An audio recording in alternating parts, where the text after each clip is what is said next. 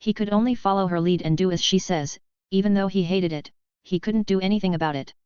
Tonight they had another contract on one of the tournament's new rising stars. He was both mage and warrior with high agility. Frankly speaking, that was a scary talented person, yet strong people have the same weakness as anyone else, they have to sleep. Striking while sleep is the normal style of Slayer's rank in the Dark Brotherhood. Mabia and Stabrius went to the rooftops and jumped through them numbly and unseen. After half an hour they arrived to the other side of the city. It was the shopping district, the target lived in the inn, so that was where they had to sneak into. They, as professionals, could easily locate their target. What was left was to figure out the fastest way out. After a minute all was done, Mabia and Stabrius climbed the wall that led to a certain window. That window was of the target's room.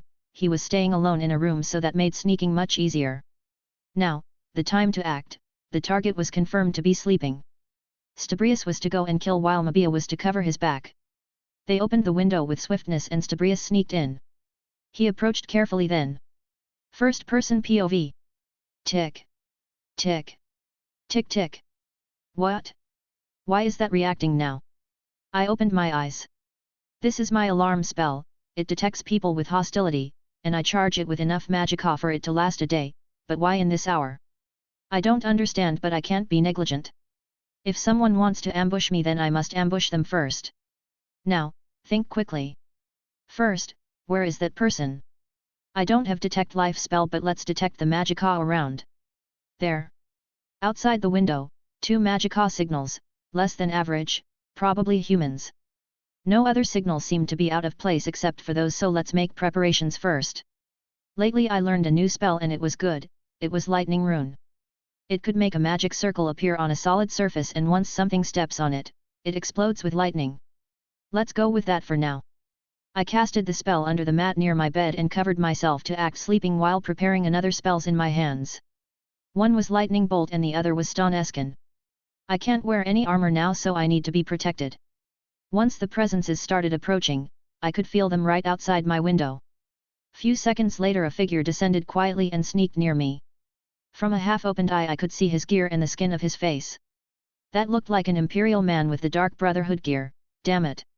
What do they want from me? The assassin came closer and unsheathed a dagger. Before he could have a chance to jump onto me, lightning broke out under the mat. The rune under the mat exploded in lightning and struck that assassin.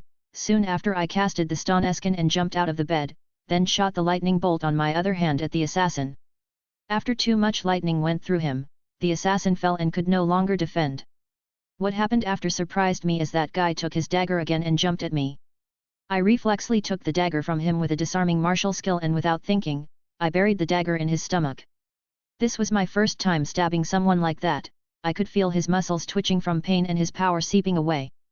Getting stabbed like that is a kill, but a slow one. I don't like torture, so I have to finish it. I took the dagger from his stomach and raised it up. After my hand descended, the dagger rested in the heart of the assassin. This is my first time to kill a human. I don't know how other felt, but taking a life like that is not something I wish to do indiscriminately. This is not the game after all. I can't go around and murder all day. These are people. Anyway, all that happened in a second.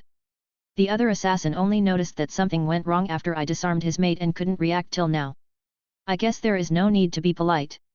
As I was making me resolve to give a chase, my room's door was opened with a kick. Calm your horses, sheesh. Jon, what is that noise? Wolfer came in and after him was Battleborn.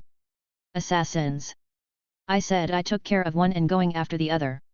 As I finished I saw the belt that Wolfer uses to carry his axes in his hands. In no time I snatched 2 axes from him and jumped through the window with an axe each hand. I could see the other assassin was running on the roofs. Is that so? Time for some parkour then. 7. The roofs in Solitude were dormer roofs, so they were easy to run on.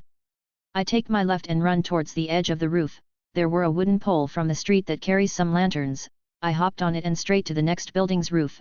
After arriving on the roof I ran forward few meters, then jumps to the right as there were wooden poles linking between buildings. I ran on them to the building across the street. That was repeated few more times with some flips and backflips until I narrowed the distance between me and the damn assassin. From the way the assassin moves, this must be a girl. I don't really care. I threw the axes few times, but the other party could really dodge and I had to collect these axes and run again. This is not getting me anywhere. while I was thinking that I could feel a presence running in the street, it was Battleborn with a bow in his hands. "Hey, where is the assassin?" he shouted. "Just ahead. Listen, I need you to run towards the Fletchers and station yourself in good spot, have a full view of the roofs, we'll corner in the market." I made a hasty plan. "Fine, Wolfer is behind but he will catch up to me. Good luck," Battleborn said, and ran towards the castle. "Now let's corner her more." I ran towards the direction where the girl disappeared. I knew exactly where she was because I was detecting her magical energy. After few seconds I caught her trying to mislead me and hide, but I casted a spell at her and she ran again. I had to focus my spells at the direction I don't want her to run to. The plan was going so far so good. Her speed was good, I indeed can't catch up to her on open field. A minute of running felt like an hour, but I managed to bring her where I needed. Now she was trying to run on a wooden pole, but as soon as she found a foothold on it, an arrow broke the air and buried itself in her thigh. 1. I could hear her scream and the girl's balance was already lost. She fell from the pole that was 4 meters high. That was not really a problem for a trained person, but she was falling on her head. As I was watching, I saw someone waiting to receive the falling girl. It was Wolfer, my man. "Good, catch the assassin," I shouted. He nodded with firmness on his face, but what I saw next left me dumbfounded. I told him to receive her, but why is he carrying my hammer Agniare with him? "Hey wait, this is not how you receive a girl, just grab her and pin her down." I wanted to say all that, but it was already too late. Wolfer used the hammer like an experienced baseball player with a bat. He directly hit the falling girl horizontally in her stomach. That was a talented blacksmith using a hammer in combat for you. What I saw was not unexpected but still left me in awe. The girl flied to the market square with a beeline. "Damn it, Wolfer." After a second the girl crashed on a stall and fell to the ground. The place was empty, thank God. I jumped from the rooftop and ran to Wolfer, then looked at the girl. She appeared to be in agony after she took the hit. Some burn marks appeared on her body due to the enchantment on Agniare. "Damn it, man, that was a girl you hit just now." I looked at him and took the hammer. "A girl? Wasn't that an assassin?" Wolfer asked. "Yes," I answered. "An assassin girl?" Wolfer made a dumb question. "Isn't it possible?" I questioned his logic. But whatever, that girl started to move again. Impressive. Suddenly I saw a cold light and my reflexes kicked in. I kicked towards Wolfer and sent him away, followed after a silver beam of light passed through his location. The girl threw a knife. And it was lethal and accurate as hell. The girl crawled on all four quickly and entered some alleyway. I ran after her and entered the alleyway, but another silver beam was sent towards me. This girl is persistent. A minute later I could hear heavy huffs from the alley. That must be hers. She was cornered and had only few bones intact to move her arms and throw stuff. Battleborn and Wolfer were behind me. Battleborn was ready to shoot and Wolfer was smashing some wood barrels with his axe. Wolfer made a large wooden shield and positioned it in front of him. Battleborn went behind him and I was the last. We invaded the alleyway with few sounds of knives sinking in the wooden shield. After a while, the girl ran out of knives. I went out of the shield's protection with my guard up. I could see her under the moon's light. She was a thin girl with dark short hair. She already removed her hood and mask to breath. Seems like Wolfer's strike made a score on her lungs. Her left eye was white as she has lost its sight long ago. She also had many scars on the left side of her face, old ones it seems. Her skin was a pale, and on the sides of her head there were short pointy ears. Half human half elf. Nurina told me about them, but that's my first time seeing one. The right side of her face was gave off her beauty, but no matter how pretty she is, she was an enemy. I don't like killing and I hope I don't need to resort to it. I used bound dagger spell in my left and walked to the girl. As soon as I reach her she tried to kick away, but she was already weakened. I grab her from her neck and tighten my grip while lifting her up. I could see more agony and she raised her hands to attack me. I expected as much, so I used the bound dagger in my left to stab her shoulders. The girl screamed. "Sorry for being cruel, but we have two ways to end this, the easy way or the hard way, that depends on how fast you loosen your beans," I said like a character from some spy movie. I dispelled the dagger and changed it into a calm spell. I am not training in illusion seriously, so I put more magicka to make the effect stronger. As soon as the spell was casted on the girl, her expressions changed from pain to madness and her shaking body started to calm, yet my hand holding her neck remained locked. "Answer to me or answer to the guards. For an assassin girl, jail is only the start of misery." I made a statement with a deep voice like ol Delvins. The girl glared at me then laughed like a mad person, but I returned it with a slap. I could hear Battleborn and Wolfer behind me saying hey while looking away from my act. Sorry guy, but one needs to act like this to make a good understanding with that type of scum. After receiving the slap, the girl didn't stop her crazy laugh. What an M. But I could hear something fall to the ground. It looked like some journal fell from the girl's clothes after being shaken by my slap. I threw the girl to the wall behind her. She coughed as fell on the ground with no power, but she looked at the journal with madness as if she had dropped her child. She moved her crippled arms to catch it but she was slow. I stepped on one of her arms and picked up the journal. She looked distressed with madness after I took the journal and wanted to move but I kicked her stomach. I was actually very angry, and I have a bad habit of acting impulsive upon anger, so I did what I felt like I want to do. Due to the kick, the girl screamed with agony. I thought she was overreacting but I remembered that Wolfer just hit her there with my hammer. Oops, sorry, I completely forgot. Battleborn was shocked of my actions and held my shoulder while saying hey, what are you doing? But before he could say anything else Wolfer caught up to him and shook his head. Well, sorry you had to see that guys.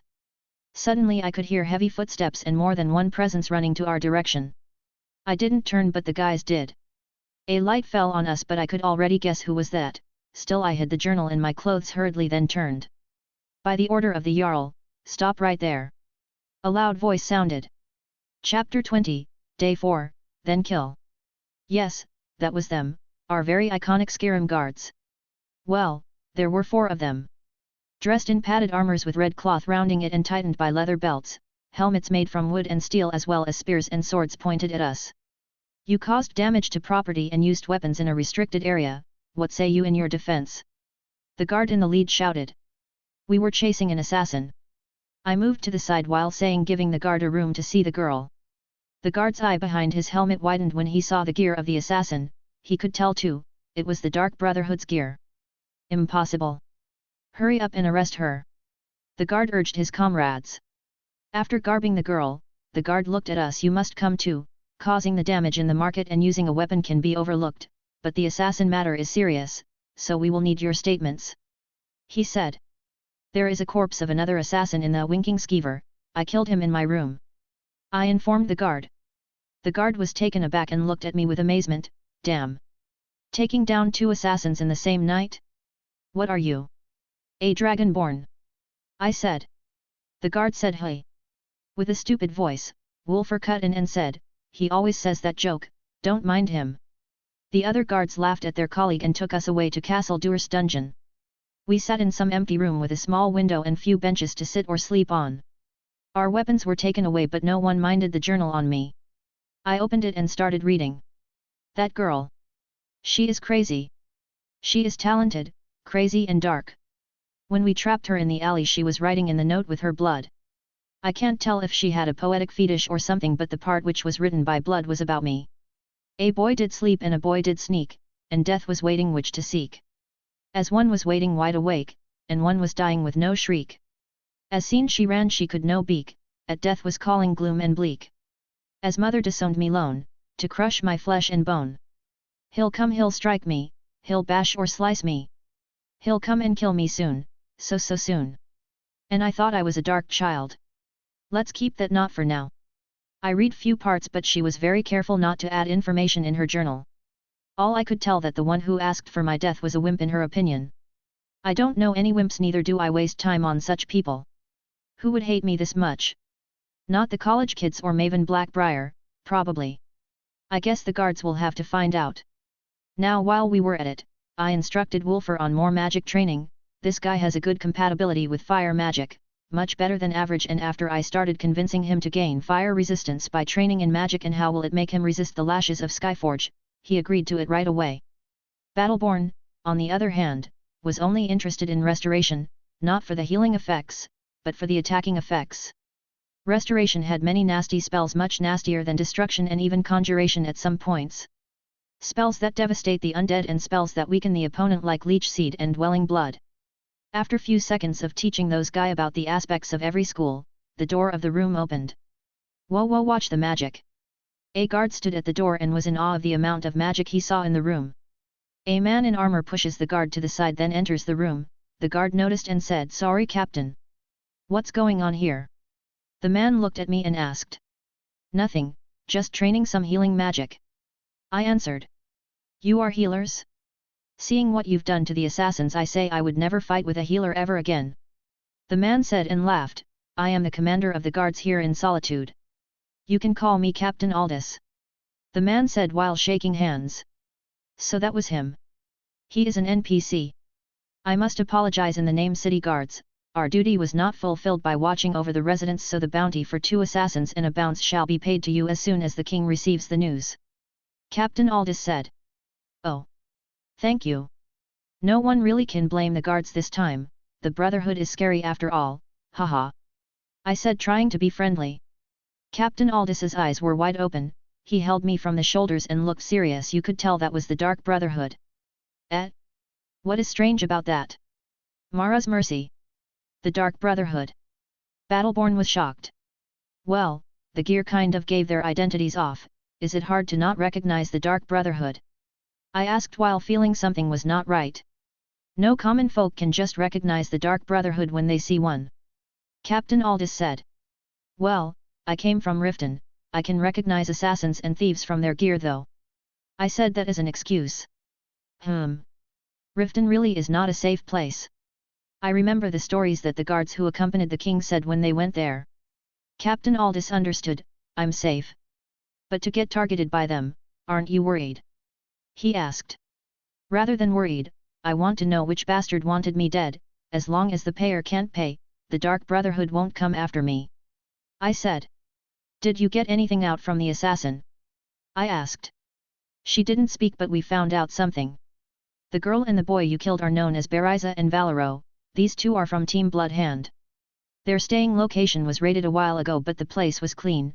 We are trying to get something out of the girl, but tutoring her may kill her in that state you left her in," Captain Aldous said. "So, can I see her? I will heal her so that you interrogate her," I said. "Sorry, this is an official business from now on," Captain Aldous said, "but I can inform you once we know who wanted you dead." "May I ask for another favor?" I said.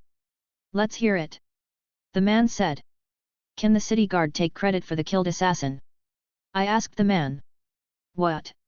Why would we do such a thing? You will get rewarded for that, you know," Captain Aldous said. "I'd like to be rewarded and all, but I don't want to be targeted for vengeance by the Dark Brotherhood. They rarely fail, and I don't think they as fanatics to an unholy creed will make someone like me get away." I gave my reasons, even though they were not just that. 3. Fine. If it's for your safety, then we'll do it like that. I will also increase the guards around the inn." Captain Aldous said, "What a nice guy." I thanked him and went away with the boys. After we got back to the inn, there were some guards who came to investigate, and everyone in the inn was awakened. Sviti was worried, but we assured her. The news spread in the city like a wildfire the next day. A rising star gets targeted by assassins and the assassins got killed and captured by the guards. Someone will be very furious today. I went to the shooting range outside the city near the stables and found some seats. There were not that many as people as in the arena, but it was still crowded. I find the place where I can register and see the rules. The shooting methods were open, one can use anything as long as it reaches the target. Wolfer will throw axes and javelins, Battleborn will use a bow, and I will use magic. Each round has 3 stages. The first will be shooting the red targets between the blue targets, the second will be shooting the red targets floating in the river, the last will be shooting the flying targets. That was pretty much it. It was boring and I finished it in no time. My time was around a minute and a half faster than most archers or throwers, as I used lightning bolt spell. After the contest, I went back to the city alone, but I met someone unusual on the way. It was Gilami, the Argonian fence of the Thieves Guild in Solitude. "It has been a while, Jon Dare," Gilami said. "It has. What can I help you with?" I asked. I actually knew he would come, but that was too soon. "I heard you were attacked based on some misunderstanding yesterday. A friend of mine wants to have a word with you," he said. "A friend? Is it the assassins?" The Thieves Guild and the Dark Brotherhood had a good relationship and understanding as the biggest 2 underground organizations, but that was another story. "What does that friend of yours want?" I asked. "To talk, nothing more," Gilami said. "Fine, let's see what they have to say," I said and went with Gilami. The docks of Solitude were large and had many ships. Unlike the game, the ships were coming and going and the place was bustling with life. We reached the office of the East Empire Company deep in the docks area. I entered and I followed him. I could see an Altmer and an Argonian waiting there. This is Mikalo of ours. I introduced me to the Altmer. Yes, we've already met. I said and offer a shake to Mikalo. A/N, Mikalo is the barber from Chapter 17. I never thought it would be you. Mikalo said while shaking my hand. I interrupted and introduced the other person. This is Gimza, he is from our business partner's side. Gimza appeared to be an Argonian with 2 horns back on his head and his scales were green. He was wearing normal clothes but I felt he is strong. I can't tell Argonians apart actually, but that maybe is Vizhara from the Dark Brotherhood. Nice to meet you, I am Jon. I introduced myself. We heard about you but we never thought you are one of our friends' people. I must apologize for the matter of yesterday. Gimza said. I came okay from it, can't say the same about your people. I said, being no polite at all. It's a shame, truly sorry about it. Gimza said, but I need to ask you what exactly happened that night. I thought you would never ask, but I am not that fool to tell you the truth. I sighed while looking down acting tired but I was rechecking my cover-up story. I looked to Gimza and said I was sleeping soundly that night. Suddenly my window was opened. Normally anyone wouldn't feel it so fast but I am not used to the cold of solitude. As I started to feel aware I could see a shadow for someone with a dagger on top of me. All I could do was to kick at it and then I fired a lightning spell. It was not hard for the other people to hear the lightning and all the inn woke up. Your people ran and we gave a chase. Finally, the guards cornered them and one was killed while the other was taken. You know the rest. Gimza was scratching his chin while thinking, so it was like that. We can do nothing about it. But I am sorry to be blunt. Gimza said, I need your help. I was astonished. He tried to kill me and now wants my help. That's so thick-skinned, or thick-scaled, taking his race into consideration. I want you to find out how many information the guards took out from the girl, destroy any evidence and deal with the girl. Gimza said. Wow. That's nuts. I looked to Gilami but he ignored me. I looked to Mikalo and he nodded to me. So, what kind of evidence should I destroy? I asked. Anything that is related to us. Gimza said, there is a notebook that the girl used to carry. I also want that destroyed. And how do you want me to deal with the girl? I asked. If she didn't speak then please try to get her out. Gimza said. And what if she spoke? I asked. Then kill. Chapter 21, The Ugly Truth? Kill her. That's what they want me to do, to kill that girl. I feel sorry for such a girl. She is as old as me, her face was messed with, her left eye gone blind, her head gone nuts. And now they want to kill her. To tell the truth, I'd rather not. How can I kill someone who I already read what they wrote and understood their pain? 1. I liked these poems she wrote. They were mostly about killing and gore, yet some of them expressed how she felt, how trapped she was, how she was trained and brought up. She was abused because of her appearance, she was abandoned and lived in some orphanage like me. Well, I had Nurina, so I was very lucky. Would I have been like that child if there were no Nurina? Maybe. I was in a bad mood after I left that place. I told them that I will do it right before I leave Solitude, but I had no plan in mind. I wandered the streets of the city as it started to rain. It was getting late. Rain is good. What should I do? The girl will die either way. She will be executed once they get no more information from her. And if she talked she will be considered a traitor to the Brotherhood and must be killed. Don't get me wrong. She is an assassin, but after I read her journal I had some mixed emotions about her. She may have been better off if she was abandoned at Riften. Nurina would have brought her well. But now she is a psycho killer with a poetic fetish. Hehe, I kind of liked her poems and I want to see more of them. Sheogorath really did a number on her. A/N, Sheogorath is the Didrik Prince of Madness and all the fun stuff. While I was walking I saw someone familiar. If it is not Rustning of the college. I greeted him. Jon of the White Wolves, well met kinsman. He greeted in a Nord way. I see you dueling a lot these days. I started a conversation. Not as much as you, how many have you dueled till now? 11. He asked. 12 this morning. I answered. Some people wanted to go against me these past couple of days and I took many head on. I wasn't into fighting them as I really wanted to fight some strong people. See, anyway, what brings you to this part of the city? Rustning asked. Thinking, rethinking, and overthinking. I answered how my mind was feeling. Ha! You look like a man who needs a drink to me. Rustning laughed. Come, follow me. Where to? I asked. The college has a place in each hold and there where we stay, I have some good Argonian blood wine. Rustning said. Fine by me. I followed right away. Walking in the main street that links the Blue Palace to Castle Duer, we arrived at a well-established manor. It looked the same as the other buildings in Solitude, most of them were built in a manner special only to the city. As I entered, I could really see how majestic this place was from the inside. This place was full of magical energy, as many light sphere from the spell mage light were all over the place. They seemed to not use normal candles or lanterns for illumination, but they used mage light spell. There were many books and circles of magic all over the place. Seems like these students from the college use this place to study. There were also many flower pots from many locations in Skyrim. Sorry, the place is always messy like this. Rustning said. No, not at all. The place is actually beautiful. I said. Glad you like it. Another voice came from upstairs. It was that haughty woman, Lady Ferelda. Fancy seeing you again. So it's you, the boy who the assassins couldn't kill. Ferelda said while smiling. I am glad it wasn't Lady Ferelda who wanted me dead though. I said, it was a joke. If I wanted you dead, people would have seen it as a natural disaster. Ferelda said while smiling.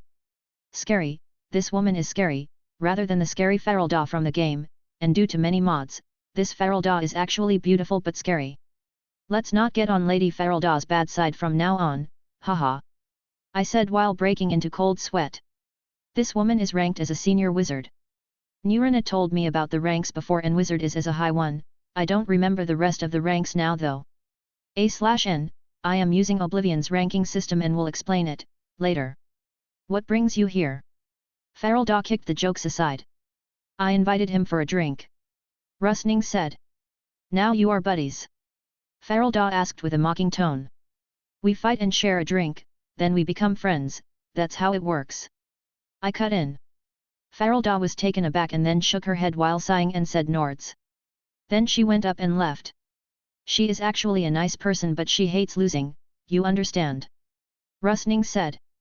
I know, just like my mothers, they would beat Oblivion out of me even it was just training. I said while remembering me spars with Hilda and Nurina. Mothers? Rustning asked.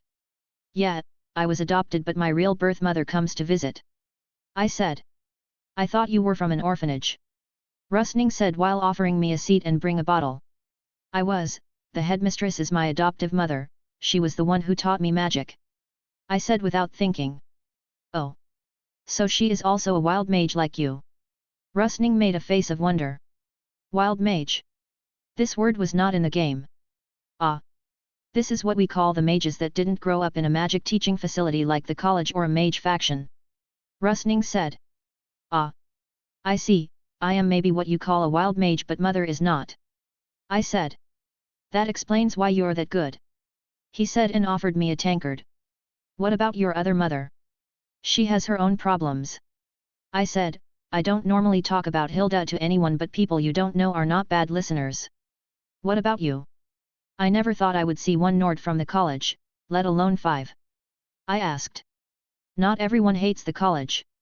My great-grandpa was a mage, and our family at that time was rich and happy. After many years my family declined, so they thought to send their child to become a mage too, and that's how I ended up. Rustning said. Family problems, let's drink to never have that ever again. I raised the tankard. I'll drink to that every day. He raised his tankard and said. After chatting for a while I came to know that guy and I really liked his personality. You never told, but your mother who adopted you is not a Nord, right? Rustning said, going off topic. Yeah, she is at the college now. I was a bit drunk so talking was smooth. Whoa. Who is she? I know everyone. He said. She is a Dunmer, her name is Nurina. I said nonchalantly. Suddenly I could hear something fall and Rustning, who was drinking, started coughing and his wine came out of his nose. He was choking, so I hit his back with my palm and he came back to life. Nurina Aaron. Rustning shouted. That's her. I said. He was opening his mouth like an idiot, one can send a whole egg in and out with ease. Suddenly we heard fast footsteps coming from the stairs and Farelda jumping with wide-opened eyes. Where is she? Farelda was looking around. I looked at her and asked, where is who? Hey, Rustning, where is Nurina? Farelda asked. She is not here, but Jon here says she is his mother. Rustning said and pointed at me. Mother? Impossible. Nurina would never do that to me, right? He is a human, right? Farelda kept talking to herself, then she turned to me. Hey, you, tell me the truth. If you lie I'll know, if you hide something I'll know, if you think about the idea of thinking about lying or hiding something, I will definitely know. Farelda turned crazy for a second, then she looked and grabbed me by the shoulders. What is Nurina to you? She asked. Shh, she is my adoptive mother. I broke into sweat and was started shaking. Farelda's appearance gave me shivers, she was shaking and due to the lighting, shadow was on her face which left her golden eyes gleaming. She also released a lot of pressure. It doesn't seem you have lied. She said, where were Nurina all these years? I was totally intimidated by that woman. She just headed to the college a month ago. I spilled the beans. And where was she before that? Farelda demanded more answers. I honestly didn't want to answer, but that was not possible now. She was at Riften. I said. Doing what? She asked. She was the headmistress of the orphanage. I said. Farelda's face turned from full glare to shock. She staggered backward and put her hand on her head. All these years my Nurina was alone in Riften, and I couldn't find her anywhere. Farelda started mumbling to herself as she went upstairs in unsteady steps. But wait a minute. What was that just now? And what did she say, my Nurina? The hell is going on? I looked at Rustning, who was in a daze. Hey, what is in oblivion is going on? Rustning looked at me and took some time for him to collect his thoughts. One of the 7 wonders in the college was called Nurina Aaron. She is the cousin of the current Archmage Savos Aaron, and she was the head of the Conjuration Major, but she disappeared one day. What could make the college know that she is alive and well was because she made some connection with an underground organization to deliver messages to the college and keep up with the situation there. Rustning said. The only reason we think Senior Nurina disappeared was Teacher Farelda. You see, I don't know if this is an elf thing or some girls do that, but Teacher Farelda is in love with Senior Nurina. Older members of the college used to say that teacher always clung to Senior Nurina all the time and was stalking her, which caused Senior Nurina to disappear. Rustning said, Teacher, on the other hand, kept looking everywhere for her for nearly 16 years now. Oh. Okay, so it was like Wait just a second. Who was doing what? When is going where? I can hear words but they don't make sense when my brain scans them. Time up please. Reboot system. Report bug. What is the hell? Let's review the conversation log once again. Nurina was at the college, check. Savos Aaron's cousin, check. Head of the Conjuration Major, makes sense. Escaped from the college, sounds like her. Farelda was the reason, more reason to hate Altmer. Farelda loves Nurina, go away. Farelda was Nurina's stalker, that's too scary. Hey, what the hell was that? Does this even make any sense? Hey author, were you drinking? A/N, that's harem. Hashish? A/N, illegal. Then how the hell did you come up with that? A/N, it popped up just now and I wrote it. Just FK off. This guy is just running out of content and seems to be throwing all weird sh*t on me. No, this can't be right. Too much headache now. The assassin girl's matter was one thing, but Nurina's matter is just too awful to handle. I also need to handle Hilda's problem and a dragon breakout in the future. Isn't the author just too mean? Let's keep drinking for now. Hey, give me more wine. I said. I got you. Rustning said, what an understanding person. The matter I talked to you from before, just keep them a secret for now, too much trouble will pop up because of it. I said. Rustning nodded quickly. This is too tiring. I just can't get my head into this anymore. Still, I need to find a way to get to Winterhold after the tournament. I said to myself, thinking about the future. You are going to Winterhold? Will you join the college? Rustning said. Yeah, I am planning to for some time, then I'll go wander Skyrim after that. I said. I see, then you can just come with us. Rustning said. How do you travel to Winterhold? I asked. By a ship, of course. He said. Perfect. That solves one of the problems. Hey, can I get 2 places? Chapter 22, Day 5, let the match begin. A/N, my 7-years-old laptop reached the end of its journey yesterday. I rewrote this chapter on my phone, and don't expect any editing because my shoulder is stiff as hell. Also don't forget about Patreon and Discord links in the end of the chapter. I went out of the college's manor in a good mood. Some shocking events happened, but I managed to find a fast ship to Winterhold. Better head home now. This day was too much for my mental health that I want nothing to do with it anymore. This night, I'll sleep on a different side, new day new me. Next morning I woke up with a headache and hangover. Seriously now, nothing goes how I want these days. I had to drink some hangover remedy potion, it tastes awful. Today was the last day of the archery competition, which no one for some reason takes seriously. The horsemanship, on the other hand, is one of the best features of this tournament. One needs a horse to participate, and luckily, Jon Battleborn has one, so we will be using it, one each day. But today, I have more important matters. I need to make a plan to get rid of the trouble that the assassins caused to themselves by targeting me. First, I need to know how the place looks on the inside. Second, I need to know how to get to the girl. Finally, I need her to cooperate with me. The first one is actually sneaking into one of the most fortified places in Skyrim, the second was a prison infiltration, and the last was nuts. The castle doesn't seem like anything from the game, so let's put the game data aside. I need at least to have way in and out. I went to the main yard of the castle, which was used as the arena, and kept going back and forth looking at the place. No one would ask me anything. As a known participant, I have every right to be here. Next thing was to determine which place was the fastest way in and out of the castle and of the city. I also need to survey the sewers. I remember a place from the game that could lead to outside the city under the tower near the heart of the city, that was so exposed, but I can think it is well guarded now. As my escape route was roughly planned, I can now think of how to get in. What's more important to a thief is knowing how to get out before knowing how to get in. I remember that in the game there was a cell in the jail that one can break its wall and escape through the sewers, and unlike the game, each city has a sewer system. That is the best way to make a quiet escape.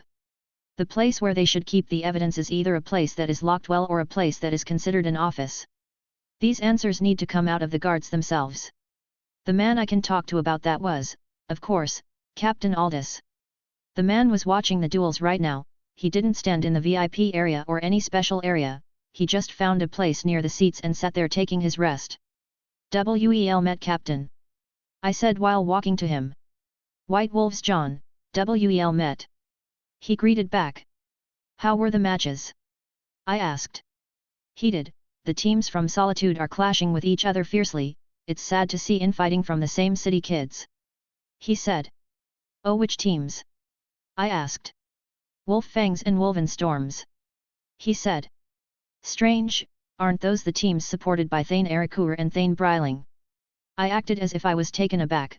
Those who played in Solitude a lot knew about the bad relationship between Erikur and Bryling. "So you know who sponsored them?" "It's more sad to see the politics affecting the sport, but a man of my position shouldn't talk about such matters," he said. The man didn't want to involve himself in politics, it seems. "So, you here for something?" he asked. As a matter of fact, yes.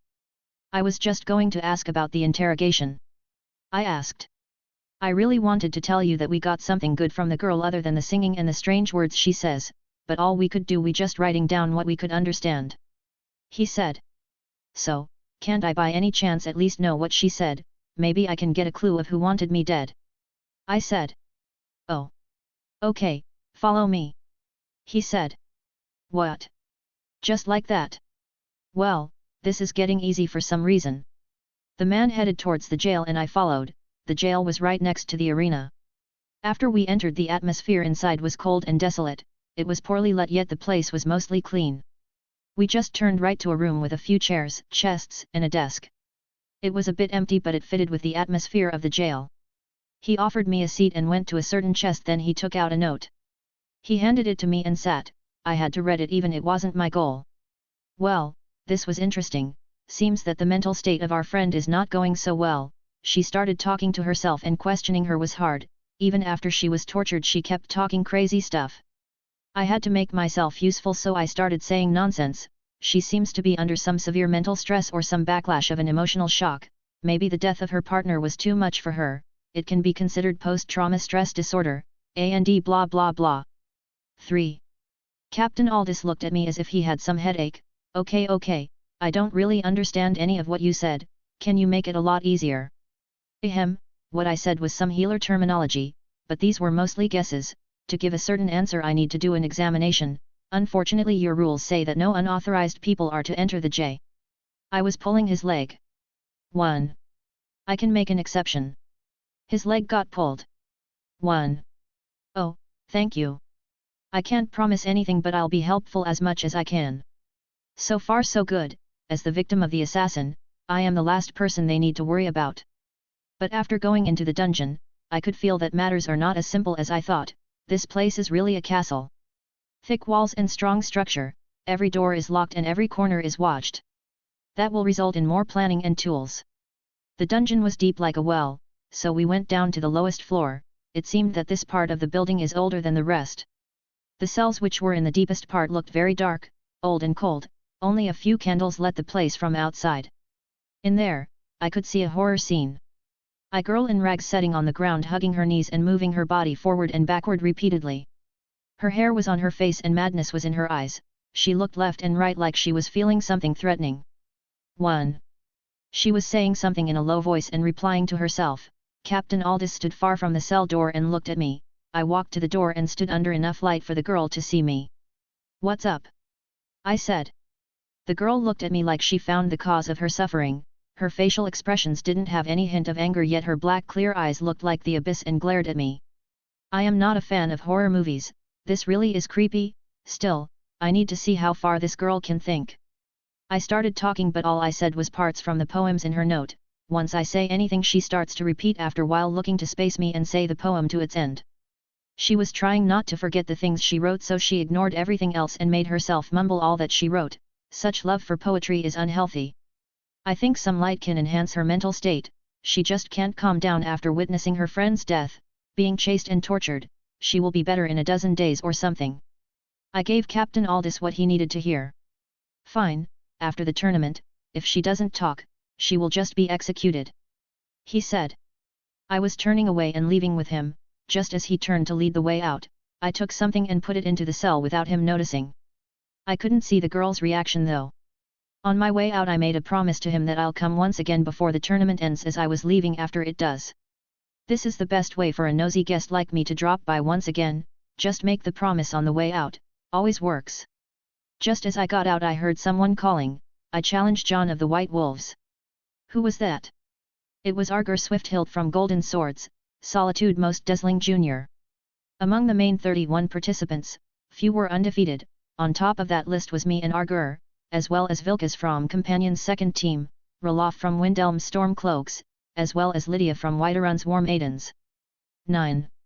A/N, see what I did there? Looking at Mr. Handsome, it really seemed that one beak cannot hold two tigers. I walked in a lofty manner and stood right in front of him. And I accept your challenge, Blondie, I said in a dramatic way. When? This afternoon. The Blondie said as he made an irritated face from being called Blondie. Fine by me, prepare to eat dust. I turned away while saying. Some of the people were glaring at me after taunting him like that, some girls started taking sides and it was a bit hectic. Returning to the inn, I informed the boys about the challenge and borrowed Battleborn's sword. Facing Argur with a weapon as heavy as Agni Ra is not a good idea, after all this guy hits like a machine gun. There is only 1 hour left to the afternoon so I wore my full gear and warmed up. They are. Amulet of Akatosh, Magikar Regen 25%. Gold Ring from Nirina, Magikar Regen 150%. Reinforced Sneakers, Speed up 15%. Reinforced Gloves, Magicka Consumption down 10%. Belt, Link Magicka and Stamina 25%. Plate Armor, Fortify Armor 40%. Reinforced Leather Arm Protector, Health Regen 75%. Reinforced Leather Leg Protector, Stamina Regen 75%. Steel Masked Helmet, awareness 4 meters, A/N, Summer Mist mod, fixed to fit the story. Battleborn's sword cold song, ice damage. I don't like the chainmail or the heavy arms and leg protection, they put too much white and it affects the stamina consumption speed. After getting the hang of the sword, I switched completely to 1.5 sword style. Unlike the game, weapons can't be classified easily as two-handed or one-handed, even some swords that doesn't look like a great sword must be held with 2 hands, actually most swords should be carried in 2 hands unless you are holding a saber, rapier, or an arming sword, swords with short grips that get used with shields for example. Other than that, most swords should be carried with 2 hands, such as the katanas of the blades. Also, no sword can be classified as a great sword easily though, an actual great sword length might overcome 2 meters like the Zweihander swords and they only fit the big grunts. Axes and blunt weapons are much simpler but there is an art to them too. That knowledge was bestowed upon me by the Hilda. I remember when she asked me about weapons and I classified them as one-handed and two-handed like the game with full confidence, my ass was handed over to me that day. Back to the topic, Battleborn's sword was nearly 120 centimeters long, bastard sword with excellent craftsmanship. I saw the damn thing and I fell in love with it.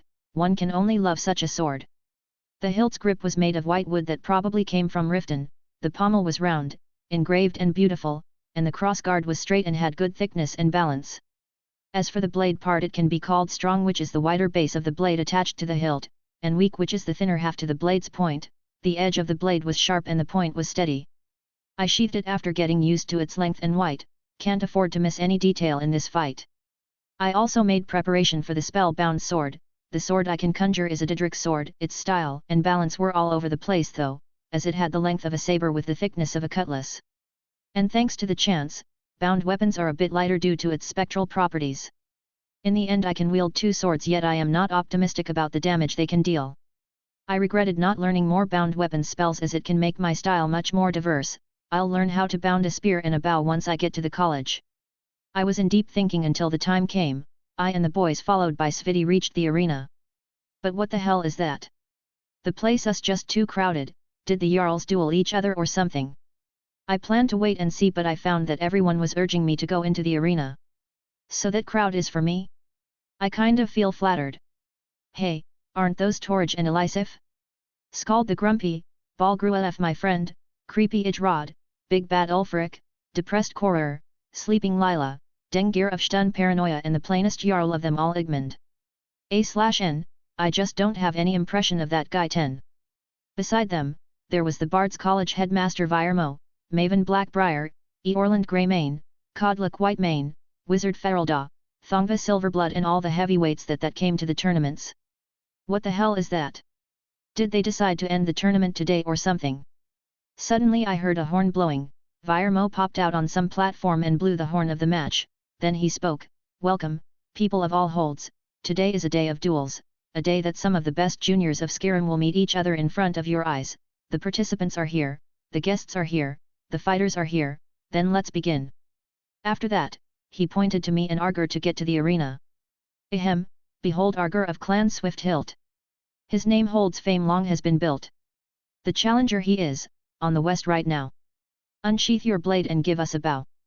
After Virmo said his introduction, the spectators made an applause for Arger, who bowed to every direction. On the east is Jon, known as Dare. With iconic hair as red as a flare. His style is fair, magical, and bold. Will fight in ways that no one foretold. Virmo introduced me and many cheers erupted. I raised my hand and made a V sign. The horn was blown again and Virmo kept speaking, with fighters being all here. Give them a hearty cheer. And fighters, hold no grudge. As there will be a judge. But the beginning will be true. As the king do say so. Torij was who smiling stood up and everyone in the VIP stood to him, but he signed for them to sit. Elisif stood beside him and he whispered something to her. As he finished, Elisif stood forward and raised a hand, then she spoke, "In the name of the High King, let the match begin." Chapter 23, Jon Dare vs Arger Swifthilt. A/N, I watched tons of YouTube videos for the sake of that chapter. 5. A/N, third-person POV. Let the match begin. Cling cling cling. Jon and Arger were already holding themselves, and when they got the permission of the king from the queen's mouth, they didn't wait for any instructions from the judge. They didn't even think about trash talking. 3 exchanges, which were too fast that most of the audience weren't even ready to watch, started looking around asking where that sound came from. After the 3 exchanges, both jumped back. They already have a rough idea about the other, but that made things more clear. Arger held his broadsword front of him with 2 hands. Jon held the sword in a different pose, which was more of taking a guard by raising the sword's hilt to a high point to his right with the blade guarded downwardly. They both started moving in a circle and scanned each other again and again. They have already made many moves inside their heads for every possible response from the other. Jon took a half step forward, but Arger changed his stance into a stabbing pose. Jon took another step and changed the pose into straight guard. While everyone was thinking how will Jon attack, Arger jumped with swiftness and stabbed with one hand towards Jon's left shoulder. Jon was ready as ever and deflected the opponent's swords with his left arm guard and stabbed with one hand too. Arger felt threatened and tilted his body's upper half away from the stab, retreated 1 step, held the sword with the other free hand and slashed the sword that was deflected away downwardly. Jon took a step back, evading the slash by a hair's width. He didn't hold his sword with 2 hands but slashed with one horizontally. Evading this was hard for Arger, so he retreated his hands with the sword to guard his side. Sure enough, the swords hit, but Jon was not done. His second phase was in a straight kick to Arger's torso. Arger could no longer block or evade, but this was still not a problem. This strong kick might do some damage, but it's a one-way ticket backward. Arger was sure enough sent back by the kick. He didn't put much effort resisting. His idea of not resisting was sure brilliant enough. In the VIP seats, Ulfric, Stormcloak, and Torridge were already sitting leaning on their knees. Ulfric was an old war dog, but Torridge was not some unexperienced young man. Both were keeping up with every detail of the fight. Jon and Arger began another fast exchange. The scenario from just now was recreated once again with different tactics and traps. Jon has much more diversity in attacking. He can punch and kick and utilize his body to the fullest. Arger was relying more on speed. His actions and reactions were swift and his sword was like an extension of his body. Balgruuf the Greater was got into a heated analysis commentary with Ulfric Stormcloak. Their eyes as well as everyone were focused on the match, but listening to them was very important as the 2 experienced warriors were reading the match. Arger decided to put an end to Jon's momentum. He jumped back and made a stabbing pose once again. He stabbed, then stabbed again and again.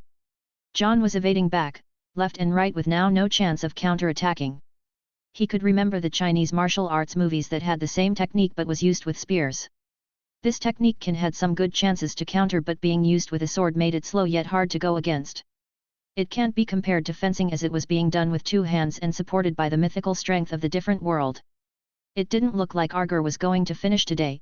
He was gaining momentum and space while making Jon hot on heels. Jon started to think and changed his footwork. He was waiting for a single attack that can go his way.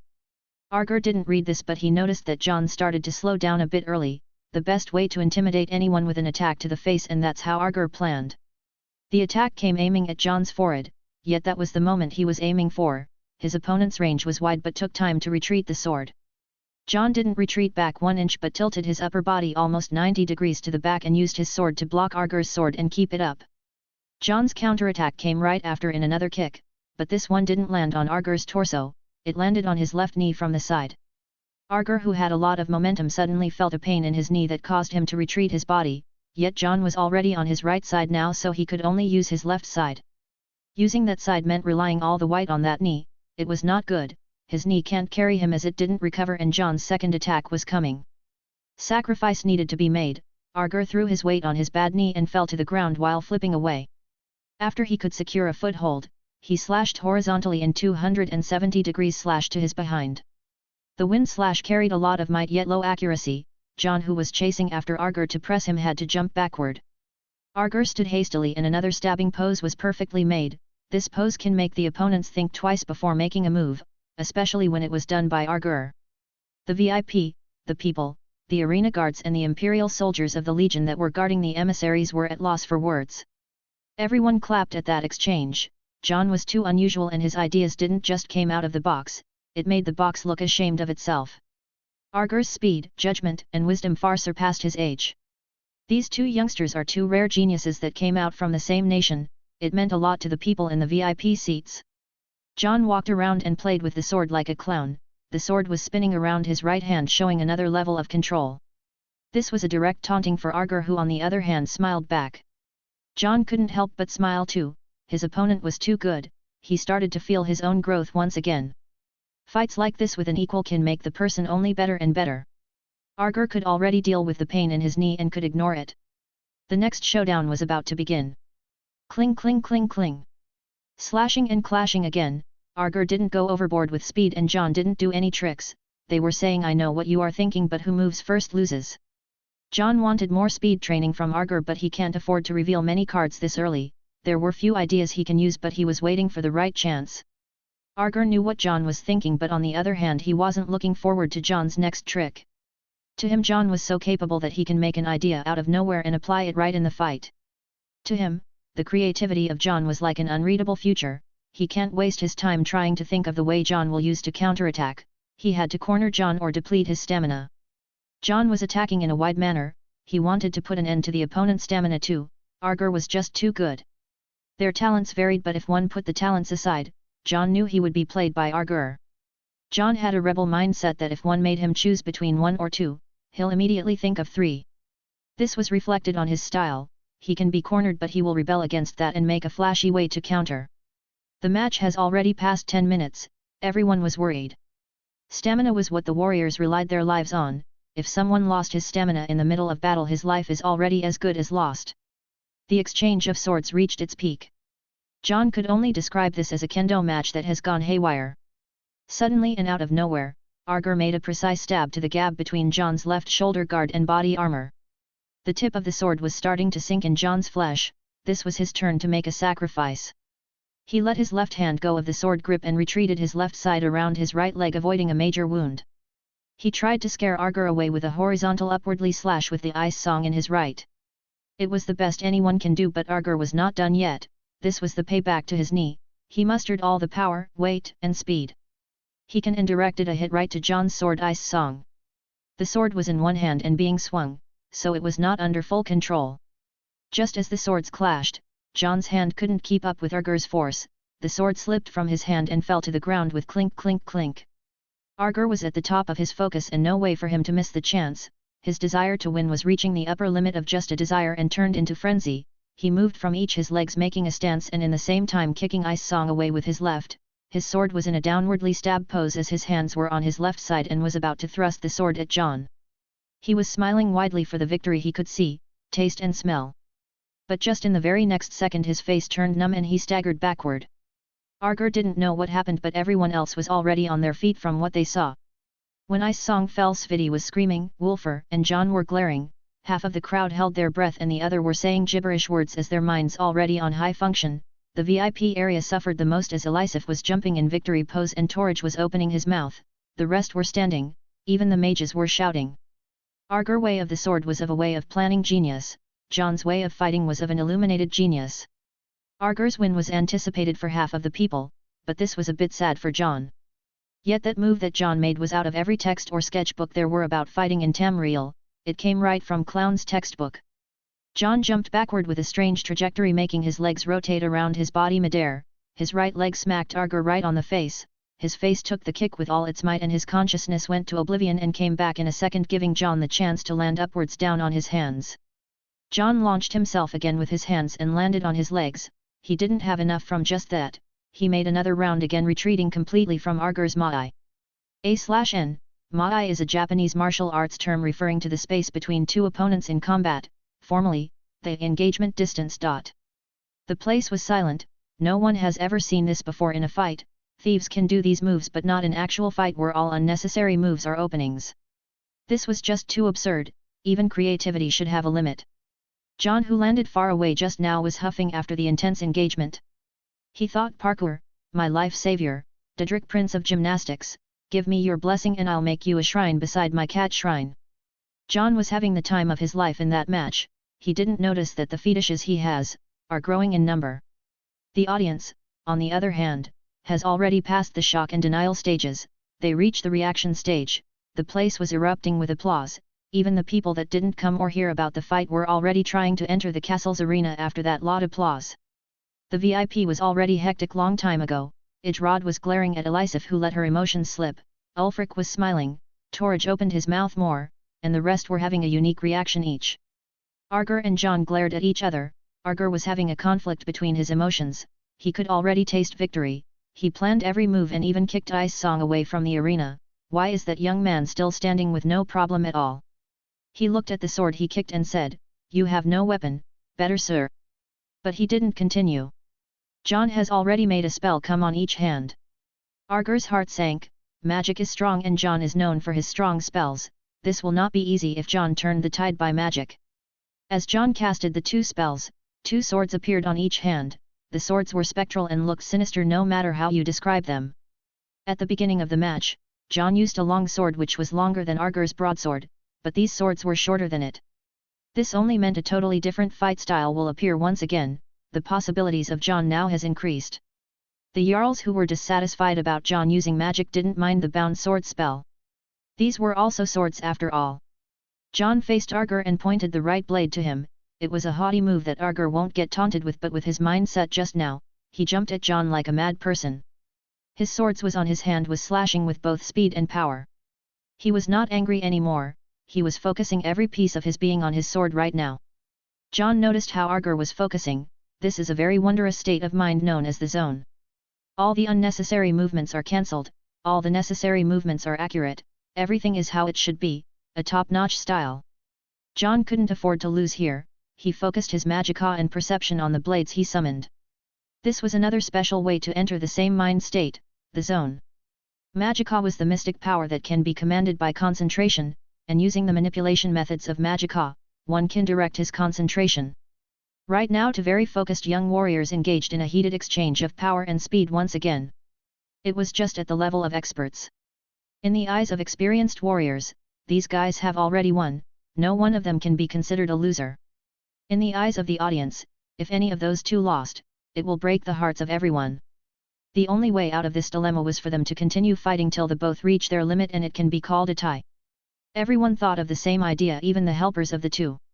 Only two people disagreed with the rest, they were Jon and Arger. After few exchanges were over, the two were already out of breath and barely able to raise their swords. Jon looked at Arger and laughed, then coughed few times. "You look like you were beaten up by a troll, Blondie," Jon said. "You look like the same, redhead," Arger said. The both laughed while catching their breath. Jon and Arger knew it won't end well that way. They said something, but this time the people didn't hear. They both moved away from each other to the directions outside the arena but stopped at the line. They both called for someone. Jon called for Wulfr and Arger called for a teammate. After a while, their helpers removed the gear from them and both of them walked back to the arena without an armor or a weapon. The people already understood how this is going to end, a brawl. Looking at each other, Jon has already devised his plans. Outside the arena people were discussing the matter with heat, some has already started cheering for Jon and Arger at the same time. Battleborn looked at Wulfr and asked, "Did he say anything?" Wulfr shook his head and looked at Jon in the arena, he was just smiling slyly. Smiling, he is up to no good again. Battleborn said as he was already used to Jon's mischievous acts. "Nah, you only joined with us lately, but this is something you must remember." Wulfr looked at Battleborn with a serious face, "Never brawl with Jon." On the arena Jon and Arger stood against each other again, the fight has already lasted for 20 minutes. Jon cracked his fingers and neck, he squatted and made all the preparations. Arger moved his stiff body once again and raised his hands in brawling pose. Jon saw this and shook his head in his mind, if that coach from his past life saw that pose. 10 generations of Arger's ancestors will be cursed in a second. Jon took a stance, hands guarded up and feet moved up and down lightly. Jon hasn't trained much on martial arts in his past life, but the basics were hammered into him. He watched tons of movies and was able to recreate his version of parkour. Of course he made his rough version of movie martial arts. Arger didn't think much of Jon's stance, but he was still aware of Jon's capabilities, yet he knew that his won't lose easily too. 2. Arger wanted to rely on speed and knock Jon with fast strong punches, yet he had some sense of déjà vu followed by numbness in his face. Jon attack light speed with jab, jab, right hook. The people were at a loss for words once again. One should muster a punch by rotating his body to the opposite direction, the rotated back with speed while throwing the punch. What Jon did was not a textbook brawling either. He moved his hands from the stance and only rotated his body with the hawk to a single direction. His feet started to jump faster and changed positions.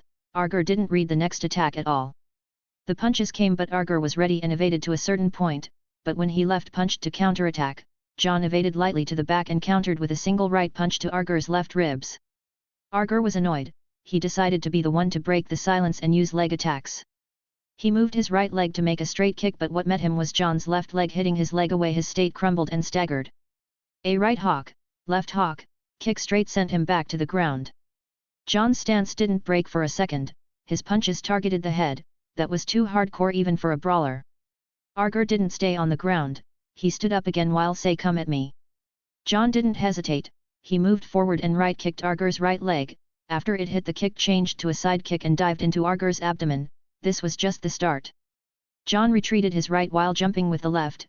Once the right landed in the ground, the left moved in an arc to Arger's head, who managed to guard by his right hand. Arger staggered to the side, but Jon gave a chase and jumped while rotating midair and landed a light left kick to Arger's head with a heavy right kick to his chest, then both landed on the ground. Jon staggered while standing up again and the judge ran to check on Arger. Everyone held their breath. Arger was still moving but looked in no shape to fight. He coughed blood long ago and his body was full of wounds. Jon wasn't any better but was standing still. Few seconds later the judge stood. I declare Jon of White Wolves the winner. That was a tough fight. I loved the swordsmanship of that fellow, but when he asked me to end it a brawl, I told him not to do it. Well, he brought that upon himself. Fighting him in armor and using weapons, I couldn't do anything to him that easily, but once we used bare-hand martial arts we were in totally different planes. This the difference between those who have watched Yuri Boyka and those who didn't. Well, let's just get healed physically now and mentally later. But just as the healer was done with us, Captain Aldous came out of nowhere. You two are ordered to come to the big seats. The big seats are what I call the VIP, I can foresee a headache. I gave a hand to Arger, who limped to stand. After a while, we reached the place and the guards let us in. The place was sure nice, the big shots were all in one place. We bowed to High King Torage, a light bow. Nords don't bend the knee. We were congratulated with promises of many gifts and stuff. I had to refuse Ulfric advice to join him in Windhelm. Torage was giving him a cold eye but he completely ignored it. Ijrod Ravencrone and Balgruelf are the only Jarls I have a good impression with, so I promised to visit them for sure. 6. Elisif, on the other hand, was really worried about Arger for some reason. I don't know the reason, but curiosity is killing me. I tried my best to hear what are they saying and I caught something. Sis, you're embarrassing me. I swear I could hear Arger say that. Damn. I just beat up the royal brother-in-law, good thing we are Nords. Anyway, after evading Ulfric, I was excused and could run away back to my friends. Let's head home, I said. We left with a lot of cheers, and the guards made a path for us to the participants' entrance. I changed into my dandy-style clothes and covered myself with a cloak. I was planning on going to the bathhouse, but I saw a strange out-of-place shop. The shop had many cages and looked a bit new. What is that shop? I asked. This is a pet shop where rich girl come to buy pet animals. Sviti said. Milk drinkers. Battleborn reacted. Rich people. Sigh. Wolfer followed. I was in no mood to reply. I finally found it. After a full lifetime, I can make that dream come true. I will die with no regrets this time. I am going in. I said, for me kitties. A/N, there is a poll in Discord about the Civil War, come and join us. Creators' thoughts. L_Don. Dremul Locke. Greetings, Vunjanyik. I am the author. Who are you? What brings you to my Strunma, my mountain? Chapter 24, Skyfire Pet Shop 1. A/N, many thanks for @mo.fi.sa. On Patreon for the first donation on this novel ever. Let's carve his name on the wall of Windhelm and give him a free ticket to Sovngarde. Kitties. Phew for kitties. A strange heavy voice sounded, excuse me, do you sell kitties? It came from the entrance direction. A girl stood in the store wearing expensive clothes and had a tied hair. She turned around to see who came into her family's store. But what she saw scared oblivion out of her. A huge shadow blocked the light of day that comes from the entrance. It gave a powerful aura. The candles in the shop went down from that aura. The animals in the cages quieted down as well. The figure walked slowly, making some weird laughs. The girl was scared. She was about to scream, but suddenly the huge figure fell on the ground, turning into 3 smaller figures. The place was dark and the girl couldn't see any of the figures' features clearly. A voice came from behind the figures, finally, he's down. It was a girl's voice. If he wasn't originally tired, by Izmir, he would have dragged us through the whole town. A young man's voice sounded out. But after a second the atmosphere froze, the strange voice could be heard once again, phew phew phew phew, sticks and stones may break my bones, but kitties will revive me. The figure in the middle bended its limbs in a weird direction and stood on all four. It suddenly creeped like a spider towards the girl with high speed. Do you sell kitties? The girl was about to scream and fall back once again, but suddenly one of the figures on the ground jumped and fell directly on the creeping figure. Caught him, sorry about that, are you all rig? A strong voice of a young man spoke to the store girl, but it suddenly halted. The boy saw a ginger girl, with sky blue eyes and pure beautiful face. The girl saw a boy with strong build, dark hair and brown eyes. Something sparkled in their eyes, but that's a story for a bit later. A/N, 5 minutes earlier, outside the pet shop. Hey, these shops are for milk drinkers, you can't just go in. Battleborn was trying to stop Jon. He won't listen, look at his eyes. Wolfer said. His eyes are turning into that of a cat, his mouth too, he is not listening at all. Sviti was pointing from afar. A/N, basically like this, Omega. That doesn't look good to me. Wolfer press him from above. Battleborn said. How? Wolfer replied. I don't know, climb on him. Fine, and you cling to his legs. Alright, Sviti, give us a hand. Leave me out of this. Damn it, he is moving. Press him harder. I can't, watch out, we are going in. The appearance was that of 3 young men, one was walking and the other 2 were restraining him, one clinging on his shoulders, and the other from his legs. There was a girl too, but she didn't get involved. Finally they entered a shop. A/N, back to the present. I am alright, very alright. The girl was speaking without concentration while looking at the boy. Give me kitty kit. Jon was about to rise again, but Wolfer punched him back to oblivion without breaking eye contact with the girl. It seemed like even Jon can't break the pink atmosphere that was forming right now. Hey, is Jon alright? Sviti asked Wolfer while giving a hand to Battleborn on the ground. He is very alright. Wolfer replied in a soft voice and a slow manner. For some reason, Sviti and Battleborn felt shivers, even Jon stopped resisting. Wolfer, what happened to Jon? Battleborn asked. I punched him. Wolfer said. What? Is he alright? Sviti asked and came beside Wolfer, who was still on Jon. Wolfer was looking at a girl and the girl was looking back at him. Sviti waved her palm between them and they suddenly reacted. The girl looked away and blushed red. Wolfer looked left and right with a pale face, then he finally looked down. Oi, Jon, what happened to this guy? Wolfer shook him, answer me. Battleborn and Sviti looked at each other and their faces turned serious. This was a scary moment in the history of Wolfer. Damn it. My head feels very heavy. I remember that feeling. Once I played a prank on Isolde, but I mistook her and it was a different girl. After that someone punched me. I got familiar with Wolfer and Sviti after that day. This punch is just identical. Was it Wolfer again? I'll have his ass this time. I could open my eyes finally. It's a bit dark but I see light. What is that? I sat but the place around me was strange. I was sleeping on fur, but I was in a cage. Yes, a cage. Wait. What's going on here? I was heading home after the fight and something about cats happened. My memory is not really clear. Hey, anyone here? I called. Ah, you finally awake. Battleborn voice came from somewhere. He awoke, can we get him out now? A girl spoke but I didn't recognize her voice. Just leave him until we confirm his sanity. Sviti said.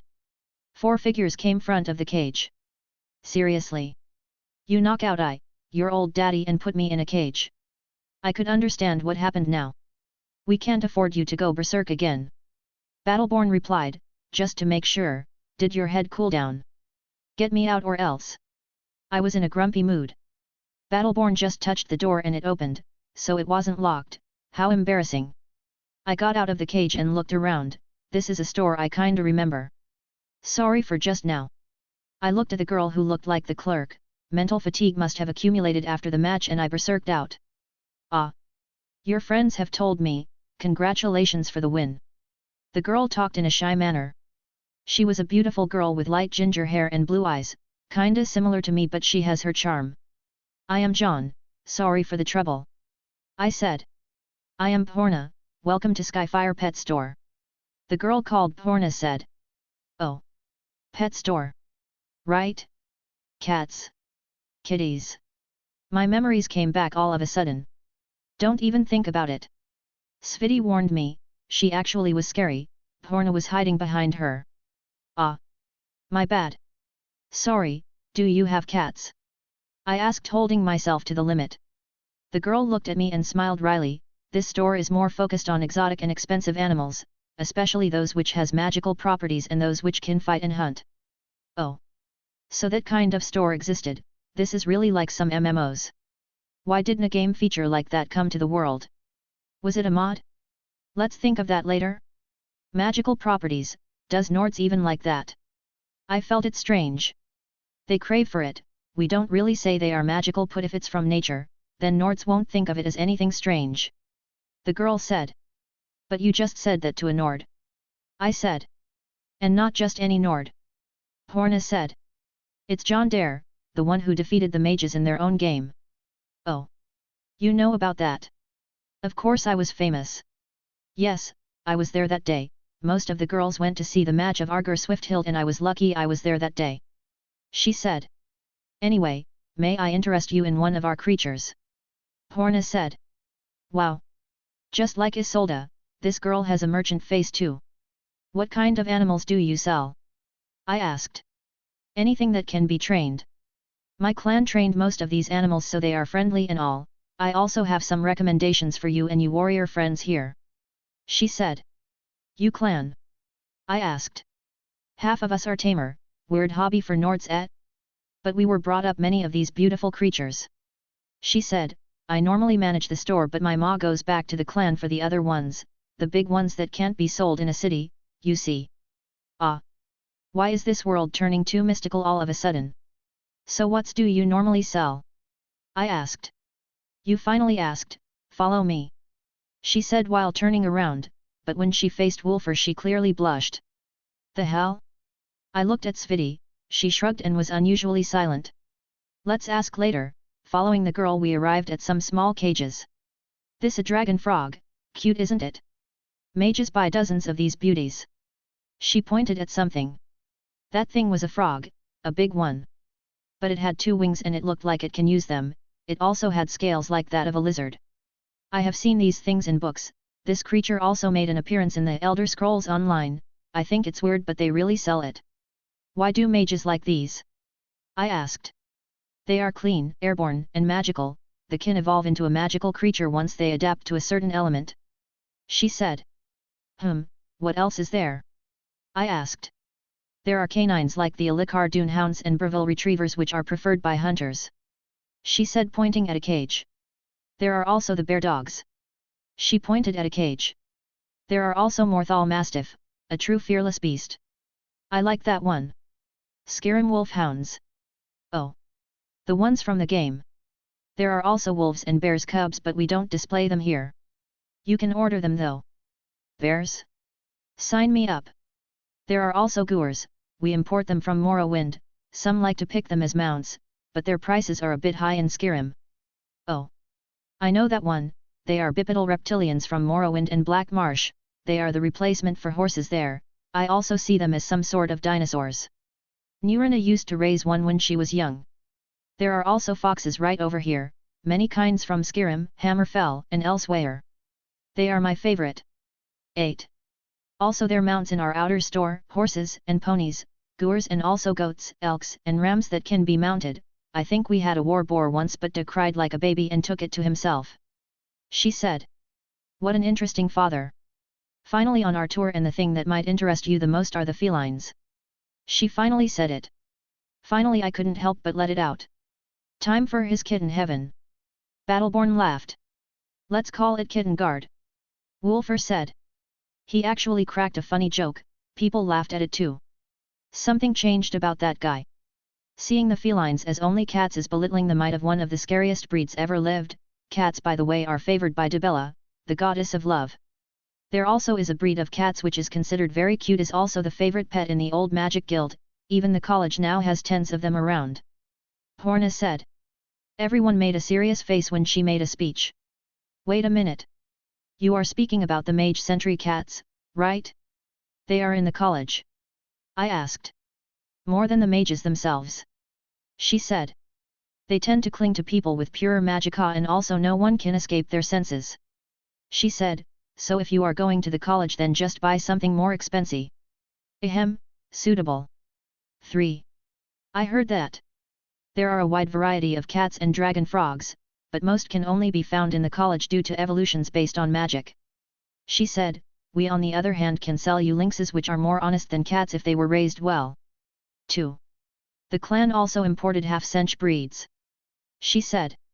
Seriously say that earlier.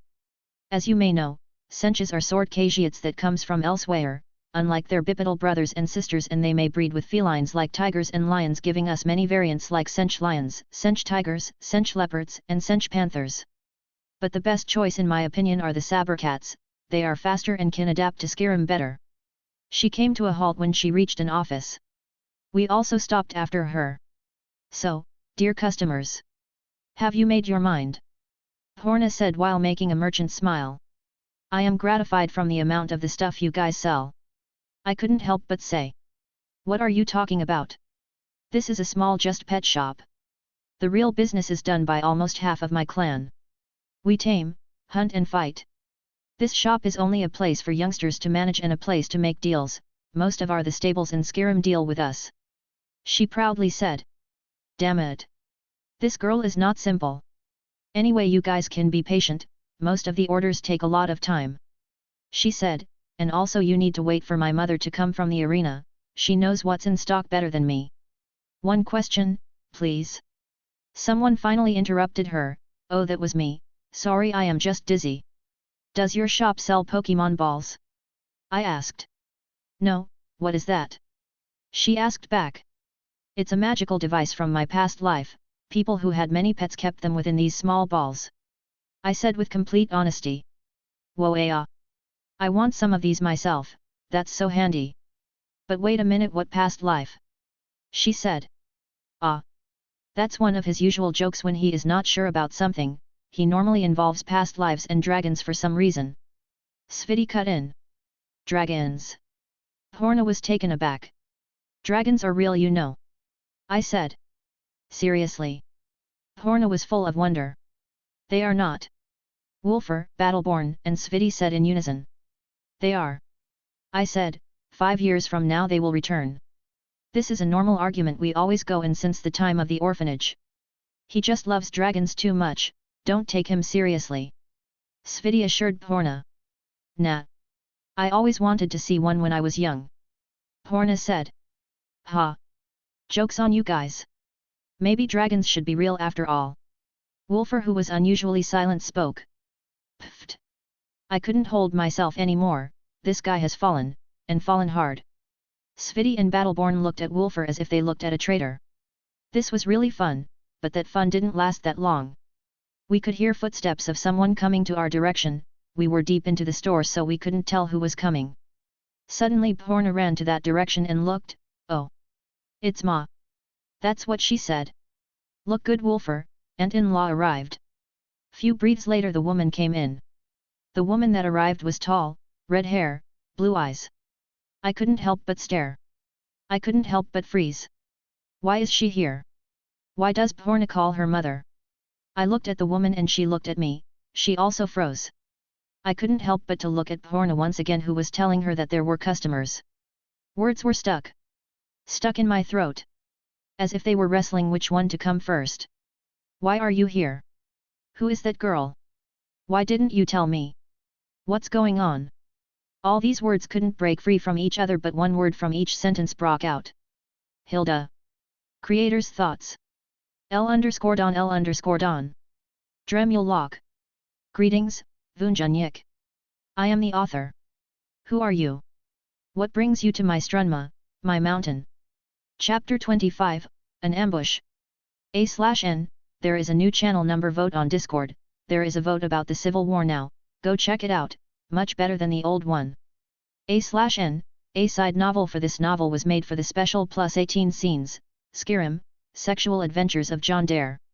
This novel is family friendly again. A/N, Bjarna will be changed to Bjorna, apparently Bjarna is a male name and the female version is Bjorna. A/N, the last chapter was unedited the first few hours, it's now edited to the best of my current ability. Enjoy. Hilda. The woman stiffened in her place and was surprised to see me. Silence took over but someone spoke. Hilda? You know Auntie Bjorna reacted. I was taken aback. What auntie? Wasn't she your mother just a while ago?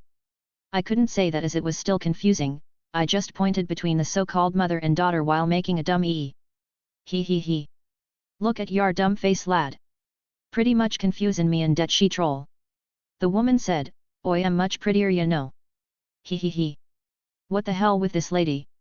She looks like Hilda? But the accent is so out of place? You are not Hilda?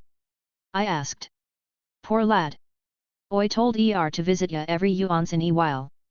Figured you'd forget how she looked like. The woman said, anyways.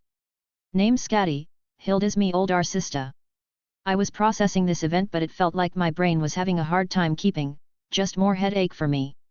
Wasn't Hilda the one who taught you fighting after that day? Wolfer tried to remember, I didn't really tell him the truth about her. I nodded. What? Auntie taught you fighting? Bjorna yelled. Believe it or not, this lad got lucky and Hilda saw talent in him. Scatty said. But how did you recognize me? I asked as I wasn't sure just yet. Your ma told Hilda you're come into town, Hilda told me to keep an eye. Scatty spoke while finding a seat. This, still is, confusing. I sighed to myself. Ya don't need to worry. Ya LLC Hilda in year, she told me she'll be bringin' ya to the sermon, don't die till then. Scatty was still talking in that manner. Yeah thanks, still it's strange to see how much you resemble each other. I said making a wry smile. Lair. Hilda's the older one, she's like giant besides me, Oi am a bit shorter, and she acts like a bandit and drinks all day. Scatty said, somehow I could feel that she is very close to Hilda. And you act like a pirate. That was Bjorna. I kind of see that this girl was suffering for some reason. Stinkin' brat, who's the pirate? Scatty retorted. There was a bit of argument but I think I passed the trauma. One question please, are there any more sisters I should be aware of? I had to ask that one. Nah. It's just me, Hilda, and a dozen brothers. She said. A dozen? I yelled. Ha. Look at your dumb face. Scatty laughed. The trauma came back. So, ya all came here to buy something. Scatty said. John wanted cats. Bjorna said. Cats? Big ones? Scatty asked. Well, it happened like this. Bjorna started to tell her the story from when we entered the shop. Scatty was laughing but I didn't want to remember that experience once again. Ya had it hard lad. Scatty was amused, but that won't do. If you want a beast then wait until ya see Hilda. Why? I asked. Hilda's aren't in something good for ye, Oi don't want to spoil the fun, but it's better than anything we normally sell. Scatty said. Is the word cat anywhere in its description? I asked. Just look forward to it. Scatty sighed. Okay. If it's Hilda then I won't argue. About your friends here, did ya see anything you fancy? Scatty asked the trio. Looking at Battleborn, he puffed his chest and said, I am no milk drinker, if a beast can't fight then what use do I have for it? If a beast can fight, it'll eat a brat like ya once it's hungry. If you want a beast, then you have to raise it from the time it was born. Scatty gave a cold reply. Battleborn was taken aback and didn't argue, he started thinking about it. What about ya big boy? Which do ya fancy? Scatty turned to Wolfer. Wolfer said I. And his face turned stiffened. Poor guy. What were you thinking about just now? Scatty noticed and frowned, then she noticed Bjorna's face turning red, she glared back at Wolfer. A bear. Scatty said, if you can't raise a bear then you're no good. Rest in pieces my brother. And you la say. Scatty turned to Sviti. I really have nothing I want. Sviti was about to cry. Come on you can do better. Skadi insisted. But I don't want a beast. Sviti was about to cry. Fine, you can have a fox. Skadi decided. And you'll have a hound. Then she told Battleborn. Seriously now. How do you do business like this? Speaking of Wolfer, as he was not speaking, I pointed at him and asked Skadi about the bear thing. But I was cut in by her. The biggest bear cub I find is his. Let's hope it will be a panda, as pitiful and gentle as Wolfer. I sighed for God knows how many times this day. Skadi led us to a place where we found small foxes. Sviti picked a white snow fox. Jon Battleborn didn't have it hard, he could choose a pup of a bear dog. If this thing grows well it will be scary. Next year, ya drag your friend here with ye. Skadi said. Next year I'll be in Winterhold and he will be staying here. I said. I'll figure something out. Wolfer said, brave as ever. Fine by me. Skadi said. Excuse me. Does your shop offer a cat therapy? I asked something that was on my mind. I don't know what's that, lad? Skadi asked. You see, in my past life people would go to cat therapy places to sit with a lot of cats for a day and get healed by how fluffy and cute they are. I said. I could use some of that mizzlf, but what's with that past life? She asked. Jon believes in past lives and dragons ma, it's just a joke he says. Horna said. Good to believe in something while ye are still young. I used to believe there is a dragon living on High Hrothgar when I was young.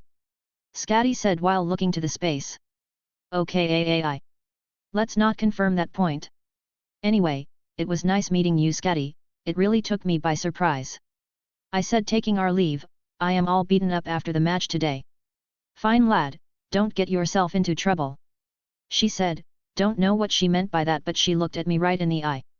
I am planning to make an upheaval though. We said our farewells and left the shop. Wolfer looked back at the direction of the shop few times. We traded few pets with some coins and Wolfer's heart, sounds like a good bargain to me. I said, teasing him. Wolfer didn't reply but he walked to Battleborn. I am taking your horse. Where to? Battleborn asked. I'll go to the horsemanship contest, I'll go first. Wolfer said and ran. We looked at each other then sighed, it's not going to be easy from now on. A/N, third-person POV. After Jon and Co left, Skadi looked at Porna and asked her about what does she think of Jon and his friends. Porna's impression on them was good but when it came to Wolfer the girl was stuttering in words, it made Skadi smile. Then she started asking about Jon. The strength he showed today in the fight was amazing for a youth in his age, he was unusual and his ideas were really strange. In her opinion, he was a dangerous foe to face either with a weapon or not. She was a veteran brawler and she could wrestle with even bears, yet she didn't think she can win against his style on equal strength. Better grow up lad, Auntie wants a fight. Skadi was smiling like a beast. Did you say something ma? Porna overheard something and asked. Nah. Nothing. Skadi said. Enough slacking then, go do your chores, or no booze for you tonight. Porna yelled at Skadi. When did you be my ma? Skadi was complaining about her daughter. Skadi went up but she looked at the place where Jon was standing and remembered something. Dragons. A/N, first-person POV. I was quite in a strange mood after meeting with Skadi and Porna, they were very good people, and other than Hilda, this was my first time meeting relatives. Seems like the clan I hail from is pretty much wealthy too, thinking about it, I still don't understand why they had to let go of me. The 25 years old me doesn't care, but the 15 years old does. Was I carrying some sort of secret? Did they know that there is a possibility in the future that I may become a Dragonborn? I am not sure about that myself but the thing that happened seemed big and I don't think I will know unless I hear them. Me losing to my emotions yesterday and showing a shocked face was truly beyond my ability. I really liked Hilda and never minded her at all, but Skadi was really different now that I think about it. I haven't seen Hilda and stayed with her only a week. No matter what my emotions are I don't think I can remember her appearance now that well. Let's focus on being better for now. I can't protect myself from a troll, how can I be of any use with my current strength? I slept on these ideas. A day passed. Wolfer made a good record yesterday, as he had a lot of steam to blow off. It was my turn today so I took the horse and headed to the track.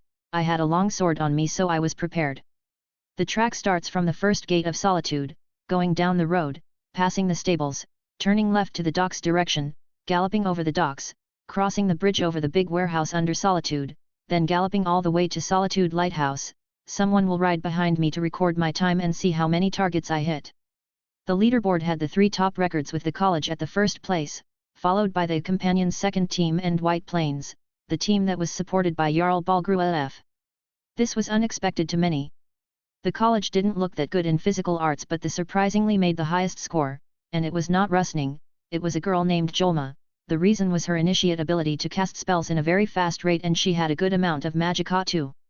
The girl really was like a machine gun who can shoot the same apprentice level spells twice in a second from one hand. That was the college for you. It was rumored that she could hit the target at least twice before she passes it while speeding with the horse.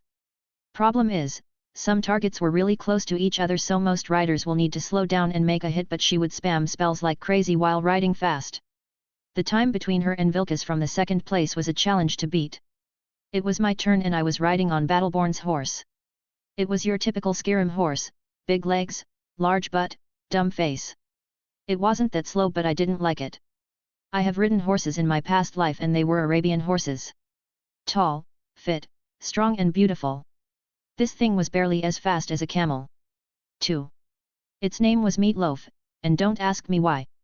I was at the start line and a man came with a horse after me. This was the judge of the race. He would record how many targets I hit and record the start time on the sundial near the start line and the finishing time on the sundial near the last line. He nodded and told me any time now. I held the reins tightly and pressed on the horse with my legs with a haya. Leaning my body forward while the horse starting to gallop, I could feel the fresh air on my face. Down the road through the stables there was a hanging target. It was a sand sack. A lightning bolt spell in my right hand made it explode. Cancelling the spell, I turned to the left after reaching the turning point. There was a target concealed in the corner, but a spell can get it easily, and so it was. Galloping again and hitting many hanged targets easily, the ground targets started to appear. I switched to the sword and started taking the down. Reaching the bridge I could see 3 targets in the same spot, one hanged, one on the left and one on the right. That was going to be hard. I didn't speed up, but I sheathed the sword, shot the left and right with magic, then unsheathed the sword once again, stood on the saddle and slashed at the hanging target. I could hear the man riding behind me saying nice. The next challenge was after the bridge. I could see many ground targets left and right. Recalling some TV show scene, I sheathed the sword and switched to bound sword on both hands. I made an upper slash while rotating my arms a full circle with every slash. Every target was hit successfully. A/N, like the Dothraki rider from Game of Thrones S74. I really wanted someone to get that on camera. Nothing hard came after that and I could reach the lighthouse with no problems. After passing the finish line, the man jumped down and ran to the sundial installed on a platform under the sun. He took a charcoal pen and made a mark, then looked at the other marks and checked the note of the target record in his hand. "You took the second place," he said. "Damn. Seriously? That girl from the college was better than me? Fine. I am not even dissatisfied," I said. "You have done well, see you at the group duels, my boy," the man said and left away. I was in a good mood, so I stood to watch the sea for a while, then rode and headed back. While I was riding I felt the air change and my alarm spell made a tech sound in my head. An enemy. But where? I looked in the front and in the back, but no one was there. Tech. 3 times? That close? I galloped forward, but I could see nothing. I made a detect magic spell and I could see a reaction from the roadside under some boulder. I didn't think and fired a lightning bolt. The only reaction I got was an arrow flying at me. Act now. Think later. I don't know how many enemies, but the ambush they prepared didn't work and it seemed they have no plan B. I'm at yours. Let's catch them. Chapter 26 Murderer. The road was narrow and hardly anyone would find a good place to hide and make an ambush. This meant these fellows had made adjustments to ambush me knowing that I would be alone. Unfortunately for them, Nurina taught me that one can never be too careful. This is why I always activate the alarm spell and charge it to last longer. Dark elves like Nurina have been met with a terrible hospitality after they fled Morrowind, so having a high awareness was what made them survive.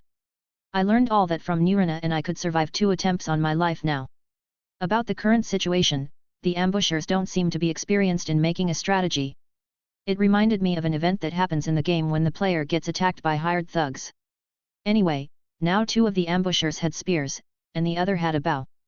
One of the spearmen was blocking the road behind me, the other two were at the front. This was a strategy to deal with a rider. So, let's not ride.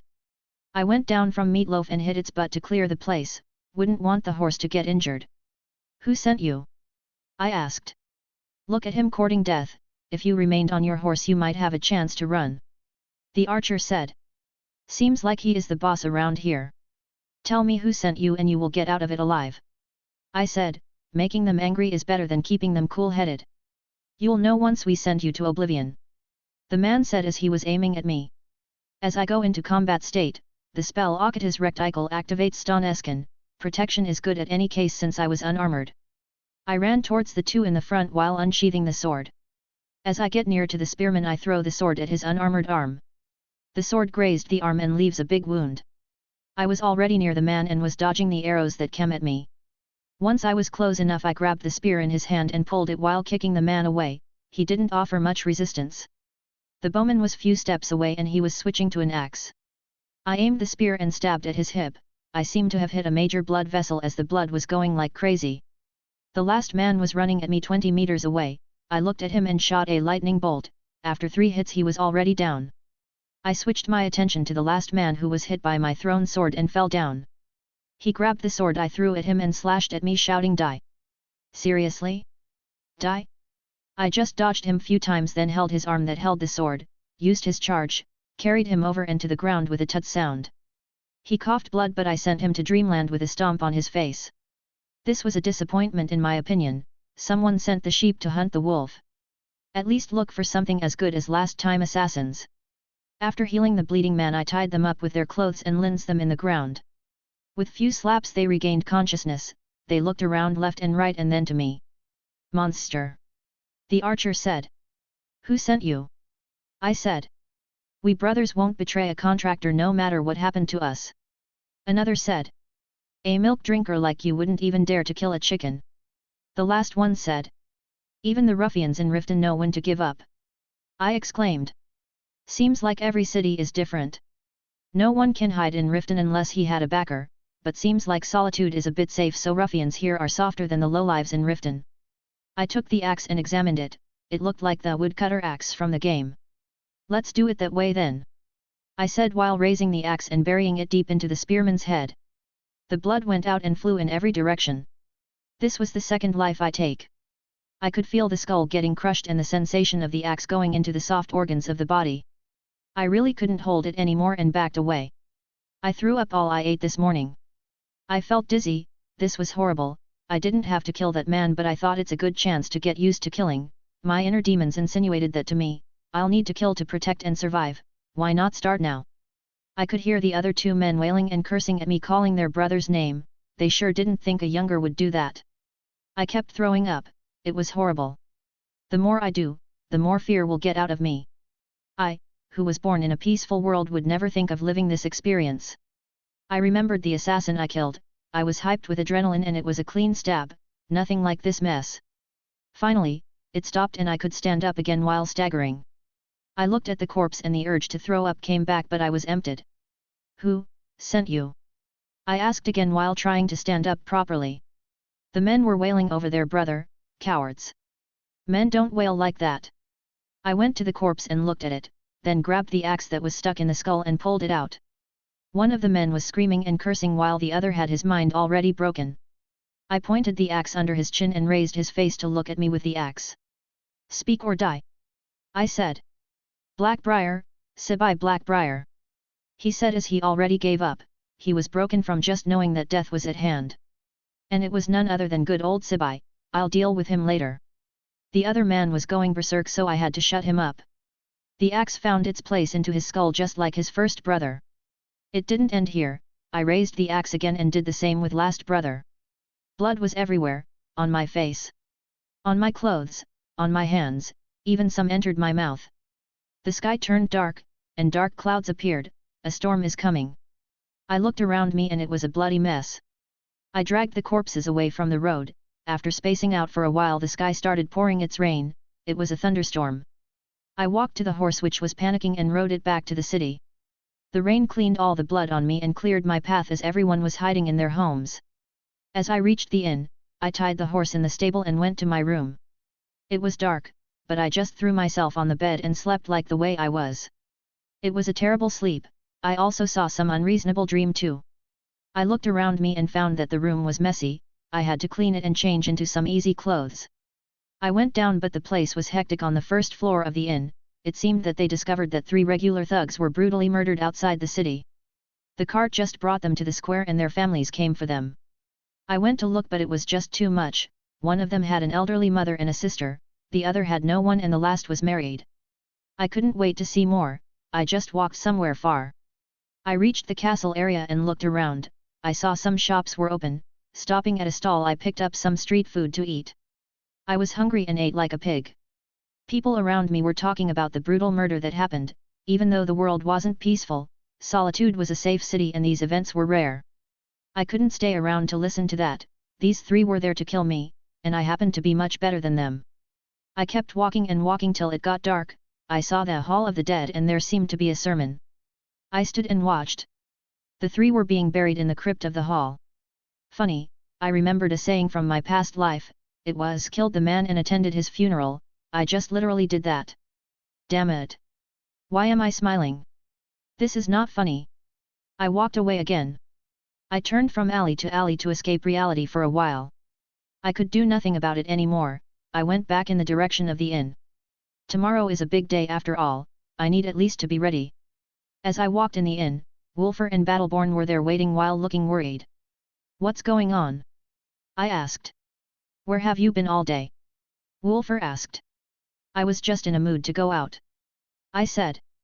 Did you forget about the lots event today? Battleborn said, I went in your stead and something is not right. Drawing lots was that thing about arranging the 32 teams into the elimination contest. Team duels were to start tomorrow and it could be considered the main event. What happened? I asked. After the assassins team were discovered, the teams became 31, so that means a team will go to the round of 16 without dueling.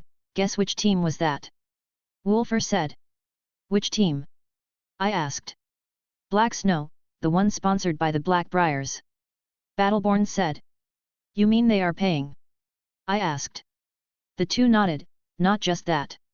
Wolfer said, all the teams we are facing are a headache after a headache. Who are we facing? I asked. We are the first duel tomorrow. We will face Team North Stars of that guy Ongium. Battleborn said, after it, in the round of 16 we may face the Companion's second team. No problem on my side, I would hate it if we faced any weak team. I said. Thought you would say so. Wolfer said, but whatever bothering you today may affect us tomorrow, so you better be ready. Okay? Anything else I should know about the matches? I asked. Nah. Just that each round will be finished in a day, which means this team duels will take 5 days to finish. Battleborn said. I know about this. Anything else? The number of fighters in the arena will be according to the lowest team in number, which means if we go 5 against 3, the team of 5 will only send 3, if one of those fell, then another can take his place. This is unfair for small teams. Lucky for us the smallest team is just 3 players, which means we can go in and out as a whole. What about our strategy? Wolfer asked. We will go with the usual one. I will take a flank and support with healing. You will carry your shield and defend the middle while Battleborn will be taking the other flank with fast hit and run. I said. Sure, it will work. Battleborn asked. Like a charm. I said. Chapter 27. The round of 32 is a good distraction. The first match was us against the Team North Stars. The arena was full and every big shot was there. Virmo took the commentary as usual and made the introduction of the teams. Team White Wolves was me, Jon Battleborn a swordsman and Wolfer a shield bearer. Team North Stars was Ongium a berserker, Hjargrim with a sword and shield and Dritla a giant tomboy girl with a spear and buckler. Wolfer stood in the middle with his big shield. He had 4 small axes on his back and a new flail. To his right was Battleborn with a long sword, and on his left was me with Agni-Ra on my shoulder. On the other side, Ongium stood on the middle, on his left was Hjargrim and on his right was Dritla. I could see Skadi and Bhorna in the crowd, which made my mood much better. Now I need to kick Ongium and his goons to oblivion and win the damn duel. As the match started, Ongium ran like a madman, swinging his dual axes downwardly at Wolfer. Wolfer bashed him with his ridiculously large shield and Ongium staggered backward. Our plan was to not give them a time for breath. I rushed at Ongium and swung the hammer at him. the poor boy was taken by surprise and the hammer landed on him nicely. His teamwork skills are lacking, he rushed at us alone, we, on the other hand, didn't move from our starting place. His team caught up but I was back to my position. As Hjorgrim attacked Battleborn but they were evenly matched, Wulfr and Ongium clashed once again yet Ongium this time has the upper hand as his axes were faster than Wulfr's flail. Dritla attacked me relentlessly, I have to finish her before we get the others. After few exchanges, Dritla stabbed at me with her spear but I retreated backward and hammered down her spear. As her spear touched the ground it broke. The girl was in distress but I kept attacking and she was defending with the spear's pole. I managed to land a hit after a long exchange and she was as good as done. Wulfr, switch. As I say that, Wulfr backs away from Ongium and faces Dritla. Ongium tried to stop him but I was on his way. What's up? I said. Ongium was annoyed by my way of speaking and started waving his axes left and right. I dodged only to the back to make a space away from others. After taking enough distance and using his rush I started my counterattack. I swung my hammer at him and he crossed his axes to make a hasty block. The weapons met and he survived the surprised attack relying on luck. He thought he changed the situation using the slow reaction of hammers, yet who did he think I am? The second swing was not a second late to the first followed by a kick to his knee and a third hammer swing. Ongium couldn't do anything but to retreat, he took some distance and started running at me like a madman. Explore the extended edition on . His axes moved faster than my hammer and he was moving fast too, I can't afford to lose in speed against that guy. I rotated my body around itself and threw the hammer at the rushing Ongium, his rush was disturbed. Then I hastily made 2 bound sword spells on each hand summoned 2 spectral swords. Using magic you shameless bastard. Ongium said, he must be one of those Nords who hate magic. Humph. I could only snort at that ice-brain Nord, these people are simply stupid. The fast exchange started to happen once again, this guy was really tall, also he had a lot of stamina, his strength and speed were good as well. I was faster than him but to overwhelm him, I needed to weaken his momentum. I cut him few times and he got annoyed of it, but as I should not exhaust myself on him I had to play it dirty, no, we had to play it dirty. Just as Wulfr was done with already beaten up Dritla, he came rushing at Ongium who felt distress. 2-on-1 ended quickly and Ongium was lashed by Swulfr's flail on his armor which barely absorbed some of the shock. The last one was Battleborn and Hjorgrim. Battleborn was already winning but we surrounded Hjorgrim and thrashed him black and blue. Our win was declared, it was an easy and fast fight. Following up was the Companions' second team against Team Cold Wind, I could foresee an easy win to the Companions' first team. The other important matches were Stormcloaks vs Winter Era, Wolfsong vs Warm Maidens, Wolvenstorm vs Companions' first team, Golden Swords vs Shattershield, Arcane Wisdom vs Fair Winds. This only meant that the city will be watching the matches and the streets will be quiet. I told Wulfr and Battleborn to watch the matches and left alone, I have a plan to make. I tried to get a map for the sewers from the Thieves' Guild but it seemed like there is no one who goes there for any reason. My interest in the sewers was because in the game, you can escape from the castle's jail through it, that's how I was planning to save the assassin girl. After all I left her a message when I threw her journal to her. I remember what I wrote, I thought to interest her if I wrote a poem back to her and this was my first time writing a poem to a girl, how embarrassing. I found a manhole in a hidden place behind the alchemy store I spotted a while ago, I had already taken my plate body armor off as well as the helmet and left the hammer away before I leave the arena. I was now light armored and pretty much agile, I went into the manhole and closed it after I went in. This smell of ST that I never forgot from Riften's Ratway was here, still much better than the Ratway. This sewer system was wide and its style was much more modern compared to Riften, I think the city takes care of this place probably. Preparing a candle light spell and a bound sword spell, I now was ready to explore this sewer system. Relying on my good sense of direction I made a guess and followed it towards the location I guess is the place where the castle is. Some parts of the sewers were new, some other parts were really old, some parts had Dmer pipes going through them, I guess the city imported them from Solitude. Skivere were everywhere of course and I was used to killing them in the Ratway, what was unexpected was undead. An undead Dragra appeared before me. What brings a Dragra to a city sewer tunnel? I made a guess but maybe some old crypt was open to the sewers or something. Dragras are mummified ancient Nords to protect the old crypts of the dead, these things were one of the arts of necromancy that the old Nords excelled in. I didn't find the Dragra to be that much strong but it moved so fast, I used the bound sword with a sunfire spell on the left hand, it was pretty much done for. I checked the equipment on it. It looked like the ancient Nord equipments from the game, but they were pretty much rotten. The wood of the axe turned green. It was a mystery how these things remained sturdy. Moving on, I arrived to corridor. It was going up somewhere. The area around was old, so it meant this part of the underground sewers wasn't manned. I went up the corridor and could feel few presents. I think I reached where I want. I was under the castle. I could see some old walls and few holes in them. I cancelled the candle light spell and waited for my eyes to get used to the darkness. I tried to look through the holes, but I found no clue to which part of the prison was this. I made a bound dagger and started removing some bricks from the walls. I could see few prisoners now. Examining the terrain, I found the cell of the girl, but it was a challenge to get to. After finding a way to the wall behind her cell, I started removing the bricks carefully. The girl noticed something was not right and approached the wall. "Don't make any noise," I whispered to her. "Why are you helping me?" She talked in a low voice. "I am from the guild. Gimza wanted you out or dead depending on what you confessed," I said. "But I didn't confess anything," the girl said. "That's not for me to decide," I said. "Thank you about the journal," she said, "and the poem." "No problem, 5 days from now the tourney will end. I will leave the city and I'll break you out that day," I said. "Remember what I wrote, wait until fire breaks out." "Fine," she said. "By the way, what should I call you with?" I asked. "I am known as Mabia, but that's the name they gave me. I don't have a birth name," she said. "What a tragic child. The hole is big enough now," I said. "When the fire breaks out in the castle, know the bricks and run to the sewers. I'll be waiting." "Okay," she said. "I'll be needing some boots by then." "Demanding one, aren't you?" "Fine, I'll bring you food too," I said.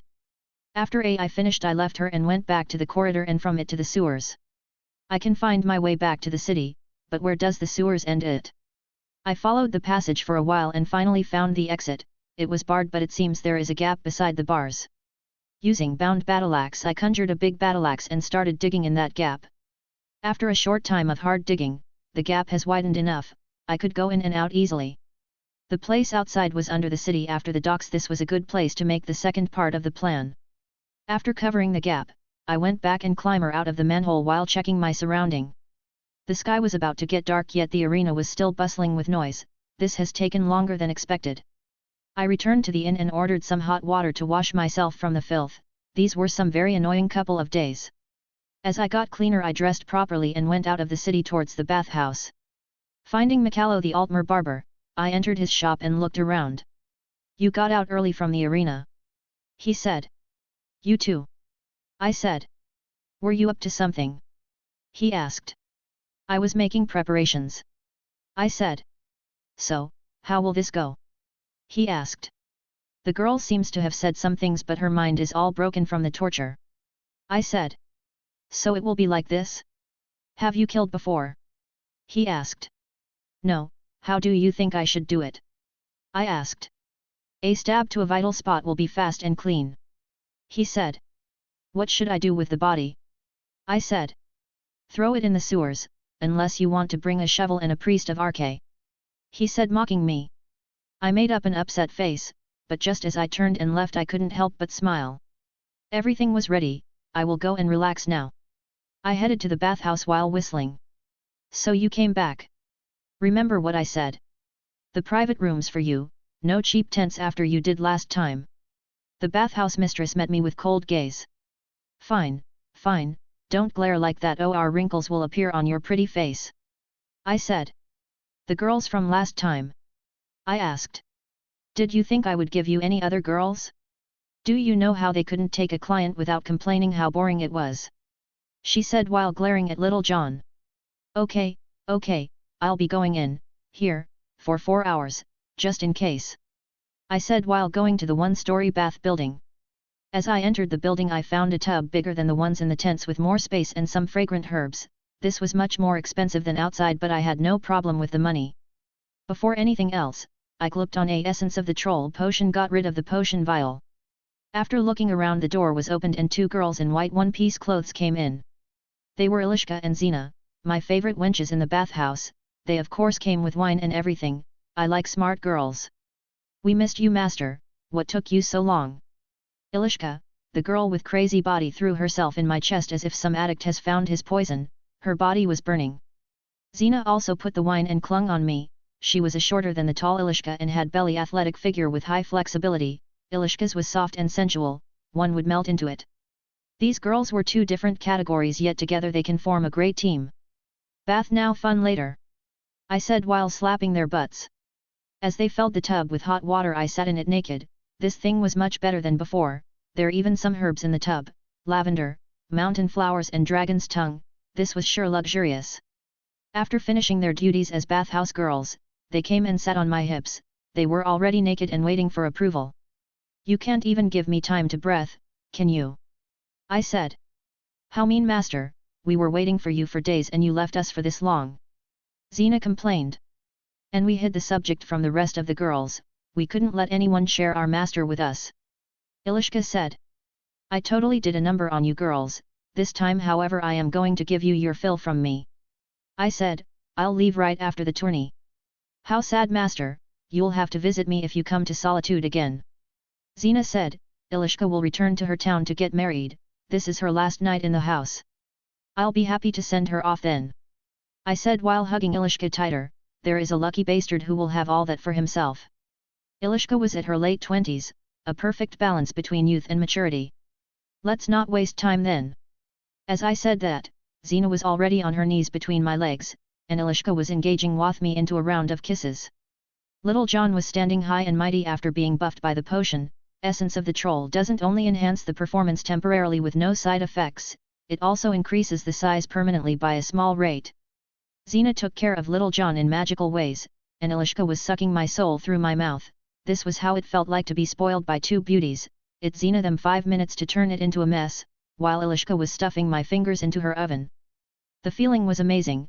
I don't know what's got my head, but I took my fingers off Ilishka's oven and stuffed them into Xena's mouth, who sucked them clean. This was a bit sadistic even for my standards. Sometimes an inner devil insinuates me for these stuff though. Ilishka's body was burning with every second. I was starting to feel worried, so I looked at her face. Her expressions were already in another realm. Yep. She is ready. I took her up and took her legs around me while sitting and carefully put it into hers. She was making all kind of moans that made me go crazy.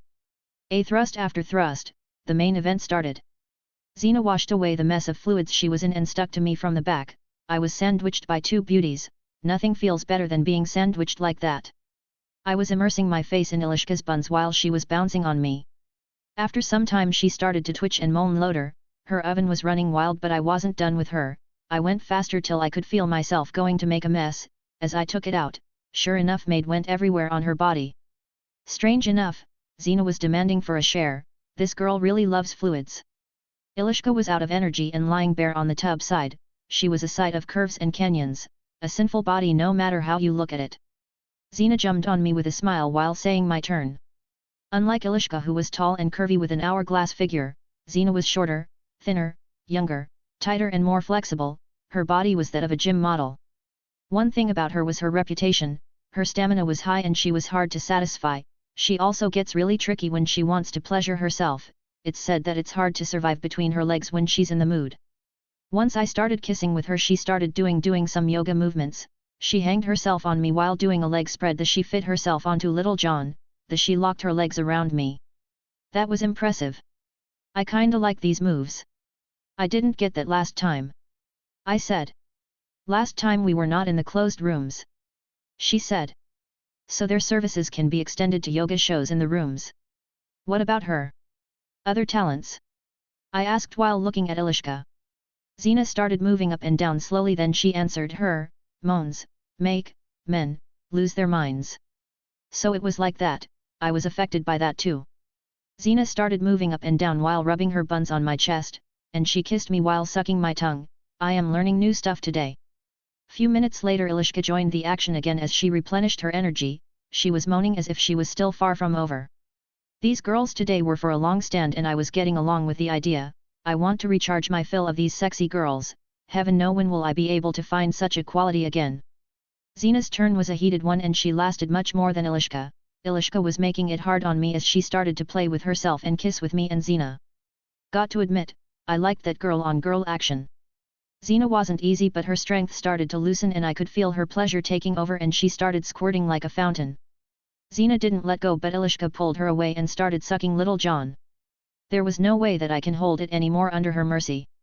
Xena was still sucking on my tongue as Ilishka was switching between little Jon and Xena's oven. Just as she was done, she climbed up and joined the fray upstairs. I was holding a beauty in each hand and engaging in all sorts of pleasure. I had an idea from a hentai clip I saw before. I lied Ilishka on her back and Xena on top of her face to face, then I pressed on them as their ovens stuck tightly on each other. It felt so hot as if it was the living incarnation of the Red Mountain. I'll call that position Vanderfell then. I stuck it between the two and started pleasure all of us. Ilishka and Xena played with each other and were firing each other up. This didn't end until I mad mess few times following one another without stopping. As we finished, the girls were already lying bare on the ground to rest. No matter how I see it, everything is too sticky that we needed a serious bath now. This was amazing. I said. Yes, Master was greater than last time. Ilishka playfully. Hehe, I felt that too. I was satisfied. Now clean this mess up. Xena shouted for a servant to bring many barrels of hot water to the room. They came right away and everything was cleaned in few minutes. While they were bathing me, I made a real conversation with them for the first time. So what brought a nice place like you to nice wenches like this? I asked the question playfully. The girls giggled and looked to each other, then spoke. I escaped from home to find a family member who escaped from home too. Interesting story. I said. Actually it was messed up. The girl laughed and spoke no more. This meant she won't tell more. What about you? I asked Ilishka. I just left my town to make money in the city. Once I get back, I'll buy my family's house back and get married. She said. As long as you don't go anywhere near Helgen. I said. What about Master? Xena asked. I'll win the tourney, then I'll wander Skyrim. I said. We don't go to the tourney, but we heard that Master's prowesses in battle are as great as in bad. Ilishka said. Damn right. I said, then kissed her for her good choice of words. Won't Master find a Jarl to serve as the other free participants? She asked. I am better of on my own. I said. Chapter 28, The Round of 16, Part 1, Jon is angry. Just as I finished the bath, I dressed myself and got out. The bathhouse started having customers after the matches ended. Walking out, I saw the bathhouse mistress calling for me. More money? I asked. I am wondering how you last this long, boy. She said, if it was not for Xena, even if I gave you 5 girls you shouldn't last that long. The glory of being a Dragonborn may be reflected on this feature too. I said. Dragonborn? Glory. I heard stories about that, but don't joke around with this word around Nords. She said. I know that, but, what stories? I asked. The stories of Tiber Septim. He had his ways with ladies, like the Queen of Mournhold. She said, but as I told you, don't go around saying jokes about Dragonborns and Talos. Nords don't fancy these kind of jokes. Fine, fine. Thank you. I said my thanks and left. I returned to the inn while humming the Pink Panther theme. My mood was just that good. You're late, we sent people to look for you. Sviti was the one waiting for me right after I went into the inn. Something did happen? I asked. Something did happen. She replied, when we got out of the arena on the way here, some drunk thugs wanted to fight with Brother and Jon. We took them as some drunks wanting to brawl, but suddenly they took out daggers and went for blood. Her tone was stiff and her face was pale. Brother and Jon fought them and beat them up. One of the thugs bled too much and no one saved him. Now the guards have them in the castle jail. Sviti said and started to cry. Calm down, they'll be all right. I said and hugged her. She was shivering. She was barely holding herself together, but now she's in a mess. If Wolfer saw her like this, he'll go berserk. He is overprotective when it comes to her. I ran to my room and found the armor, hammer and helmet I left behind. Sviti said she asked someone to carry my stuff here. I put on the armor and carried the hammer. Everything was done. I took the poor girl and ran to the castle. I was surprised of what I saw. A crowd was standing angry outside the castle and Captain Aldous was talking them away. Once the people saw and recognized me, they made way for me to pass. It was kind of them. Most of them are fans who witnessed the incident. Surprisingly enough, Porna was there as well as Skadi, who was talking directly to Captain Aldous. Glad you are here, say something to calm that angry mob quickly.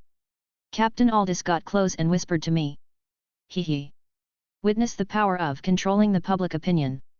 Thank you everyone for coming here.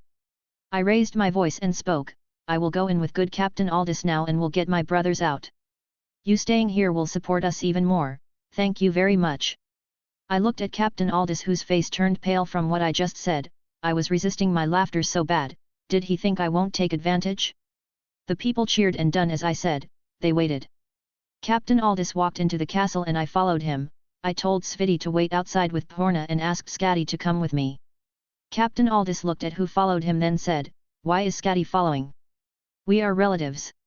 I said, far relatives actually. Captain Aldous' eyes widened and noticed the similarities between us. Skadi on the other hand was taken by surprise, yet she covered her expressions by a fake cough.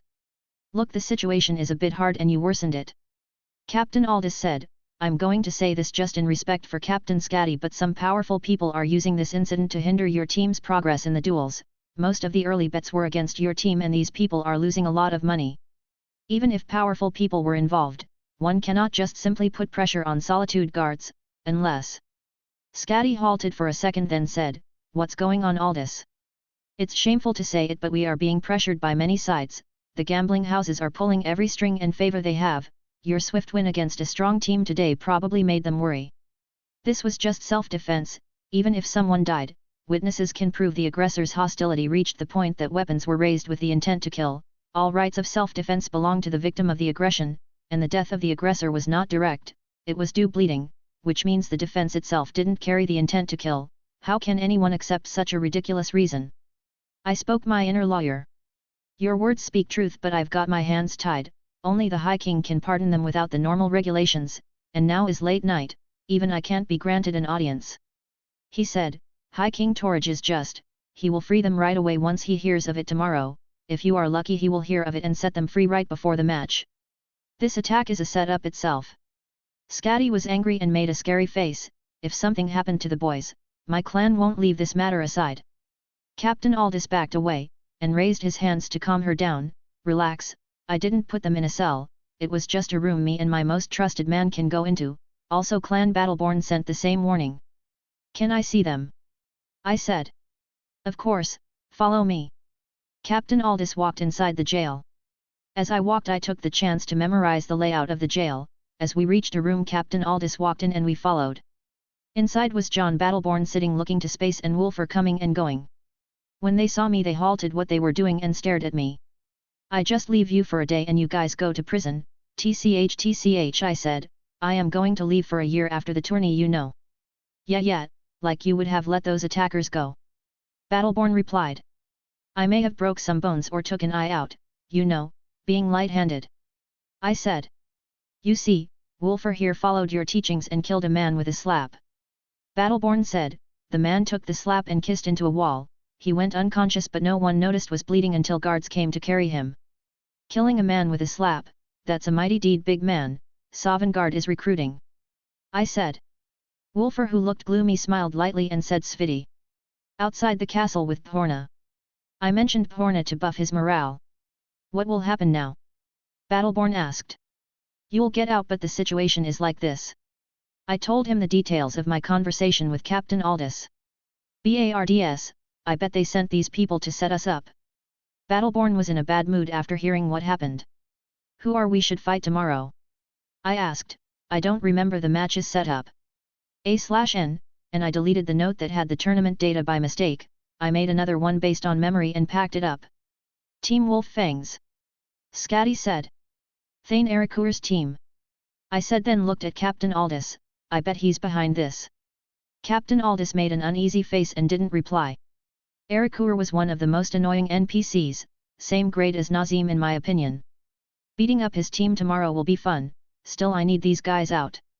It seems I can't get you out now but be patient, I'll do what I can. I said that and went out with Skadi and Captain Aldous.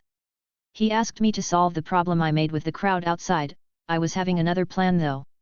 Outside the castle, a crowd stood and on top of it was Sviti and Porna, I could only assure them about the well-being of Wolfer and Battleborn.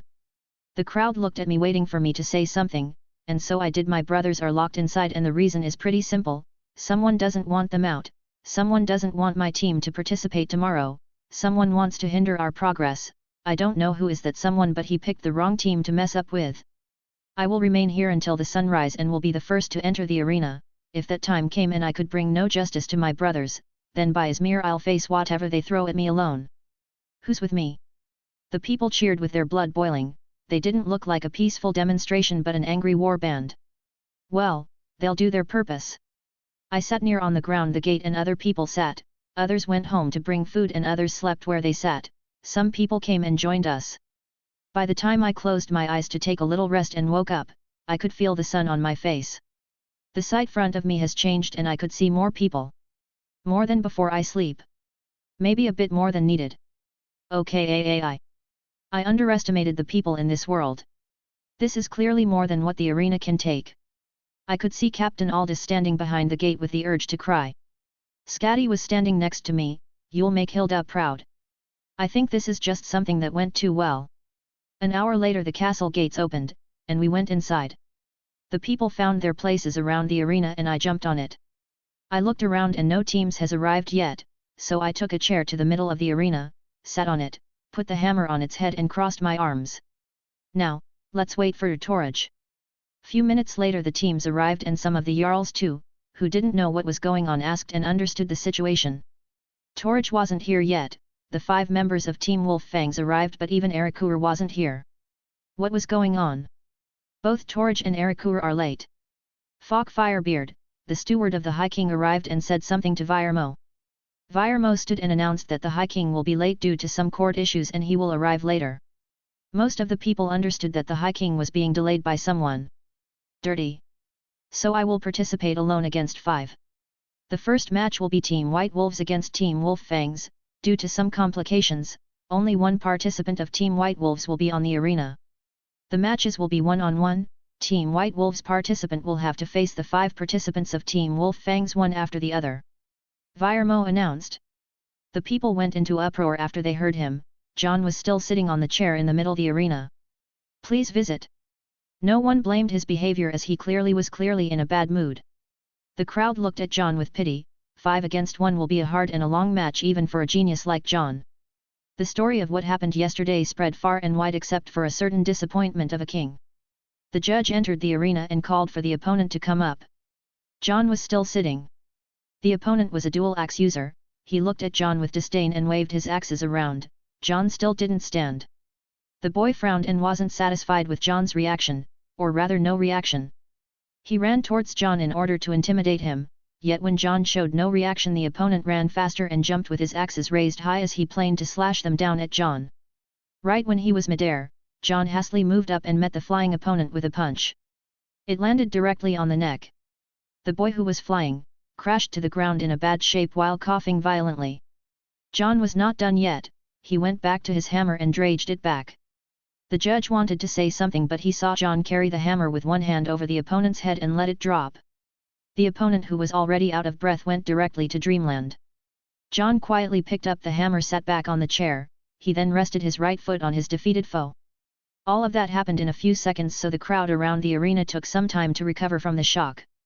This was absolute dominance, some of the VIPs shook their heads from how arrogant youth can be, some nodded with satisfaction and some were having dark expressions. Elisif who came without Torage was covering her mouth with a hand from the brutal encounter. The other participants who most of them has faced Jon had some mixed emotions about this but mostly they were cheering for Jon. Jon looked like the harbinger of death and his hammer that was blunt on a side and has a spike on the other was akin to his scythe. The defeated opponent should be moved from the arena but everyone forgot about that. The second opponent jumped into the arena shouting at Jon telling him to remove his foot from his brother. Jon only smiled faintly back. The boy who was a sword and shield user raised his shield ahead of himself and ran towards Jon while roaring. Jon held the hammer properly this time and rotated around himself 360 degrees. Just as the opponent arrived, Jon's hammer was already welcoming the shield, a high-pitched ting sounded out followed by the sound of something getting broken. The shield appeared to be fine but the boy who was already on the ground started wailing while holding his left shoulder. Jon refused to show mercy and grabbed the other arm of his opponent, twisted his right leg around it, stomped tightly to the ground and twisted his whole posture this time. This was an otherworldly shoulder dislocating technique. A/N, from Aikido I guess, did I say it right? The boy screamed from agony and had no will to resist. Jon sent him to dreamland with a stomp on the face. The crowd didn't make any sound this time. This was a punishment event hosted by Jon. If you don't want to watch, then just look away. Like that was even an option. Jon sat back with a faint sadistic smile on his face. It caused people with weak hearts to tremble. The remaining members of Wolf Fangs were angry. That was too much in their heart, yet it was within the rules, mostly. The one who came in the arena next was huffing in anger. He was a huge 2 meters meat tower covered by plate armor. His weapon was a large battle axe. The third opponent was controlled by anger. Even though he was this heavy, he was known as the main participant of Team Wolf Fangs, Igvar the Feral. As the Feral ran towards Jon with frightening speed not suiting his weight, people were already expecting a match, yet who knew what Jon was thinking? Jon didn't carry the hammer or anything, he just summoned a spell on each hand and started shooting them. These spells were not direct attack spells, they only caused runes to appear under Igvar's feet. Once he stepped on the first rune, lightning exploded out of it, and the second runes exploded after it was touched too. One must know that lightning magic and heavy armor are the worst combination ever. Igvar took one shock damage after another during his charge. Suddenly he fell and started rolling towards Jon. Jon wasn't merciful and spammed a rune after the other. The more Igvar rolls, the more runes explode. Igvar kept rolling until Jon's feet and his helmet fell from his head. What appeared was a foaming ugly face. Jon rested his right foot on the new footstool. The crowd that was expecting a fight discovered that Jon didn't even get up from the chair this time. The show of punishment was still on. The VIP were in a loss for words. Where did such a junior emerge from? So, Nurina's son can be as lawless as her. Farelda in the VIP seats murmured to herself. Who is Nurina? Someone asked. All heads in the VIP area was looking at Farelda. They all were demanding an answer. Nurina Aaron, Archwizard and head of the Conjuration Major in the College of Winterhold. She is his adoptive mother. Farelda was puffing her chest, showing off with her niece's hair. A/N, an Egyptian item for those who show off with stuff they don't have. It's Kale the Baldy is showing off with her niece's hair. The VIP area gasped in a fight and saw Jon in a new light. He was an arrogant youngster with a scary background, the son of an archwizard. Still 3 were down, 2 to go. Chapter 29 The Round of 16 Part 2, What's the Plan? What was an archwizard? In this world, archwizard are real powerhouses. Their title represents wealth and authority, but before any of that, it represents personal strength. An archwizard in any school of magic can turn the tides of strategic or political battlefields with only making appearance. An arch-conjuration wizard can summon a small army, and can afford to fight alongside it and keep its numbers. An arch-destruction wizard is akin to a natural disaster, stuff turn into cinder in his path. An arch-alteration wizard can manipulate, protect, and do all incomprehensible magics. An arch-illusion wizard can put a city to sleep or make it disappear. An arch-restoration wizard can aid an army of mortals to do his bidding or destroy hordes of undead. And right in front of them was a younger who was the successor of one. Not just his background was scary, his magical and martial prowesses are beyond his age. This identity revealing made those who had ill intent towards Jon chase away these ideas as if they chase away rats. Now they were pitying the fools who made things difficult for him. When you're just trying to make great content at NV. Everyone was looking at the remaining 2 boys of Team Wolf Fangs. Jon was also looking at them with his newly developed sadistic smile. The 2 were in distress. Going against that mad dog after what their sponsor has done is a suicidal idea. The other problem was if they surrounded in this fight without their sponsor's approval, they might get no money, and people will brand them as cowards. Scatty on the other hand was witnessing a scary side of her long-lost nephew. The innocent-looking Porna was reliving a trauma, but Sviti who witnessed Jon's wrath before wasn't surprised. At the VIP area, hurried footsteps could be heard from the back stairs. Who appeared was the supposed to be hero who would bring justice to the oppressed team, High King Toraj, followed by Erikur, a Thane and an owner of a large gambling business. Told you to stop yapping about worthless stuff, let's catch the first match before. Toraj was trying to look as much dignified as possible while trying not to start running, yet he halted. My king, I bet the match has already finished. Thane Erikur said, Team Wolf Fangs is. What in oblivion is that? Normally everyone would stand up for the king, yet no one was giving a skeever's butt about who just came in. As Toraj entered and noticed that he followed the line of sight of the spectators and halted his speech, Erikur who followed few steps behind did the same but with a different reaction. Toraj wanted to ask but he looked at the benches and found a place between Elisif and Jarl Ajrod. He sat and closed to Elisif. Eli, what's going on? He whispered. Shut up now. Elisif, the gentlewoman who looks away when there is violence and hates the arena, was so focused that she shooed away her king and husband with her hand. Torij was shocked, but the scene on the arena was too mysterious, so he won't think about her action. He looked at Jarl Ajrod. Jarl Ajrod did. He was about to say something. After the match, we need to talk. She interrupted him without pity. He finally understood that he messed somewhere. Falk Firebeard, the good steward, didn't want his king to look clueless, so he approached him from behind and whispered about the events and highlighted Erikur's scheme. During this, Torij's expressions were smiling, then wondering, the taken aback, then wowing, and finally glaring at Erikur. Erikur, on the other hand, was breathing flames from the side in front of him. His team of juniors that he gathered and honed was crushed single-handedly by Jon in an unsightly manner. Jon's arrogant appearance added to the flame, and he was reaching the limits. Jon was watching what's going on in the VIP with half of his eyes. His focus was still on the two opponents that didn't want to go up. He was starting to get bored as the more he waited, the more he started to cool down. He suddenly had an idea and stood up. I see that this is going to end quickly with nothing we can call a fight. So, I came up with something. He talked to the opponents. I'll give you guys a good chance. I won't use magic against you or even a weapon. Furthermore, I'll take you on both at the same time. The crowd came into another uproar. This was going to be interpreting. The last two opponents started thinking about it. They have a better chance, but that could be a trap, and if THWI lost, it would be unsightly. Jon wasn't afraid of anything. Erikur was dirty, yet he wasn't the same Erikur from the game who owned half Solitude. He's wealthy but can be put down. Jon winning this tournament is already a good enough setback for Erikur. Erikur looked at the two and signaled for them to move. He was thinking, after getting this far, don't think of walking out of it alive.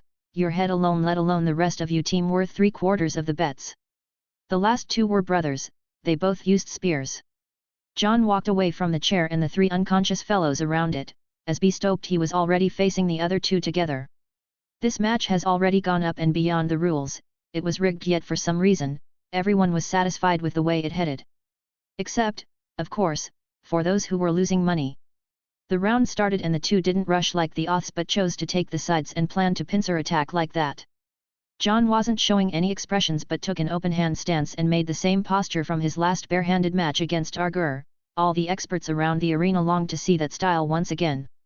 First spear came to Jon from his left. Jon guided it away with his left hand and rotated himself under the spear with a kick to the opponent on the left. The kick landed and the opponent felt its weight and power.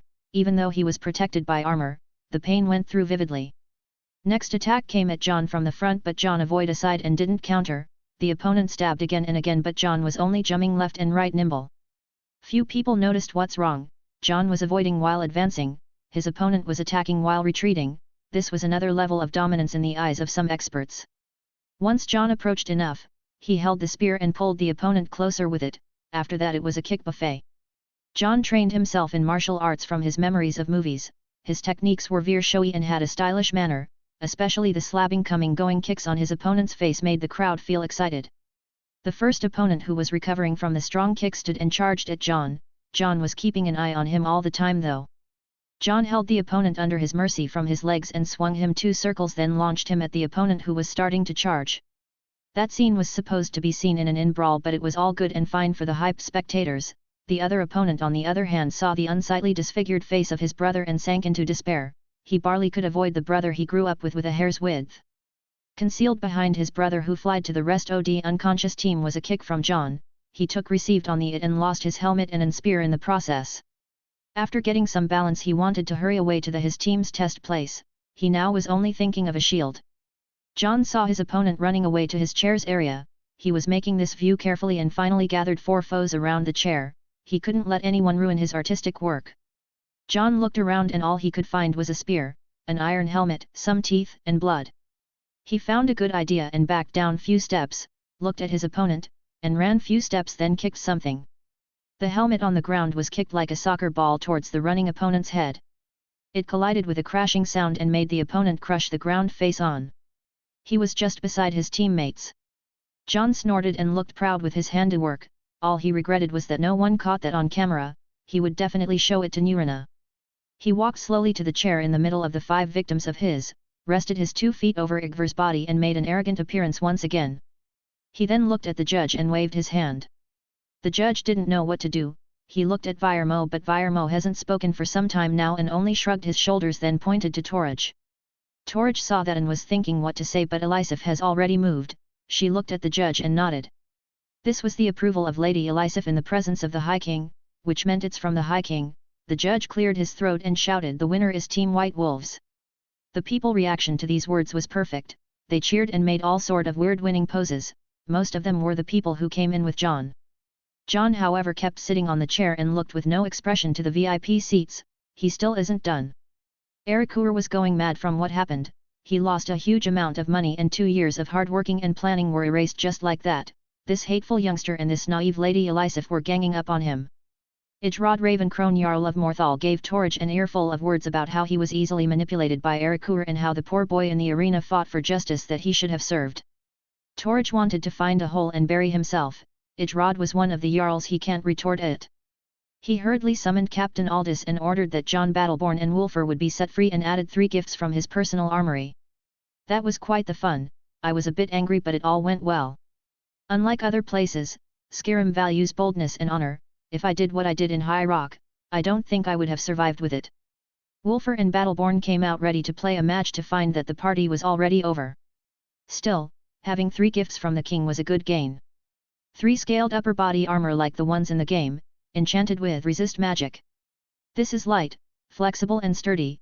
I took a liking to it right away, and I'll wear it from the next match. Skadi told me she would take care of Erikur if he made trouble. I started telling her about his plan to monopolize business in Solitude, and said it's from a valid source. She assured me that her clan will overthrow him from the king's court in no time. That's a peace of mind to me. By the times the dragons return, he'll be a very annoying personality in Solitude. He also is making business with the Thalmor. I made sure to tell that to Skadi. Next matches were as follows: Team Great Bear vs Team Stormcloaks. The Stormcloaks won. This team has the very first NPC the players talks to in the game, Ralof of Riverwood. These 2 teams came from Thixami City and sponsored by Ulfric. Companions' second team led by Vilkas vs Team White Plains of Whiterun. The Companions won. Team War Maidens of Whiterun sponsored by the biggest weapons shop in Whiterun, and the team was Full Girls team led by Lydia herself. They went against Team Golden City of Markarth and won a glorious match. Getting the chance to see the young Lydia was amazing. I really am interested in my most basic NPC follower background. Golden Swords led by Argur and sponsored by Torij went against Companions' first team led by Farkas. It was a heated match, but Argur won after a long clash with Farkas. Team Snow Bears of Windhelm vs Team Crossed Daggers of Riften. Team Snow Bears won. Now Big Bad Ulfric has 2 teams in the quarter-finals. Disappointingly enough, Team Arcana Wisdom of the college went against Team Black Snow of the Black Briar and Snowshod clans. The college made a show of power and won with a style. That was the end of the day to me. I went straight to the inn and wanted to jump into bed, yet someone knocked on my door. "You have a guest," the inn girl informed me, and I went down with her. Who was waiting for me was Rusning. He stood and said, "Follow me out." Outside the inn he stopped and faced me. "Someone came for me and offered me a handsome amount of money for your head," he said.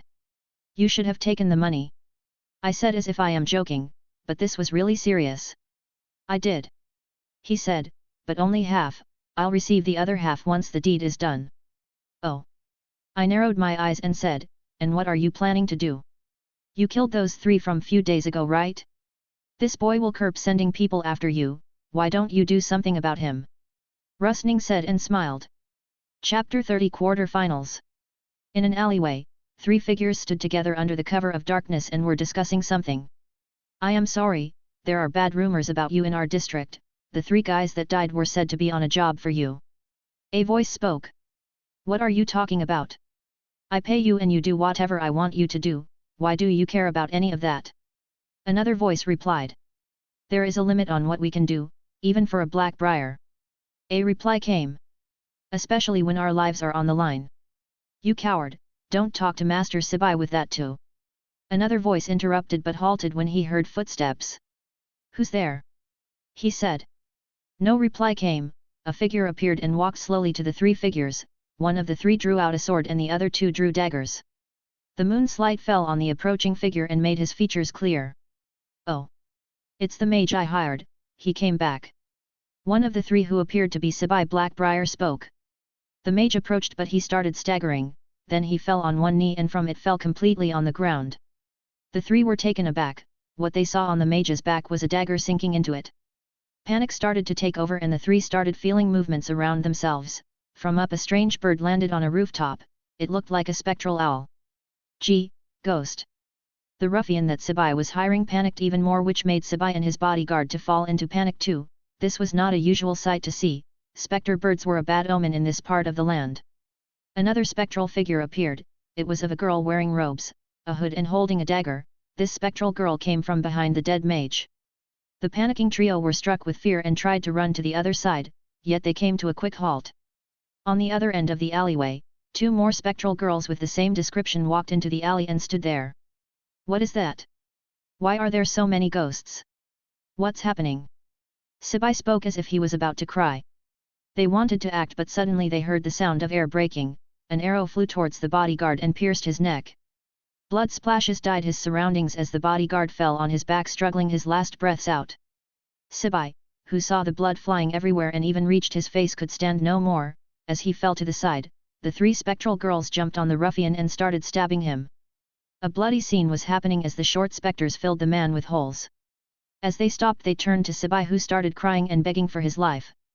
They surrounded him and did nothing. Sibai was pale as fear controlled every inch of his being. Footsteps could be heard from the dead mage's direction. Sibai looked to see a figure clad in a black cloak holding a bow in his hand. Sibai knew this was the archer that killed his bodyguard, and the one who made the ambush. The figure stopped by the dead mage's body and stretched his hand. A Hora's voice sounded, "I call upon the ancient powers of oblivion to bring forth this dead and raise a zombie." Sibai was terrorized. These were some evil words that meant dealing with undead. He could only say necromancer. The dead mage's corpse started to move and stood up in a spooky manner, making weird voices. The necromancer looked at Sibai and walked slowly towards him. The undead mage was following in a weird walk. Sibai started apologizing and begging for his life, yet the necromancer snorted in disdain. "That's an appearance suitable for a black briar," the necromancer said and removed his hood. Please visit for the latest chapters. Sibai looked at the necromancer in a daze. He was shaken and suffering from conflict in emotions. The necromancer, who was naturally Jon, crouched down to see Sibai face to face. "In the game, you used to be an arrogant asshole, but you were not a coward," Jon said and continued, "Why are you so persistent on killing me?" Sibai was recovering from his shock, yet fear was already playing him. He looked at Jon with mixed expressions of fear and hate. He didn't answer Jon.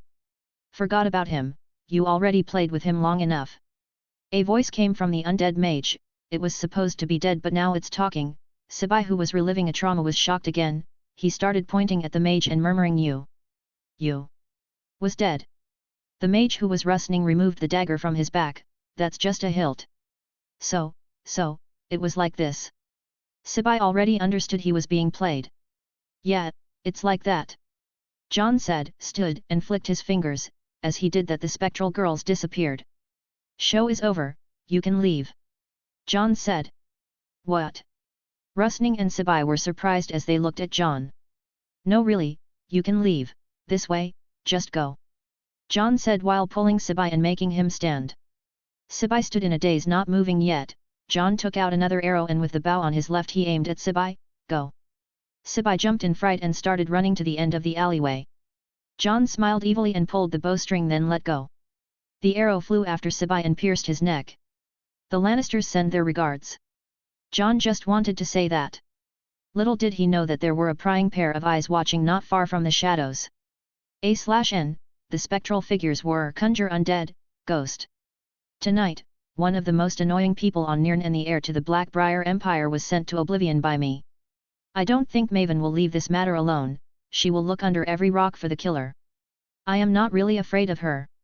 If I let Sibai live, he'll keep sending killers after me. If Maven knew, she'll also send killers after me. At least she may not know, so I'll be at peace for now." After the deed was done, I put some final touches on the crime scene, erased any evidence, and went back to the inn with Rustning, who changed back into his college clothes. Rustning asked me why did I have to trick Sibai and kill him this way. Actually, it was for the fun, but I made a logical answer that if all victims were dead in one place, this will tell that they were ambushed, and I wanted it to look like a fight and robbery. We found a big coin purse on the bodyguard. That was clearly Rustning's last half of the payment. He gave it to me, 200 golden septims. The relationship between me and Rustning was not known to the public, so we had to make an appearance in the inn as an alibi and made a small scene. I don't know how good are the criminal investigations in this world, as Riften had nothing like that, but clearly, Solitude guards will at least ask questions, and Maven will use her influence. After an apple pie and some mead, I saw Rustning off and headed back to bed. I have only 4 hours before the match starts. Today's matches are only 4, White Wolves vs Stormcloaks, Companions second team vs War Maidens, Golden Swords vs Companions first team, Snow Bears vs Arcana Wisdom. The Stormcloaks led by Ralof, a young Nord same age as me, an NPC and the first person the player talks to in the game. Today, I was wearing the armor that was gifted to me by the king. It was enchanted, so Wolfer had to make some adjustments to it very carefully under my guidance. Wolfer and Battleborn wore theirs too. Now, we looked like a team. As the stage was all ready to its fill, Virmo made his introductions, and my team, as well as the Stormcloaks, were already on the arena. Their style was similar to each other and very organized, an axe and a shield to all the 5 members. 2 members went away and 3 remained. Ralof, the main participant, went out. I could see the want to drain us first. This might not work on me or Battleborn, but Wolfer's shield is too heavy. Wolfer, once one of them is down, take his shield, this fight will be long. I said. He nodded and rotated his flail. Battleborn took his pose and I took mine. Jon, Wolfer and Battleborn made their usual formation. The 3 opponents made a shield up pose and stood their ground. As their plan was to drain the White Wolves' stamina as much as possible and let them for Ralof to weed them out. Wolfer advanced with his heavy shield on front and his teammates took flanks. The 3 opponents still stood their groups. Just as the distance closed, the 2 Jons suddenly broke the formation and ran to the sides of the opponents, who moved their shields to face them. Out of nowhere, a large shadow was seen flying. The opponents who were focused on the 2 Jons' distraction didn't notice what was thrown at them. In an alleyway, 3 figures stood together under the cover of darkness and were discussing something. It was the High Dam, Wolfer's oversized heavy shield. As it fell, one of the opponents were caught off guard and took the hit hard, falling down with it. Jon took the chance and kicked his head. The boy went unconscious, confirming the first fall into the Stormcloaks team. Wolfer didn't take his shield but took the fallen opponents. The arena cheered and another opponent went in. Roloff was still out. 3 went against 3, but each 2 took each other. Nothing creative happened, and it was the normal theme in these matches. Jon opponent's axe was fast and his attacks were performed skillfully. Jon liked to dodging over blocking, as he can act nimbly while his opponent is depleting his own stamina on his own. If the opponent understood and slowed down, Jon would always find a way to bring his opponent down. The opponent was slowing and his footwork started to crumble. Just as Jon saw that, he attacked a full circle with a low posture. The hammer landed on the opponent's left foot from the side, pushing it to the right one and taking the opponent to the ground. As he fell, Jon raised Agniara and hammered from above downwardly to the opponent, who was lying defenseless. All the poor boy could do was to abandon the axe and hold the shield up with 2 hands, but that was of a little use. The hammer hit the shield and pressed it to the opponent's chest. He couldn't take it and coughed blood. The cold-hearted crowd cheered for it. This was the end of his part, as the judge signaled. Suddenly, another noise erupted from the crowd, as it appears that something happened again. Jon looked around to see Battleborn being blown away and someone rushing. Ralof, after his teammate fell and his turn came, made a shield rush and headed towards Battleborn, who didn't notice him. Battleborn was blown away by the rush, and Jon, who noticed, tried to move, but the opponent he hit just now was clutching to the hammer tightly. So, you can still do that. Jon thought, fine, if you like my hammer then let's exchange. Jon acted quickly. He let go of the hammer and snatched the shield of his opponent. Ralof's rush was getting close and Jon didn't stand up yet he rotated quickly facing Ralof and met him with a low posture. Ralof and Jon collided, but Jon's left hand only supported the shield while his right found a grip on Ralof's body and pulled him from it. As the right grabbed and pulled while the left held the shield and pushed, Jon strengthened his stance and carried Ralof over himself from a side and threw him to the other. The crowd cheered at the exchange, yet Jon was still worried about Battleborn. He looked at him to find his opponent was closing on him while he was still on the ground. Jon looked around and found an axe from the fallen opponent. He hastily took it and threw it at Battleborn's opponent. The opponent took it to his shield but looked like he was injured with it. More importantly, it gave Battleborn a chance to recover. Jon looked at Ralof to find him already recovered and going straight not to Jon but to Wolfer. Seems like their plan was to remove Jon's allies, then outnumbering him. It was a good plan, was. Jon kicked the ground and rushed barehanded after Ralof. He activated a spell and dual casted in both hands. a green light surrounded him and he ran like a flash of green light. This was by no means a human speed, this spell was hasten, it granted the caster a high buff in speed. Jon ran with insane speed and jumped with a kick at Ralof. Ralof could only look back to see something closing with an insane speed at his face. Alas, there was no time to dodge. The flying kick rammed Ralof's head and sent him flying to a fair distance. Jon, who was flying, crashed in a bad shape, his speed was just too insane. This exchanges of blocking Ralof's charge, rescuing Battleborn and chasing Ralof in an insane speed, happened in less than 10 seconds, the crowd was recovering from a surprise to receive the next, and they were three. A loud cheer erupted for Ralof's plan and Jon's multitasking. Even though Jon relied on magic as the last resort, he still made a great show. He, you relied on magic after all. Ralof stood up while staggering and holding his head. He, don't get cocky, you are the one who got kicked like a doll. Jon was also staggering and holding the arm he fell on. Let's end this with your style then. Ralof threw away his axe and shield, he as many others, craved to try his luck against Jon's barehanded style. Jon massaged his arm and walked to Ralof, who raised his arms in a brawling pose and wanted to throw punches. Just as Jon reached a good distance, he kicked with his right leg to Ralof's head. Ralof could foresee this and moved his head back to dodge. The kick passed and Jon returned it, but what no one could foresee was how his right changed trajectory into a sidekick in Ralof's torso. Ralof's resisted the kick and moved his left leg back to support himself. Jon took his legs back, then jumped at Ralof. His left leg landed on Ralof's right leg and grabbed Ralof's head with two hands. What came next was Jon's right knee striking into Ralof's face. Ralof fell unconscious due to the impact. On the spectators' seats, a young Imperial soldier shouted for Ralof to wake up, but no avail. In the end, Battleborn and Wulfur brought their opponents down easily. The match ended and the judge announced the win of Team White Wolves and their advance to the semifinals. Jon healed himself and offered help to Ralof and his team. Ralof was holding his chin and waving to someone in the crowd. It was that young Imperial soldier. Jon, who was walking behind him, asked, "Someone you know?" "Yes, that's my friend from home." Ralof talked, "His name is Hedver, he joined the Legion to protect Skyrim and I followed Jarl Ulfric as my hero." Ralof was taking proud about the paths they both chose. Jon, on the other hand, shivered from what he heard. He looked between Hedver and Ralof and couldn't help but make a sad face. The future he knows will happen will be tough. Yet he didn't know should he interfere or not. After this match, a surprise happened and Team War Maidens led by Lydia won against Companion's second team led by Vilkas. Team Golden Swords led by Arger won an easy fight against Morthal's Dream Catchers, the lucky team that only met weak teams. Team Arcana Wisdom led by Rusning won against Team Snow Bears of Windhelm. Big Bad Ulfric lost his last two teams in the quarter-finals.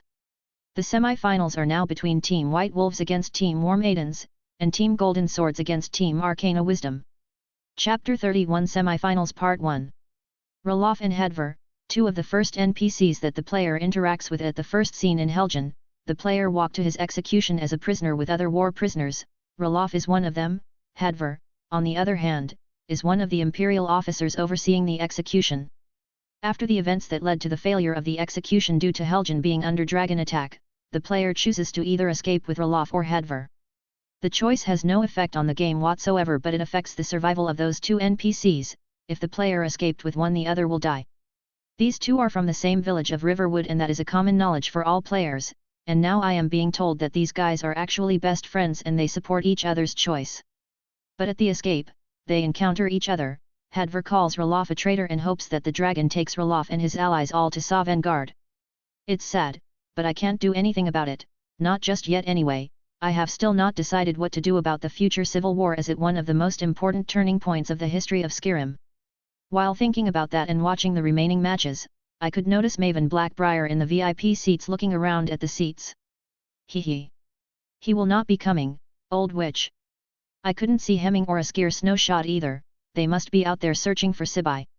About the time the matches ended, a Skier Snowshot came and looked pale-faced. He looked at his father Volwolf and whispered something, then he and his father walked to Maven and talked to her. Maven started raising her voice and the VIP seats started to look messy. The people noticed and started to ask around. Some rumors started to fly around. Sibai Blackbriar was killed in a robbery, was found dead in an alleyway, killed by robbers. I guess my redecoration for the alleyway last night was good enough. Now the main suspects are Solitude ruffians. If they investigated Sibai's enemies such as me, or came looking for trouble, then that's another story, but at least they will investigate me, so I made a solid alibi with Rustning. Speaking of Rustning, he wasn't looking well, this guy seemed like he never took a life before, so I think he was nervous. The noise in the VIP area was not coming down anytime soon, and it seemed the Torage has ordered the guards to dismiss the people. I returned to the inn. Wolfer and Battleborn, who didn't know what happened, were taken aback by the news. I didn't tell them just yet for a good reason. Guards came to the inn and questioned all the participants lodging there, including us, of course. This is why I said nothing to them, as they were not as shameless as me. They might start sweating from the first question. Well, after the guards left, night came and I could tell them everything. They didn't mind me killing Sibai, but for me to lie about it with a smile was just too much for them. They looked at me with disdain the whole day. I also told them if there is to be a funeral then I'll be going. This was their limit. They never spoke with me the rest of the day. Killed the man and walked his funeral. This is an Egyptian proverb about shameless evildoers, and I am going to apply it literally. Still, we had to make preparations for tomorrow. We are going against Lydia and her team War Maidens, a team made of girls, and for some reason I am worried. Why am I worried, you ask? Well, I have two manly Nords with me who will most likely are not good at hitting girls. I made sure they don't underestimate Team War Maidens and made some strategies with them. At night, I went out and made an extra precaution. I hid the stuff I looted from Sibai in the manhole I used to access Solitude sewers. I will take them out in the big day. The next day we went to the arena at the usual time. I could hear many people still talking about the events from yesterday. The VIP seats were full except for Maven and Volwolf. They naturally did not attend after what happened. Virmo announced the events of today matches. He also announced the incident from yesterday to the people, and also announced that the Black Briars are offering handsome rewards for anyone who gives of information that leads to the arrest of the culprit. After he said that the matches started, I with my gang were on the arena against Lydia and two other girls. There were other two girls outside. Lydia and her team were all sword and shield users. Most girls used that style. Jon on the left with his hammer, Wolfer on the middle, but he carried a hammer like Jon this time, and Battleborn was on the right with his sword. The plan was simple: overwhelm the opponent. Lydia and her team were very resilient, and their winning to this point was due to three factors. They always stood in defense, they have good teamwork, and they are always underestimated and seen as lucky. With the judge's signal, three boys made their moves as if they were unleashed wolves. Lydia shouted for her team to defend and they stood together tightly. Wolfer crashed into the shield wall with all his weight. The girls could feel like a mammoth was crashing into them, but what happened next was a bit too unlucky for them. Jon, who lessened his speed in the last second, jumped on Wolfer's back, then jumped over him once he crashed into the shield wall. The girls could feel a shadow flying over them. As they looked over, they could see a flying Jon. Retreat! Lydia commanded and made a hasty order. She could see Jon landing and ready his hammer for a big swing. Lydia and the girl on the other side could run to different directions.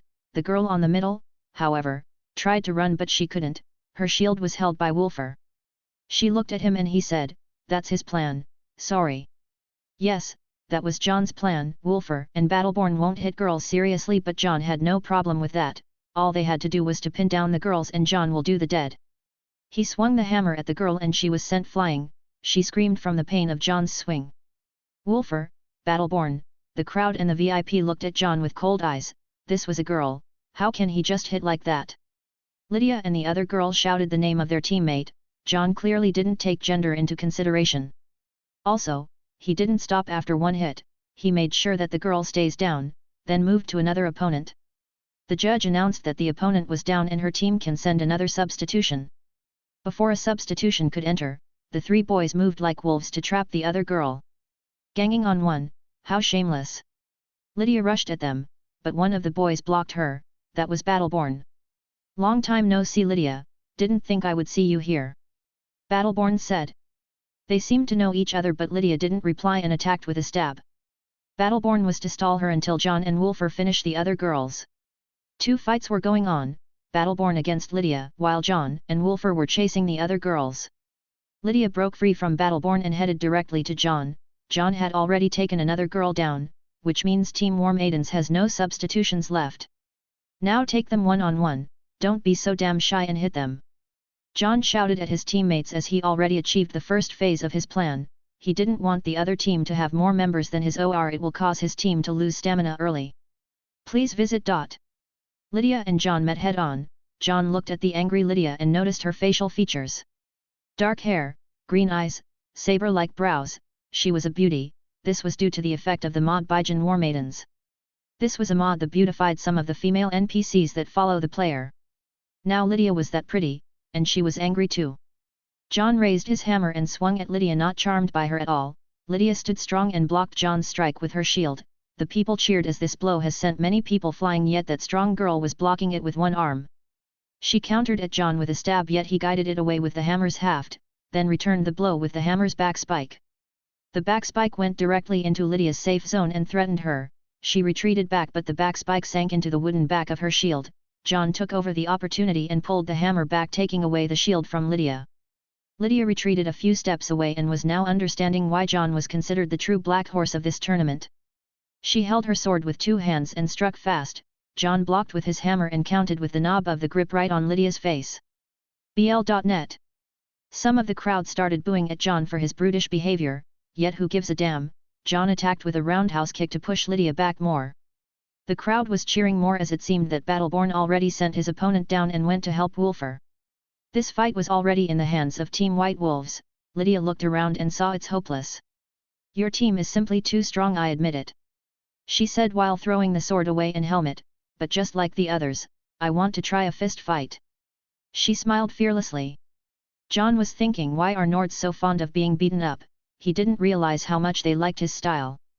He also put his hammer and helmet down and moved a bit to the side with Lydia. They went into brawling pose and stood still.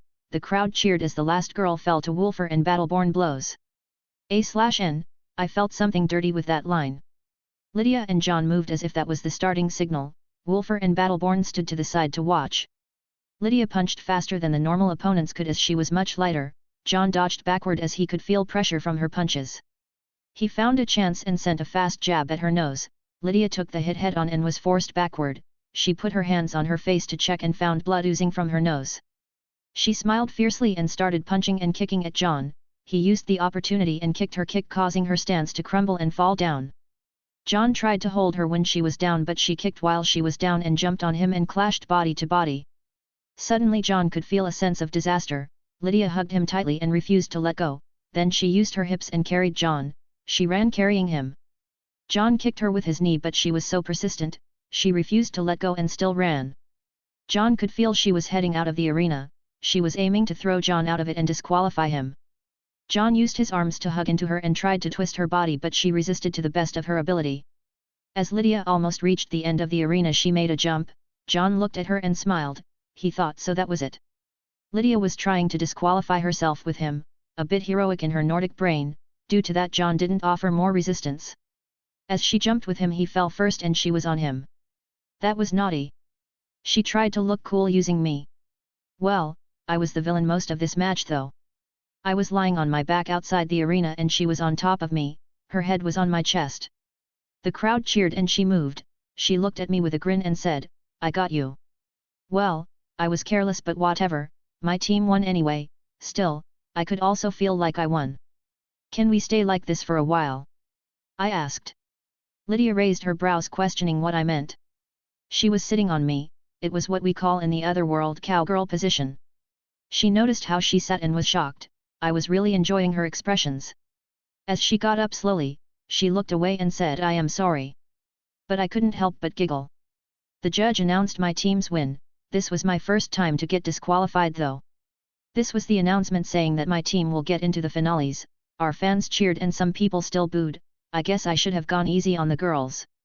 Next match was something I had to watch. It was Urger vs Rustning, Golden Swords vs Aracana Wisdom. The winner is our opponent. Chapter 32 Semifinals Part 2. Urger and Rustning were facing each other on the arena. This was 5 vs 5 match.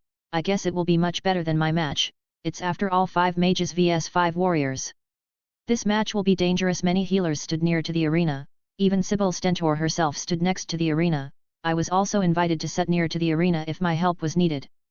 Few mages and monks from Solitude rounded the arena with Sibyl and casted a barrier spell. There were no barriers in the game, but in real life it's actually a giant ward spell. I can do that too, as the manipulation of ward spells was easy, yet as the size of the ward grows, the more the harder it gets to defend with it, so more caster were needed. It can also be applied by installing some soul gems with the right amount of power. This technique appeared in-game as traps in various locations in Skyrim. it is a bit complicated, but it's like installing a program. You need to cast a certain rune spell and install a soul gem on it. Wards are anti-magic barrier, they can stop magic perfectly as long as they overpower the magic they are against. All this meant that Team Arcana Wisdom can go all out to there as they wished. I sat and watched closely. Arger and his teammates appeared as if they were knights with their expensive-looking armors and their matching appearance. Rustning's team was mages. They will have a hard time facing the rush of the warriors, or so that appeared. I already could see confidence on their faces. These guys have already cooked something for today.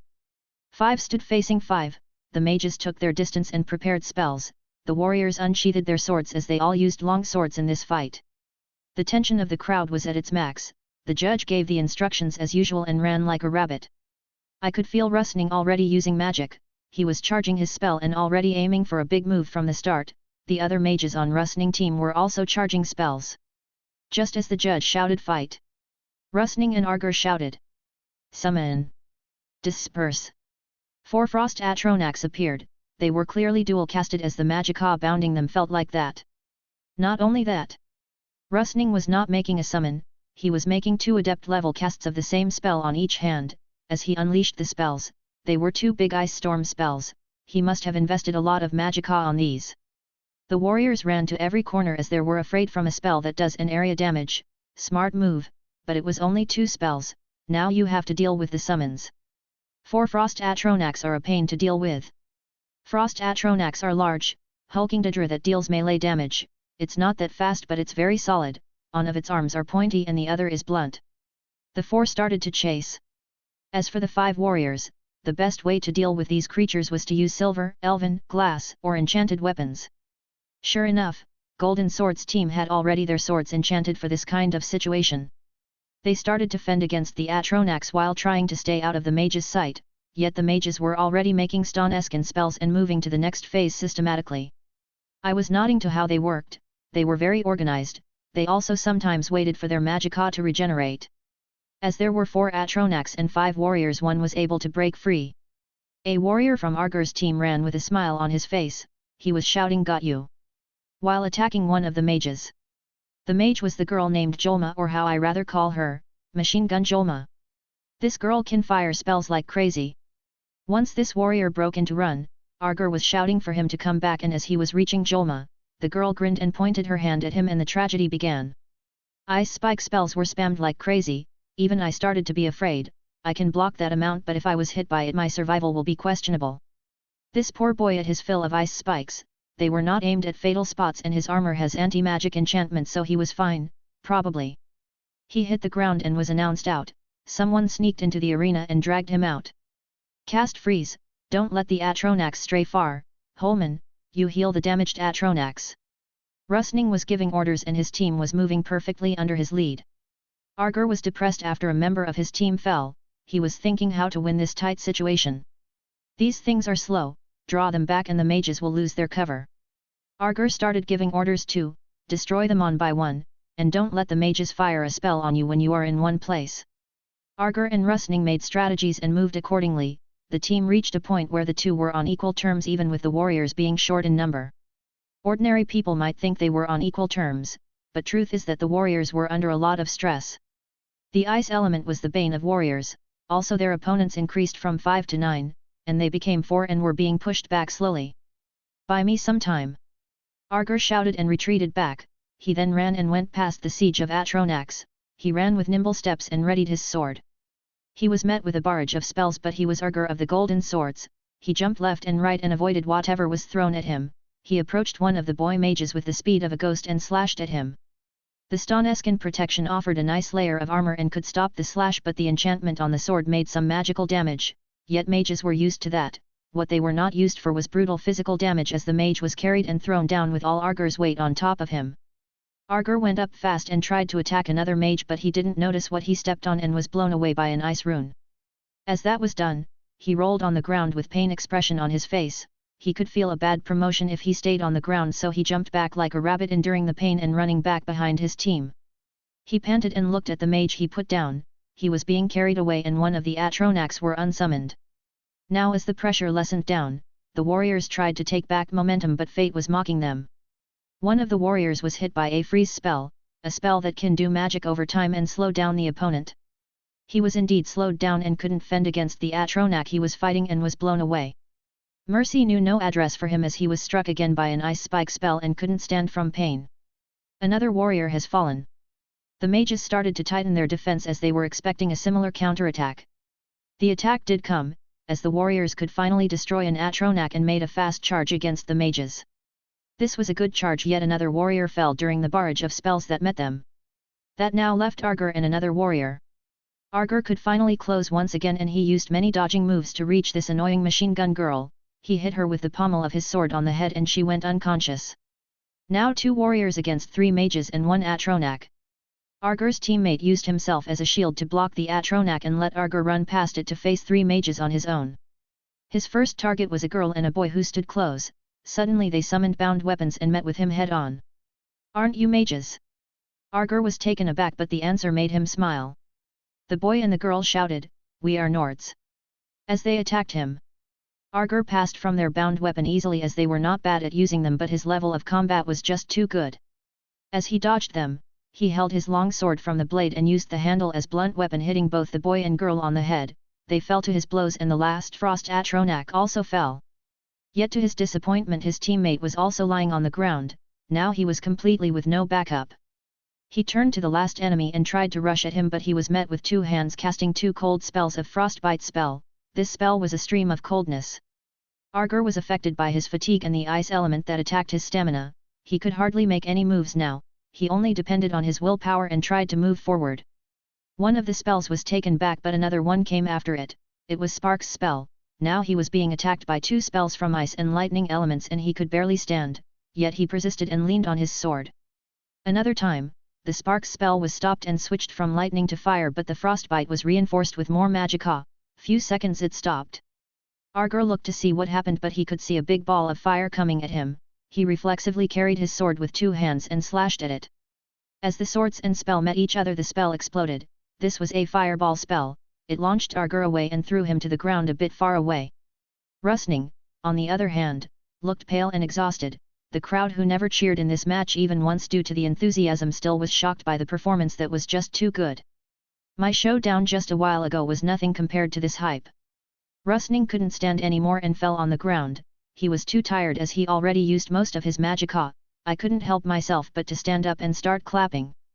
My clapping woke the crowd up and they also clapped and cheered. Now it's settled, it will be my team against Team Arcana Wisdom. I have to be ready for tomorrow. Team Arcana Wisdom was now in the finals with our Team White Wolves.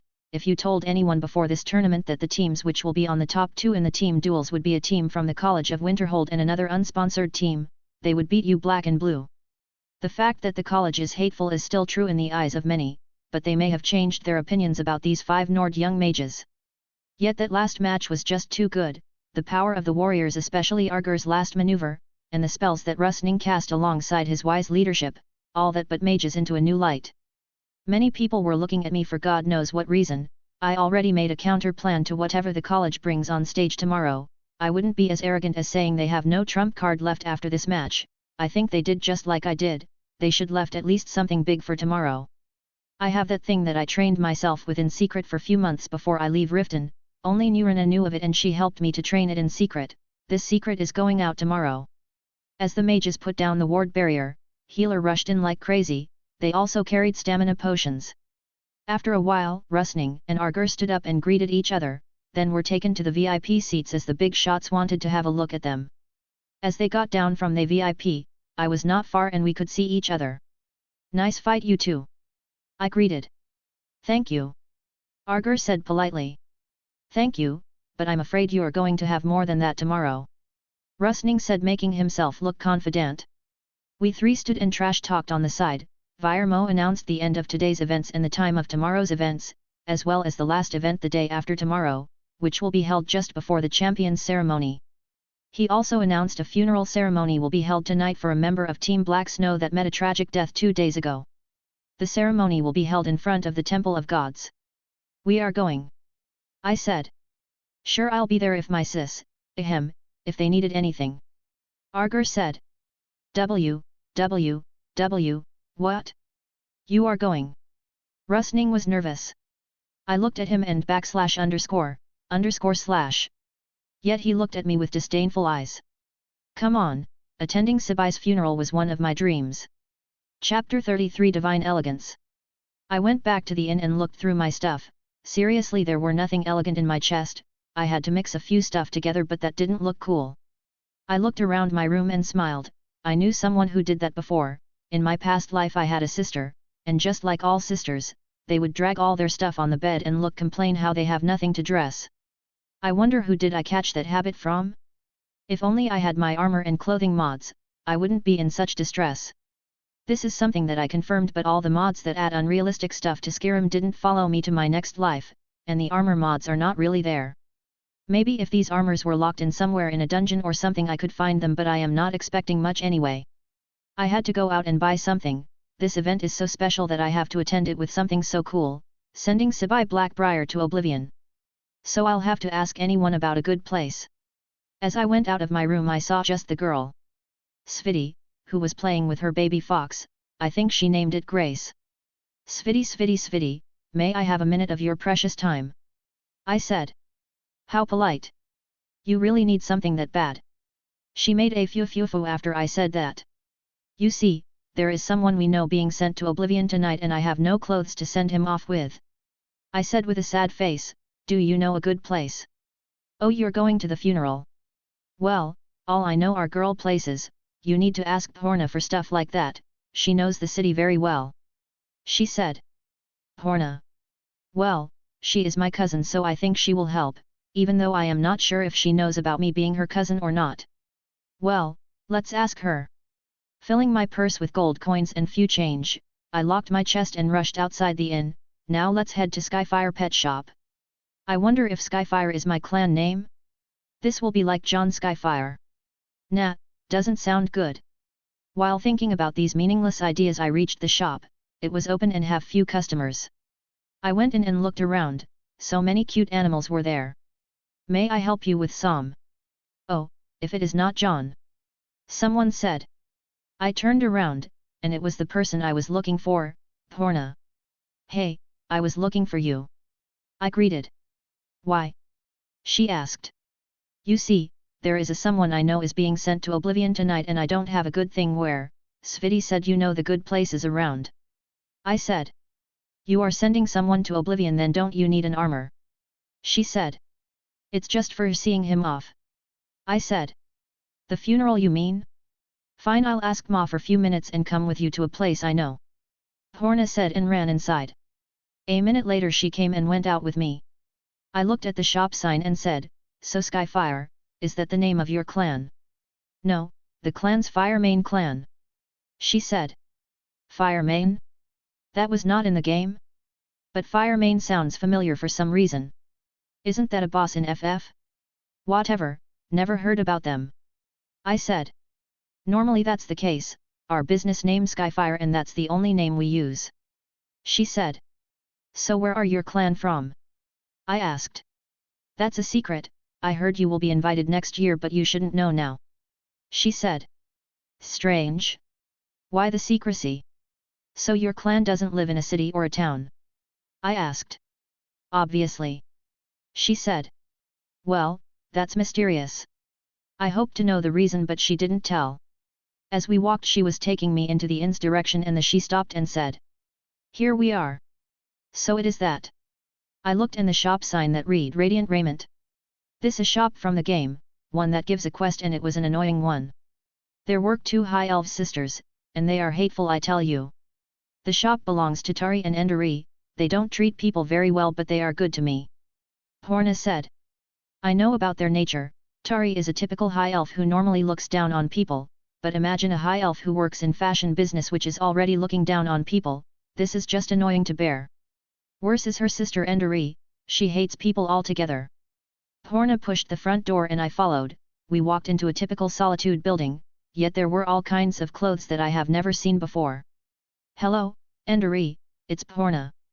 Porna called for Endari as if they were familiar to each other. 1 second. A voice sounded, then a minute later a woman came out. An Altmer with their usual skin that has a very pale golden hue. I am happy I mod most of the NPC females in Skyrim, This woman in the game is actually scary, I think this is the ordinary women mod.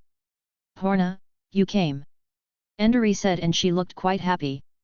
Horna gave a smile and said, this is my aunt's disciple, I came here to show him the place. Oh, what delight. Another charming customer. Endori said, I think she always said that in the game too. He is also looking for something suitable to see a friend off to oblivion.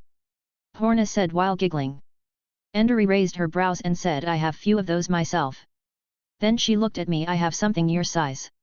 She walked in and Horna told me to follow, actually the stuff is quite nice. Endori brought out a black outfit of a black leather coat and pants with a crimson shirt, it had few leather strips with buckles, it looked fantastic in my opinion yet it was a bit familiar and I couldn't help but tilt my head. I think this is from a mod, I feel it's so familiar. This novel is available on .dot. This is an outfit that we import from Old Hraldan town, there is a store that opened there and they export these good stuff. Endori said. What is the name of that store? I had a hunch but I needed to confirm it. It goes by a Divine Elegance, quite the cocky name but they do good stuff, so, buying or leaving? Endori said but my head was already somewhere else. Old Hraldan was indeed a town in this world and not just a small inn in the middle of nowhere, yet the name Divine Elegance is that from a mod that made good clothing, it was one of my favorite clothing mods. This outfit was none other than Detlef outfit from the Witcher game series, it was created by the modders and put into the world of Skyrim. Amazing! I exclaimed, this outfit was a real cosplay for Detlef the vampire, hehe. I can't let that thing off. But wait, what else do you have? Endori looked that she wanted to kick me out but she swallowed the urge and showed me another stuff, I could find many stuff from the mod.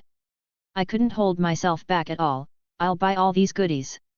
What I bought were Detlef outfit, Dandelion outfit, Algierd robes in black, Avalach robes normal one and black, the suits of Nilfgaard and Beauclair, the casual clothes, Silent Mist outfit, Spellmonger robe, Secret Apprentice robe and Robin outfit. I also bought some gifts for Nurina. The amount of money I spent was enormous yet it was worth it. When I asked Horna about what gift should I bring for Hilda she said look for the meanest and scariest armor or weapon in the market. This was not helping, maybe I'll buy her something when I reach Winterhold. Thinking about that I hired a carrier and paid him to carry my stuff and follow me to the inn, I said farewells and went away. After I reached the inn another problem occurred, I didn't know which one to wear, no I have all the clothes I want and they are just too good, I don't know which one will make my handsome the most. Damn it, even his funeral, that Sibai is giving me a headache. I'll just wear the Detlef outfit. Damn, I look good.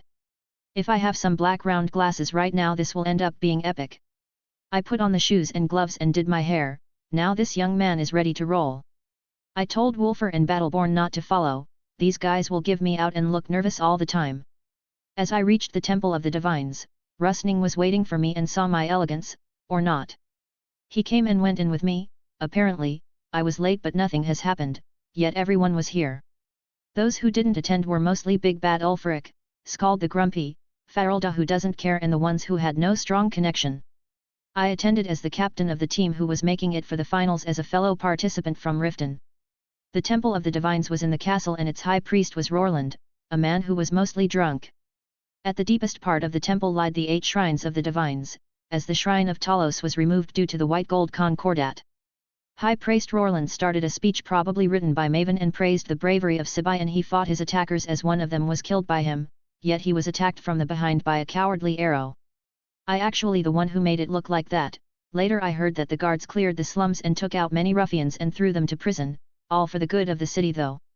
I could notice Maven and her family wearing black, they didn't look sad at all, I bet that Hemming was happy he became the only male heir to his mother's empire now.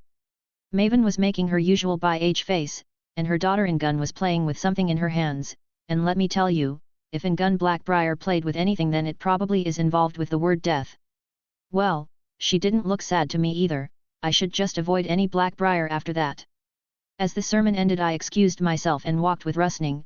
On the way out I saw Ijrod Ravencrone and her daughter Ijrod the younger walking out. Walk my girl, these are dark times, people kill people and go attend their funerals. I could hear Ijrod telling that to her daughter. I froze, Rustning froze, the air around us froze. We looked at each other and couldn't help but run out of the temple's yard. I told you this is a bad idea. Rustning said. It's not my fault, this Jarl is weird, she can tell future and see all kinds of weird stuff. I told him. What will happen if she told the Black Briars? Rustning said. Chapter 34 Finals, Part 1. A day passed after the captains of the two teams went each to his way.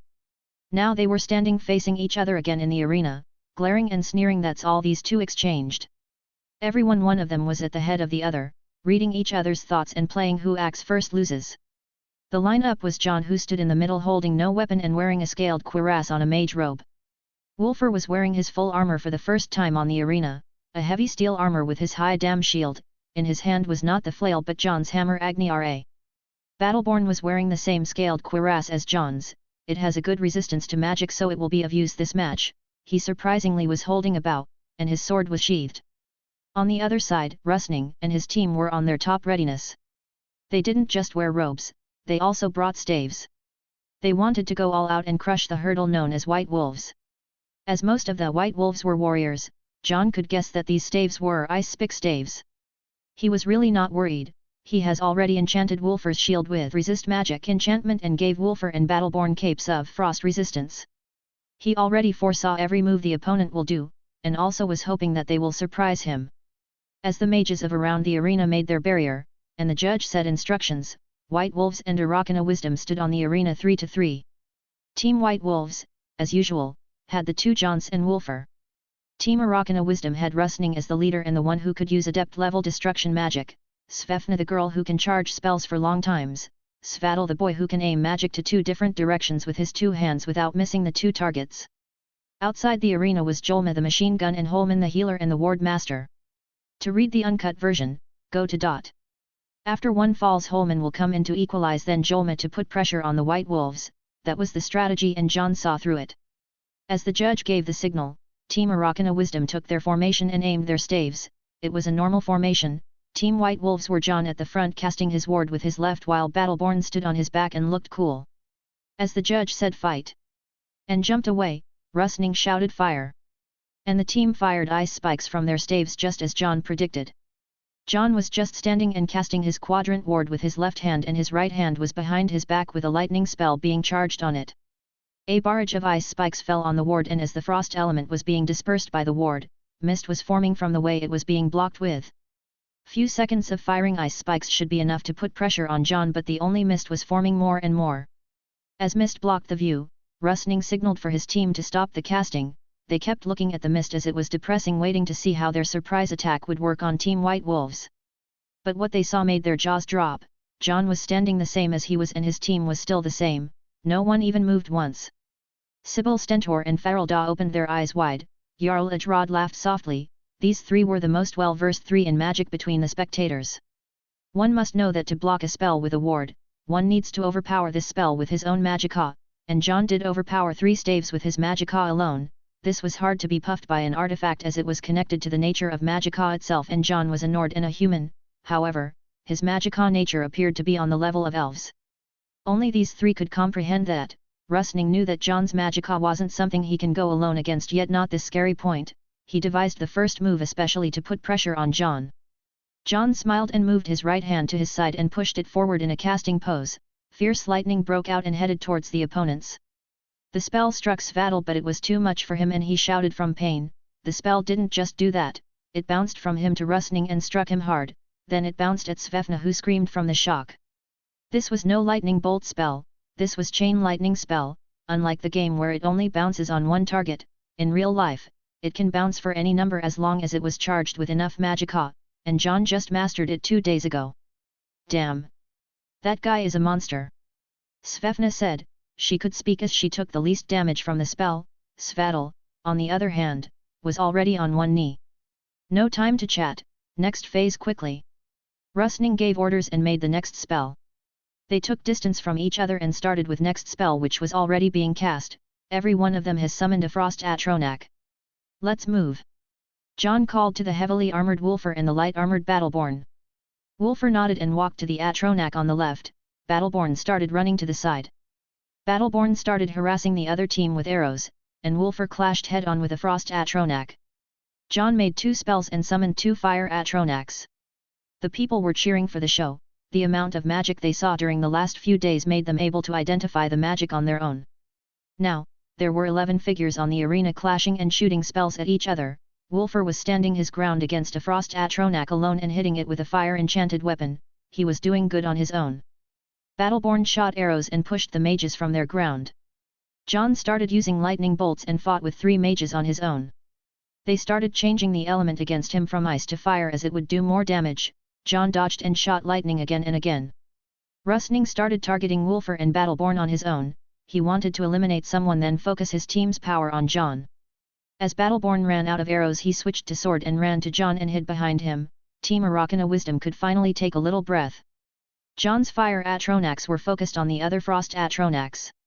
Jon could find a clear way to run forward with Battleborn behind him, then he cleared the way for Battleborn.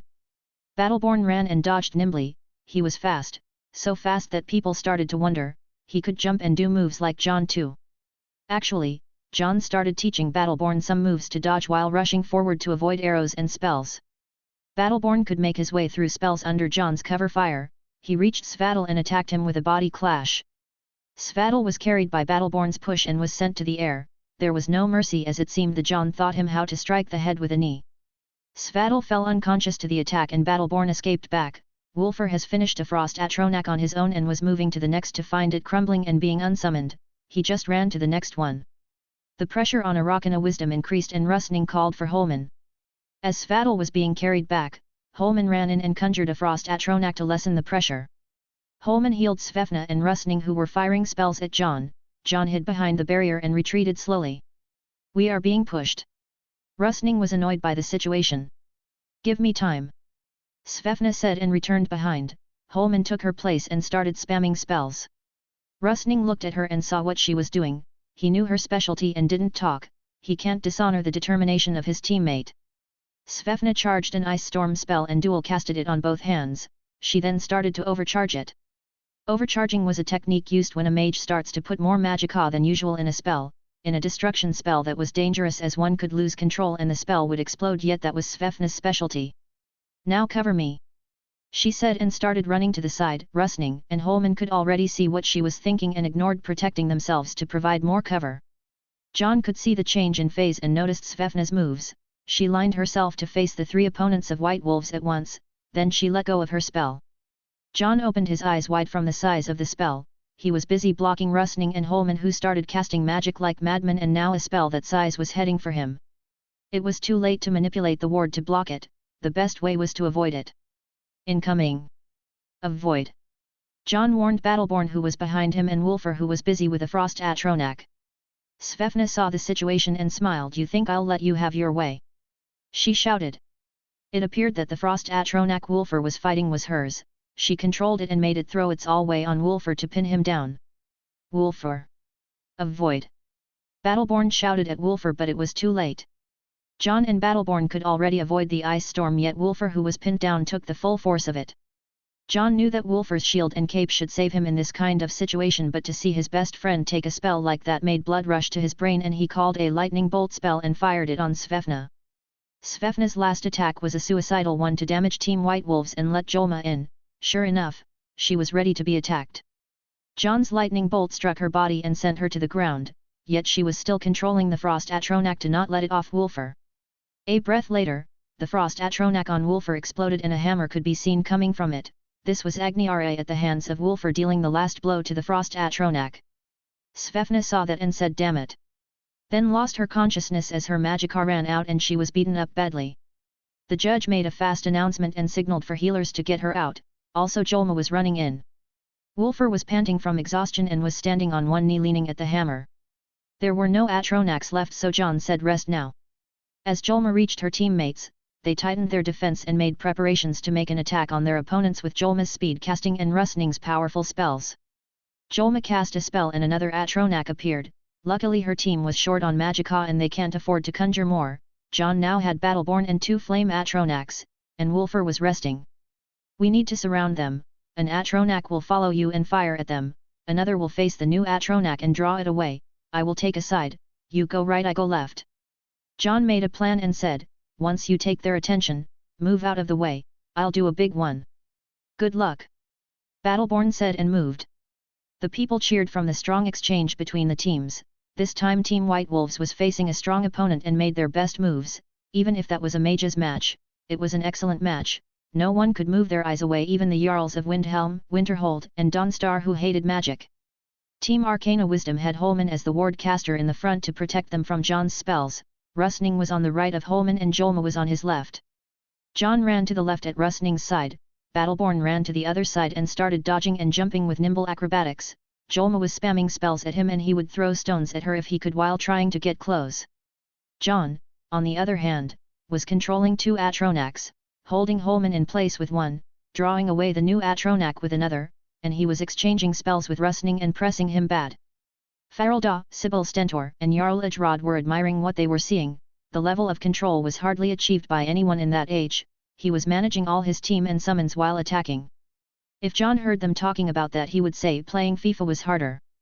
Rustning and his team looked like some heroes from a certain movie who were defending each other backs while taking attacks from all sides. A/N, Avengers, Age of Ultron, the last fight scene around the device thing. Holman. I am running out of magicka, a hand here, Rustning shouted. That fire Atronach is so annoying, I can't face it with a hand. Holman complained. Jolma. Rustning asked. This guy is too slippery, I can't hold him or leave him be. Jolma, who reached a deadlock with Battleborn, shouted. Rustning thought and made a decision. He said move. As he backed away from his confrontation with Jon and aimed at Battleborn, then he cast a big fire magic, squeezing the last of his juice with it. A fireball flew at Battleborn, who was not making a good footing, and exploded right next to him. His defense was not up and Jolma could damage him a few times from their last exchange. He could see the fire turning from a spell to explosion. He barely looked at the guy who carried the same name as him and shouted U-turn, while getting blown away and falling unconscious. Jon saw that and hardened his resolve. He had to make a move now. He moved like a ghost nearer and nearer to the three opponents. Jolma was focusing her attention on him and was readying a spell. Jon, who has rolled and reached a far location, was standing 3 meters away from Team Arcana Wisdom. Too close, too daring. Mages like Jolma can be dangerous at that range as their accuracy will be better. Some started shaking their heads from the bad decision. Some started thinking about how Jon's mistake costed his team its first loss. Some were happy or sad for their bets that was confirmed right in front of their eyes. Some were really worried at Jon. Yet what Jon did was speaking 2 words. 2 words, made the time stop.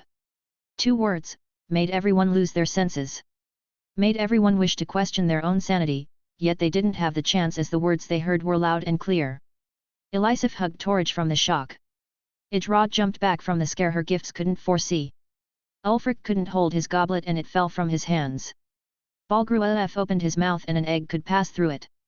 Even the cool-headed Scatty was struck dumb and couldn't believe what she saw or heard. None of these reactions were overreacted. They all were on spot. The 2 words said by Jon just were too scary that everyone was struck with fear of what they saw after them. Jon spoke and the world obeyed. Space was moved and power was unleashed. Half of Solitude heard those 2 words. They were Fuss Ro. Chapter 35 Finals, Part 2. Fuss Ro. These words that turn the voice into raw power, pushing aside anything or anyone who stands in its path. They were not the complete shout, they missed the last word da, which meant push. Fuss means force, Ro means balance. The 3 words altogether would unleash a mighty force that would push away anything and anyone like a blast. Yet, Jon only used the first 2 words for 2 reasons. The first reason is, the first 2 words are enough. The might of the 3 words together in real life is too much different than what was in the game. The first word can push an adult man across a room, the second will send him flying for a short distance, yet the third word may actually kill a man. The third word itself carried much more power than all the other 2 words that it would send a man flying like a rag doll and might break his body or cause him to hit something really hard. It shouldn't really kill a man if only he was lucky enough or strong enough. The second reason was that Jon couldn't master the third word yet. He could comprehend the words of power because he saw them and he could understand their meaning due to the experience of playing the game. He knew all the shouts from the game, yet mastering only 2 words in 1 year was his limit. Even the hero of the game could master only 1 word per fulfilling a certain condition. These were his reasons for not using Da. He couldn't, and if he could he may have killed these opponents. The power was unleashed from Jon, who was only 3 meters away from his opponents. This distance was enough for him to devastate them from this distance. Jolma was the closest to the shout and she was being pushed away with its power. Holman was just beside her fending against Jon's fire Atronach. he was completely exposed from his side and was caught off guard too. Rustning, who just blasted Battleborn away, could see what was happening, yet he couldn't go anywhere. His power was depleted and was staggering even before the shout could reach him. On the spectators' side, Skadi, Horna, and Sviti were screaming alongside the other spectators. Around the arena, the mages who were maintaining the ward barrier couldn't just leave the barrier and run, all they could do was to close their eyes and crawl ready for impact. The participants' seats were no better. Jon was facing them, so they felt like the shout was actually heading for them and starting jumping away. The VIP area, as usual, suffered the most. Elisif was completely on Torridge's lap. Idrod, for the first time around people, looked surprised. Ulfric rushed and stood at the rail ahead of the VIP area holding onto it.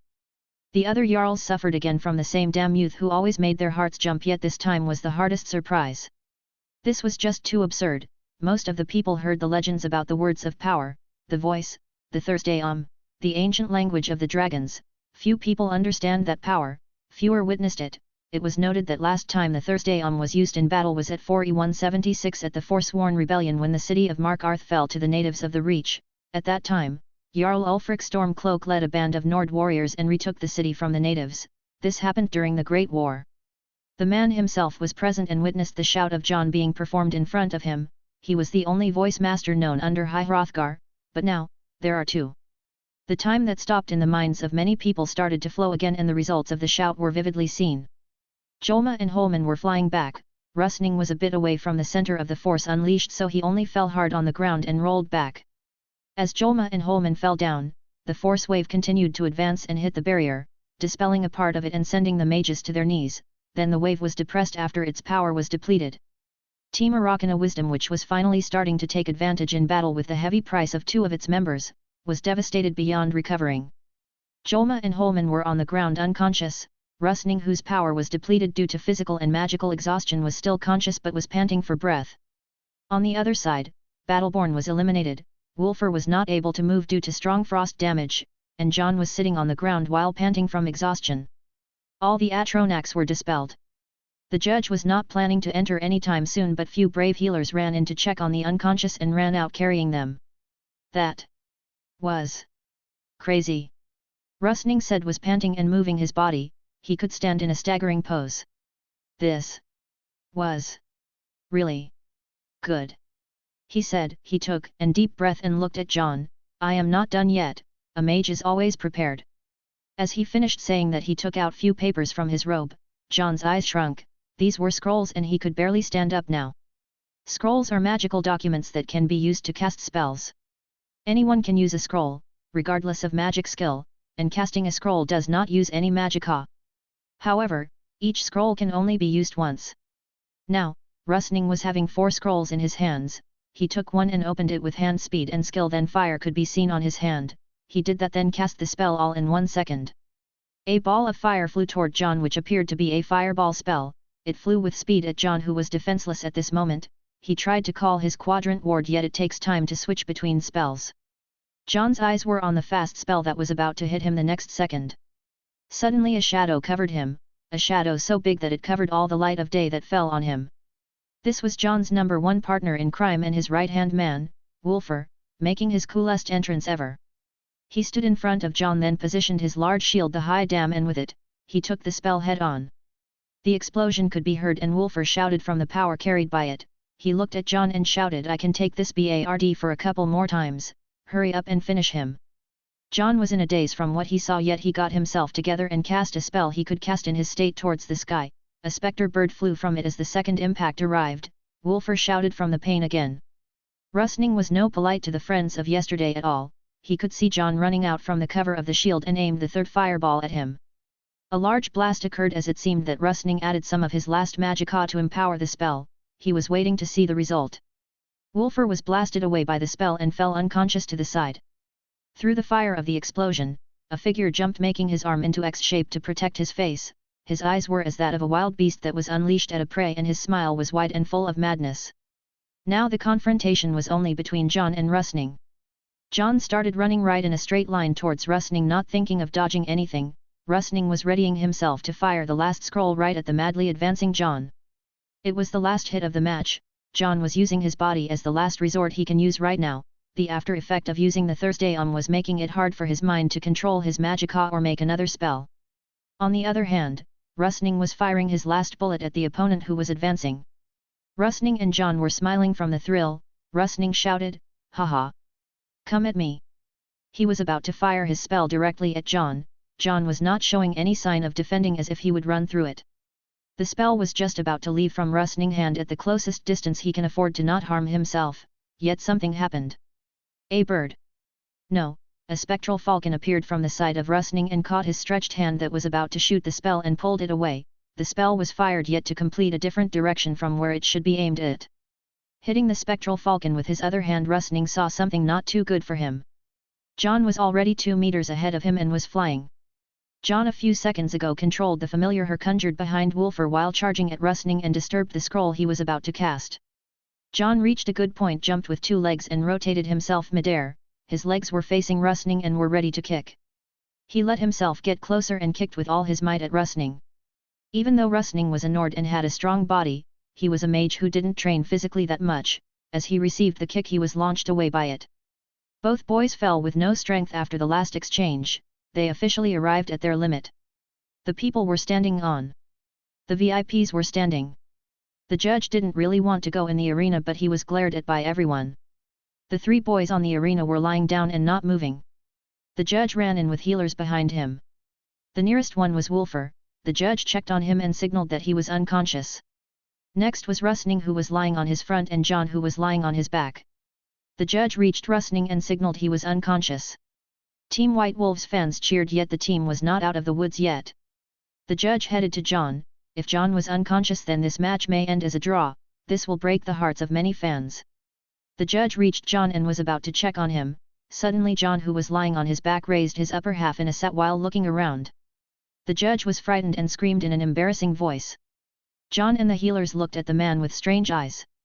The judge made end to him, and looked at Virmo and signaled. Virmo cleared his throat and said, "I hereby declare Team White Wolves the victors of this match." Chapter 36, Making Preparations. It was loud how people cheered after that match.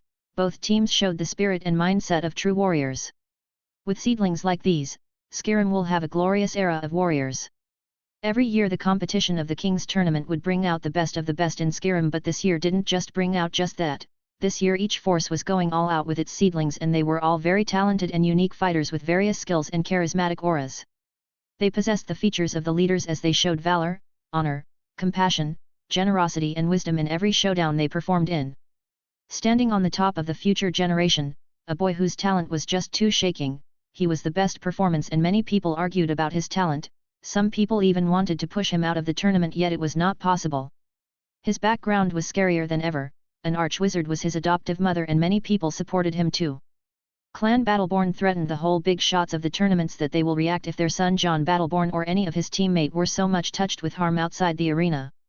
And finally, the most mysterious, Clan Firemane announced their sponsorship for the team. All these reports were revised again on the hearing of the High King and the 8 Jarls.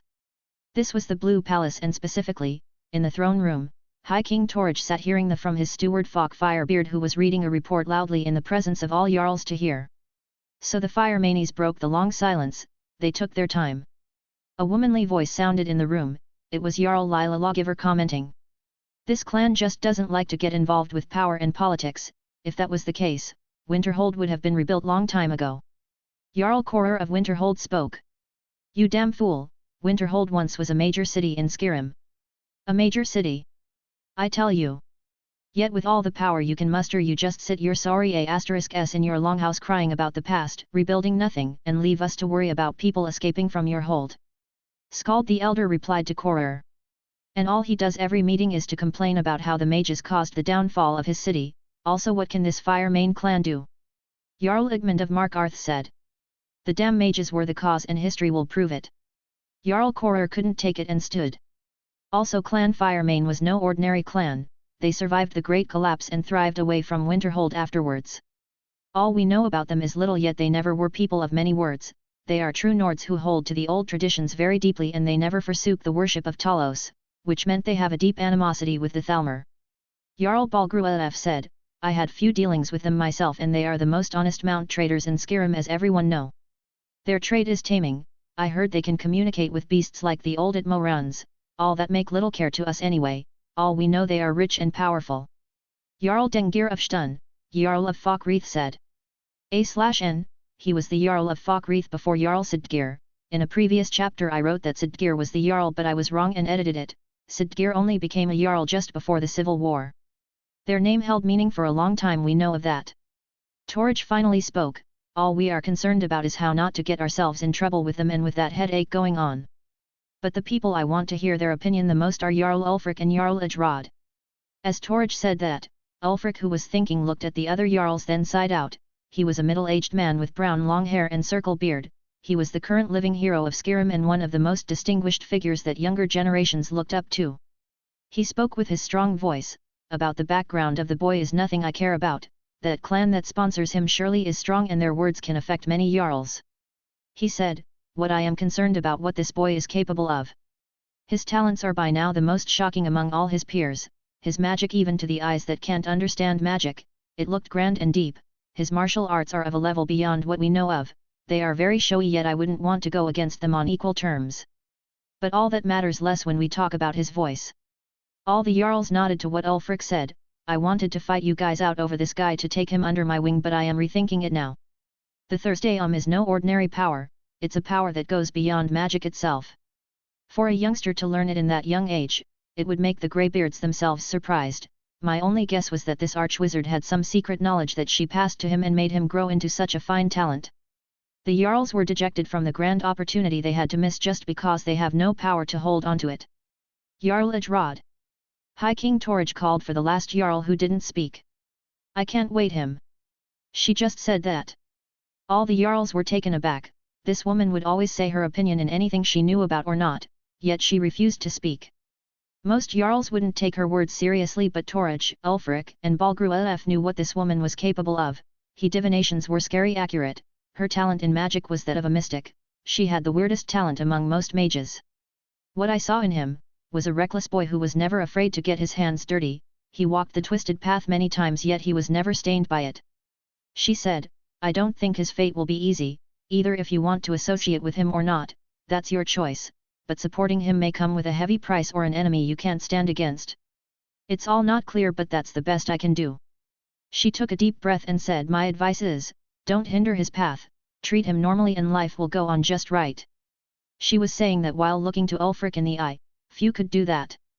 The atmosphere stiffened for a while but the Torij decided to break the ice. He is by all means the victor of this tournament as long as he participates in the last competition. He said and smiled, we will sink him in glory and send him on his way. Still, I am looking forward for tomorrow. As Torij said that, all Jarls started to giggle inwardly. The last competition is madness in the eyes of many, safety was guaranteed in the most of the tournament except in this one, people actually died in this one before. A/N, first person POV. That fight was really something, I seriously enjoyed it to the last moment. I really didn't want to use the Thursday in public especially when Ulfric Stormcloak is around but it came for the best. I learned the Thursday a year ago, I knew all the words from the game and I could remember everything about them, I even wrote a section about them in my magic note. While trying to learn them, Nurina would take me to a room where she would cast a muffle spell around all the rooms so no one can hear anything. She took interest in the words of dragons herself but she couldn't master any of them, that made her really depressed. I, after few weeks of training, could master the first word fuss. I think the hero of the game could master these words much faster than me due to him absorbing dragon souls. I have no dragon souls and I don't think they have any in the market, I had to take the hard way to learn it, the same way that the normal voice masters could learn the voice. Yet I was talented according to Nurina. She was a genius in magic and she couldn't master a single word. I think me playing the game and using the fuss da on Lydia for thousands of time was really giving some results. I wanted to learn other words of power but for some reason, comprehending them was a pain. I really wanted to learn the disarm shout or whirlwind sprint but they were simply too hard. I guess the reason was due to the shout from the game has much different effect or feeling that I can't apply with imagination or memory. I guess I'll have to try harder. After the fight I was so beaten up that I went directly to the inn and closed my room. I slept like Horker. After I woke up I found Scatty, Horna, and Battleborn were surrounding me asking me about the Thursday I thought Battleborn would feel betrayed that I kept that from him but he was very happy, he said he could see it before he lose consciousness and it looked grand from his point of view. Scatty was so hyped and was shaking me full force, my bones were going to crack from that woman's grabbing power. Wolfer and Sviti as well as Akara and Isolde knew about that secret, so I was safe from that side. Horna came later and started to tell us about the rumors going on in the inn. Some are saying that I am some sort of hero and others were saying I was brought up by Ulfric Stormcloak, so many rumors started to fly around me. There were so many congratulation gifts from some influential people, we even received a dinner invitation by Thane Bryling, but Scatty cancelled it off. I would have accepted though. Clan Battleborn sent a huge sum of money to Jon Battleborn, they said that he made them proud and sent me few gifts too. I had to rent another room to store all these stuff away. Luckily a servant from the College of Winterhold came and asked me to register the luggage I will take with me on their ship. I showed him the stuff and he was about to cry. I really wanted to sneak around and go to the bathhouse, but a party was thrown in the inn for the honor of Team White Wolves.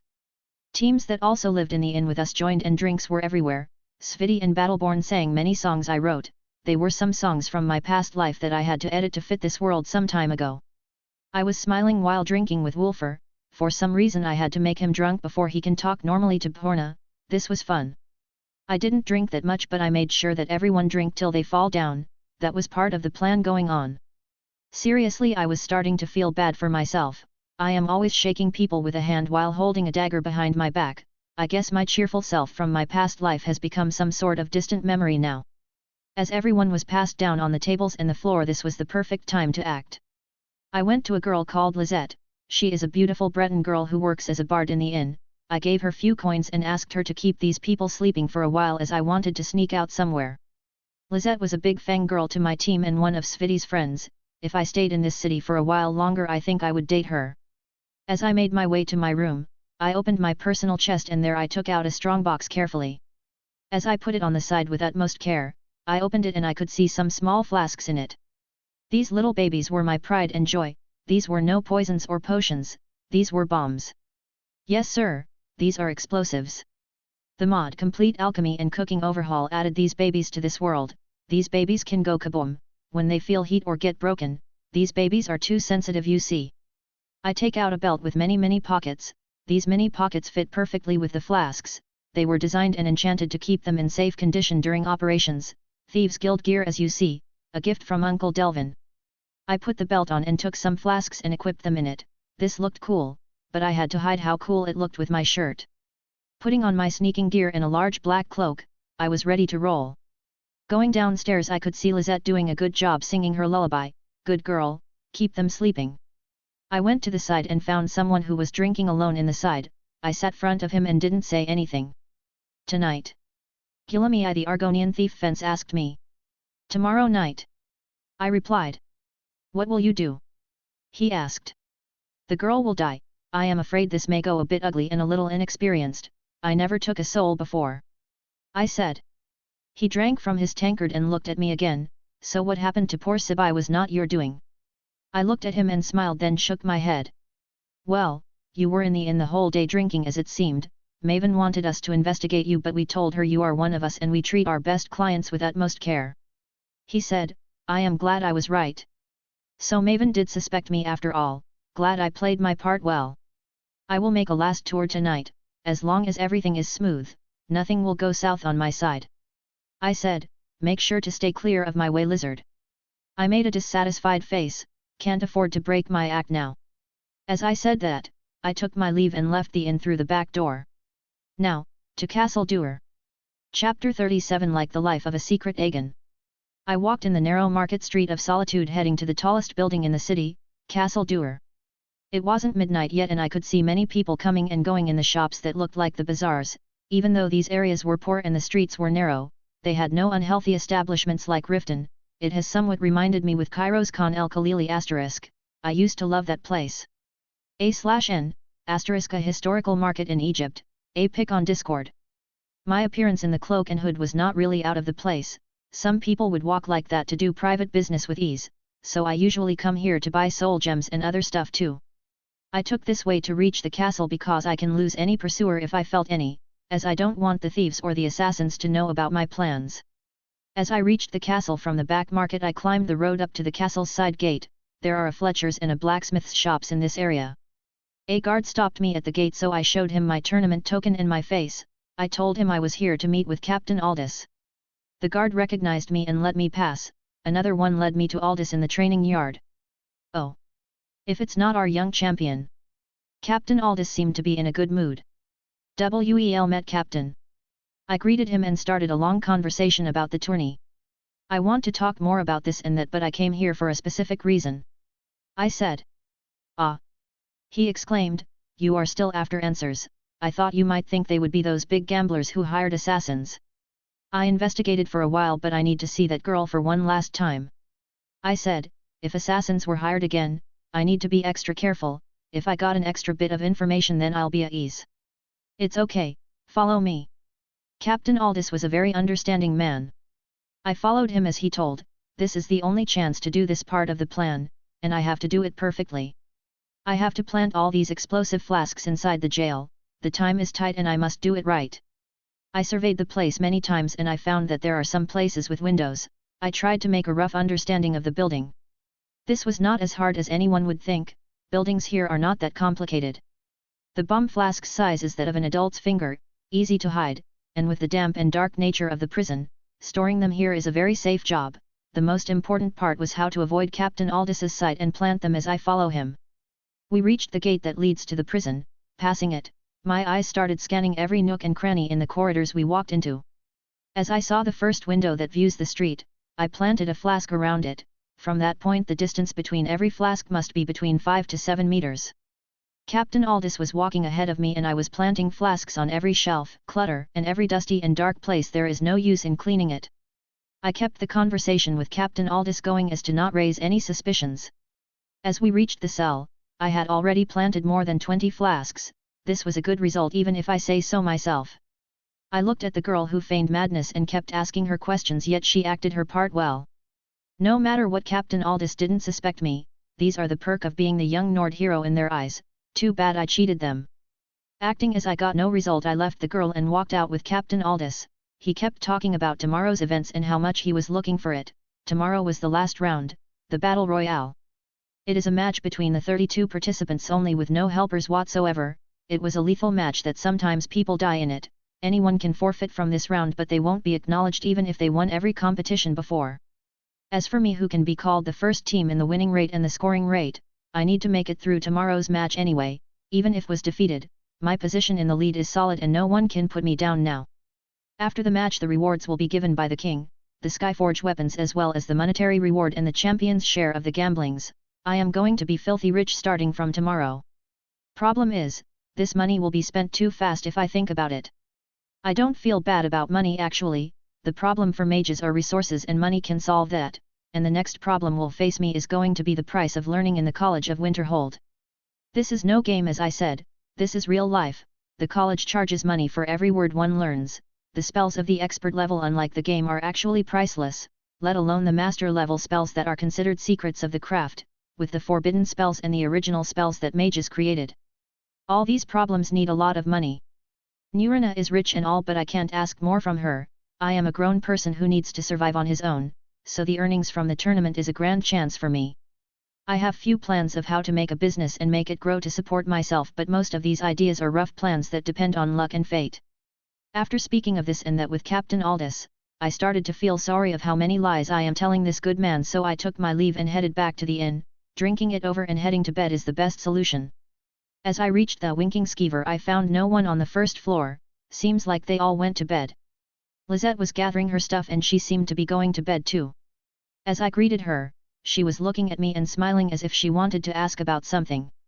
I didn't really want to turn a beauty down, so I sat and invited her for a drink. She sat happily and started talking about the Bard's College and how she is having a hard time there. She also was interested in the songs Sviti sings, as it seems that Sviti told her I wrote these songs. So that how it is. She wanted to learn some of these songs, but I am not getting out of this empty-handed, hehe. I have some songs I newly wrote, they are in my room. I said while drinking. Oh. I would certainly love to get a look at them, but... She was taken aback as I made my condition want songs, come to take them yourself. It's a good song about warriors and all that stuff you bards love. I said, now the offer is better. Ahem. Is it okay? She said, she knew she was being pulled into something. This is my last night in the inn anyway, I'll leave tomorrow on a ship after the last round, so I would like to get some rest. I said, I was already putting down the tankard. Ah. About the song. She said. You are welcome anytime. I said. I went directly to my room. As I entered, I hid the stuff on me back in the chest and wore the comfiest thing I have. After a few minutes, I heard soft knocks on the door. I wasn't in a hurry and pretended not to hear until it was knocked again. Coming. Oh. What a pleasant surprise. I said as I saw Lisette behind the door. Come in. I invited her in and she walked in slowly, and with one finger I closed the door. Have a seat, I'll bring you a drink. I said while pointing at a chair and picking a wine bottle. Mead won't do this time. MHM. Lisette nodded while making a pitiful face. Please don't make me feel like a bad guy. I put a goblet in front of her and poured some wine, then went back and brought out a journal. Here. These are some of the best stuff I wrote. I said and put the journal in front of her. Have fun. After I said that I went and sat cross-legged on the bed, then closed my eyes. Did I come at a bad time perhaps? Lisette asked nervously. Not at all, I am just preparing the joystick. I said, opening half an eye. The what stick? She started stuttering with words and looked frightened. The joystick. I said, it's a very delicate state of mind. A/N, a known meme in the game, known as fishy stick. Oh. Right. Lisette said while looking back at the journal. She started to ask me questions about the songs and we drank for some time. Still, it's a mystery how she was sitting on the bed next to me right now. I looked at the girl who sat beside me on the bed. She was an angelic beauty no matter how I think about it. She smelled so nice. I think she bought that perfume from Angeline's Aromatics. Bretons know their stuff after all. She had a small build and a lively atmosphere that makes you wants to pat her head and see her smile. She was smiling right now when she was sitting next to me. I think I made a good job writing those songs after all. We sat side to side and held the journal between us. I stole few looks at her by going backward and gaining some height over her. The feeling she gives when I look at her that close is so intoxicating. She has a blonde wavy long hair as if strands of gold going down to her neck and on her shoulders. Her skin was fair white like that of Nords. Her eyes were grey though they lacked of colour unlike the natives of this land. Her eyes were still big and beautiful. Why am I speaking about her eyes now? Wasn't I sneaking peeks at her? Seriously. She caught me while I was intoxicated with her beauty. What a trap I walked in. Was it her beauty or the wine that trapped me, I wonder? I don't care, I'll just throw that goblet away now. And I did just that. Oh. It was already empty, worthless empty goblet. Back to the beauty in hand, she was still looking at me eye to eye, yet she also woke up and started looking away. No. Not now. Not just yet. I am not done. I said as I touched her chin with a finger and returned her face to face mine. I still want more. Yet she was moving her eyes to the side. No. I can't take it anymore, I want more from these eyes. There is a song that I haven't read written within. I can't take my eyes off hers just yet. She still held the journal front of herself. Fine then, no journal for the naughty. I took that journal from her. I took it, and put it in my clothes. Now she gazed her eyes to mine. Yes, more, let me see them more. The journal, I still want to read it. She said. She looked to where I hid them and her eyes teared. Now, these eyes tell a different song when her emotions change. Why don't you take it out? I said as I approached her. Now she is in my trap, she is between my arms, she is not moving away. I want more of that. Why is she different? I think I can't push her like this, I need to guide her. Yes, guide her, she seems not knowing what to do now. I held her forearms and pulled her closer, then I loosened my robe just a bit. I got closer to her face and held her hand, then put it on me. See, it's just there, why don't you take it? I said, if you don't take it, I will take you. She was breathing heavily with her body getting hotter and she looked down. Now, don't look down. I raised her face to look at mine. She has submitted to much. I have no experience with a girl like her. The ones I knew were really bold and took the initiative for every move. I got my face closer to her. I could feel her warm breathing on my skin. I couldn't take it anymore. Now I had to kiss her, and so I did. I kissed her on her lips lightly and she was not resisting. I had to hold her body from the waist now, she giving in and I was allowed to pleasure her as I want. I moved her on my hips and body stuck to mine. Here temperature was so warm in this cold weather, I had to kiss her, again to fill my intoxication level once again. Now I am drunk in her vividness and beauty, I started telling her how to respond and kiss back. She was reacting sometimes and lagging the other times. She clearly was a virgin. As we felt hotter, our clothes started feeling like a blockage of fibers. We had to get rid of that and free ourselves. She was reluctant at first, but I took her clothes away anyway. She looked so beautiful in her as she was naked. Her breasts were smaller than that of the bathhouse girls, yet they were round and full. They felt so good as I touched them, as her body started twitching. When I touched her nipples I could hear her moan. She was perfect. So perfect I felt like I was cheated when I went to the bathhouse. These sounds she made were of a true pleasure. I was going crazy from hearing her. I started using my mouth around to play with these goodies. She was pretty much heated up now. There were few underwears that separated us from the real pleasure. As I moved my hands to remove them from her, she held into them. I could see her face looking hesitant. I understood her. I moved myself to lay beside her and our bodies touched each other. I went to her face and kissed her cheeks and told her sweet words while fighting with our hands downstairs. "Don't worry. It won't be bad." I said that to her. "Please go easy," she said in a very hot voice. How could I disobey her like this? I took her on me and slowly removed the last bit of clothes on us. Now I could see everything I want to see. I needed to make it easy on her, so made little John touch with her hot over downstairs. Doing that, the only best way to heat her up is to rub our bodies together. If we don't, we may catch cold or something. I didn't waste any time as I took her and covered ourselves with the blanket. I took her lips with mine and entered in a hot hug as our lower halves were heating each other. We moved between each other's lips and necks, exchanging all sort of sweet words. She started to react more finally. She was doing great. And here it comes. I was planning for this. I fixed our position and pinned her down, saying, "Ready or not, here I come." She closed her eyes and readied herself. Little John invaded her over with vigor. This was so damn tight, so tight that I felt crazy from this tightness. This was the best tightness I ever felt.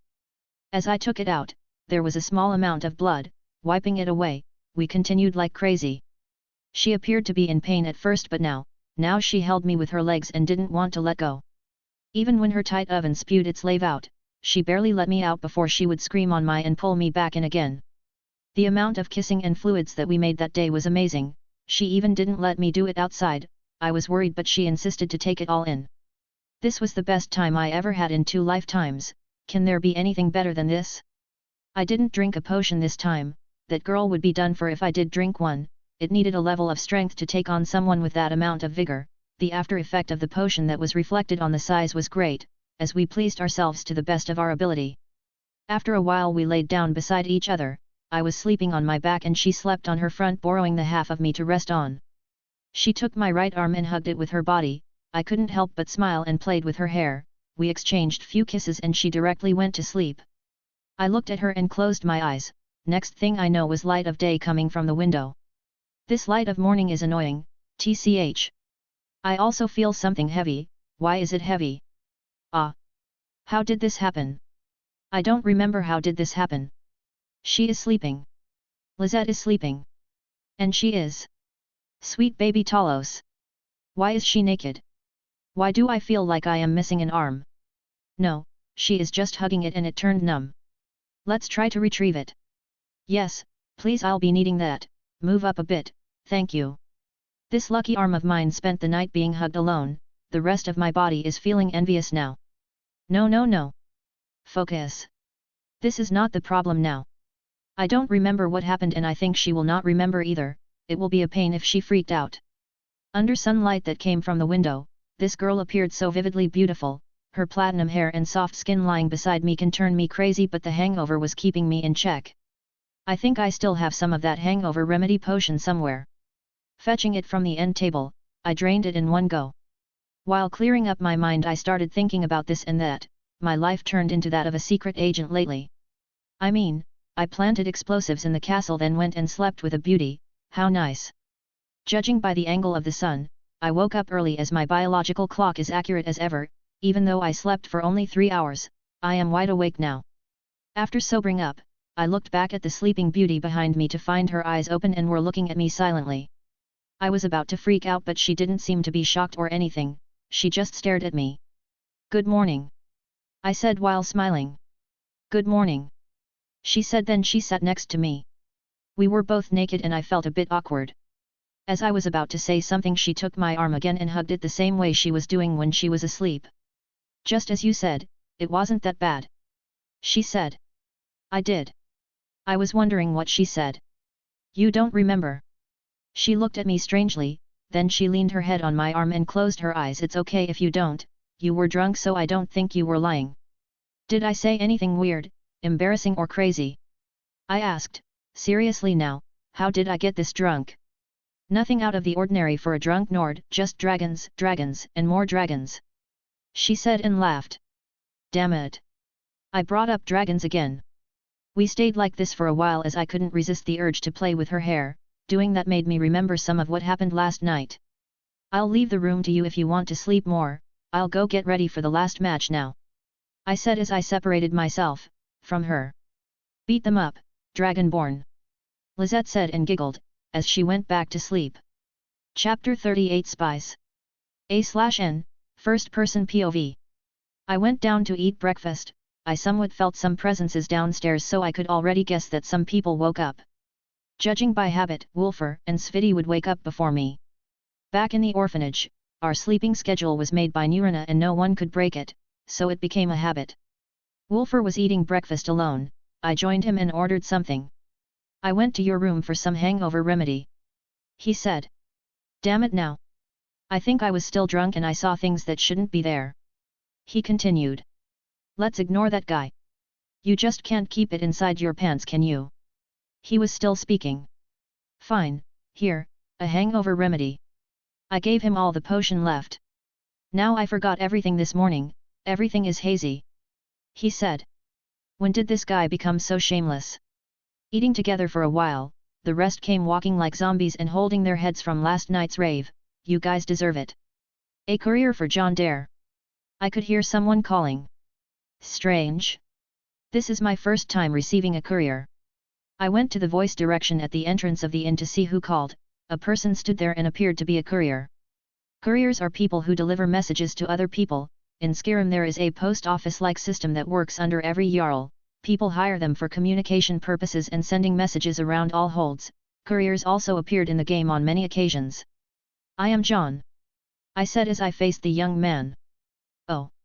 I have been looking for. Got something I am supposed to deliver. Your hands only, said the courier. Let's see here. Ah.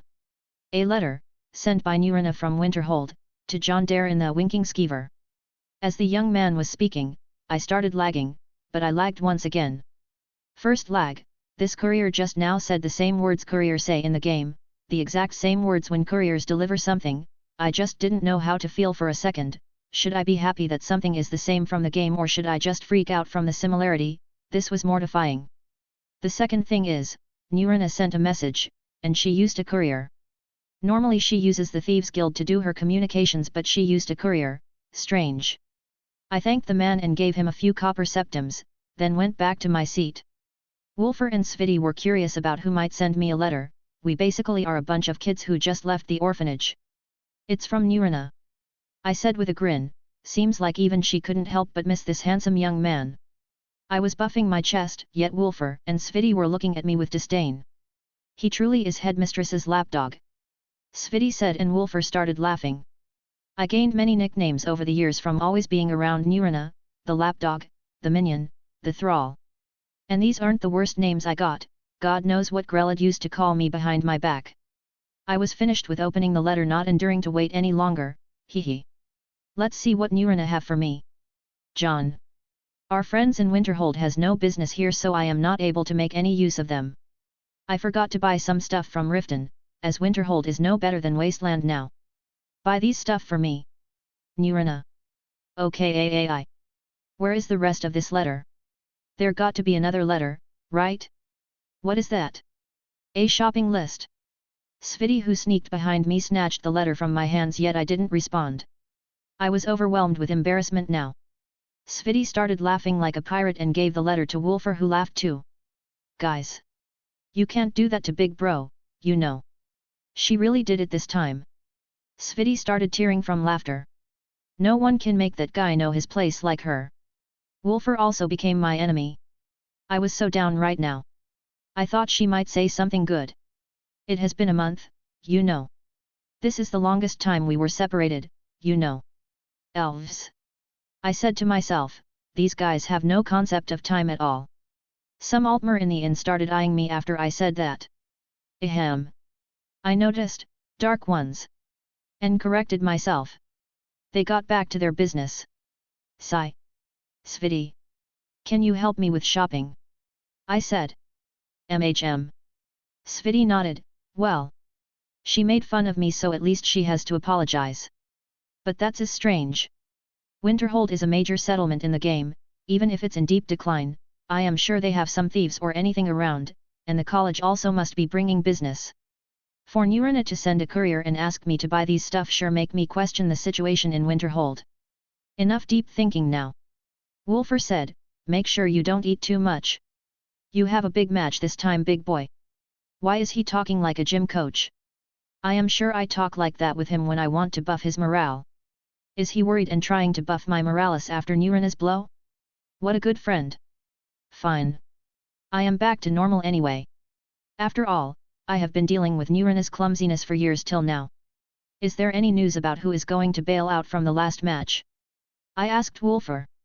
He looked at me and smiled, aside from Team Black Snow which tragically lost a team member, and Team Bloodhand that was discovered to be in relations with assassins, there are only 2 teams that won't be participating. Wolfer said as he did some research, the first team is Swift Blades from Riften as they seem to be not interested, the second team is Wolf Fangs as you have already crippled most of their members.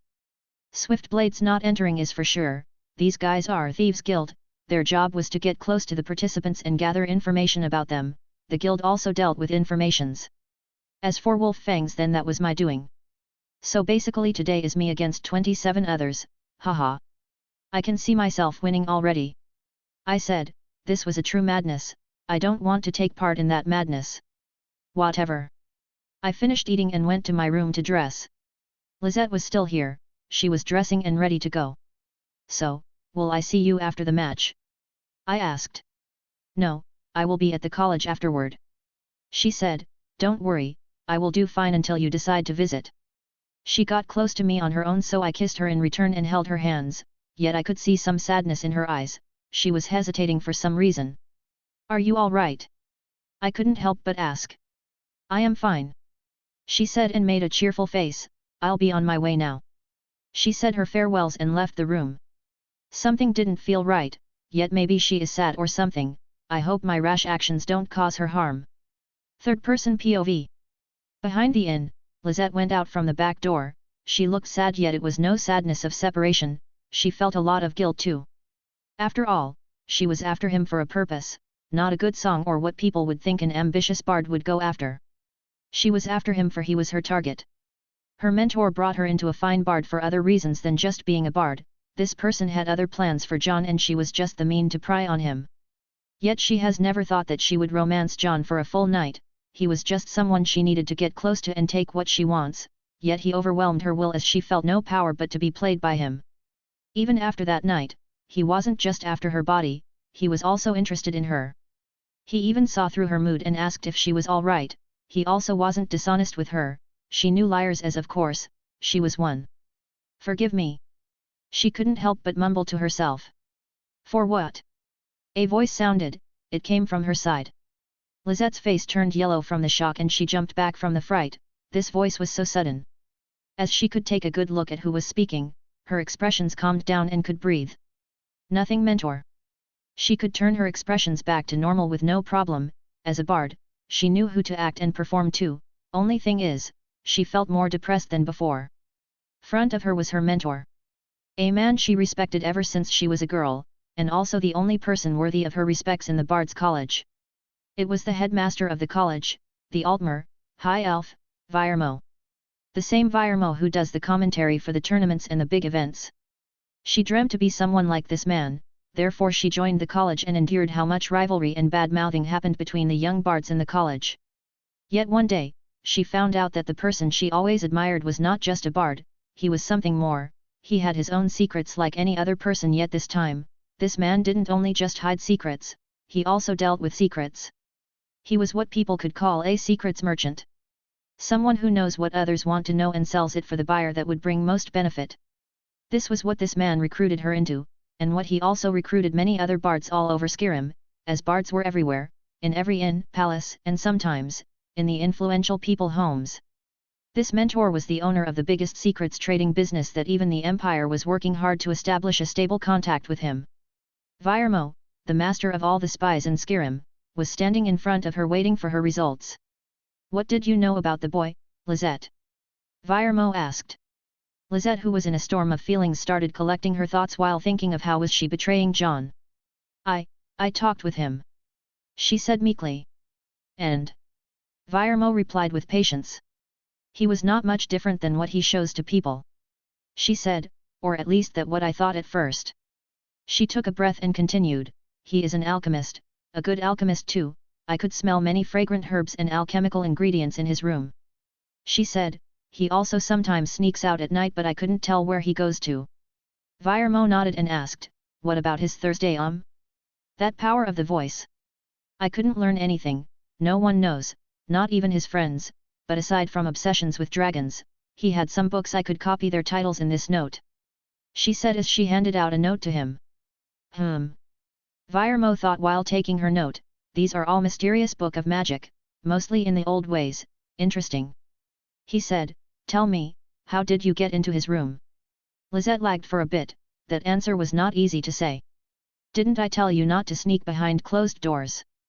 Virmo said, but he was not angry, he was smiling kindly though, we are not thieves my girl.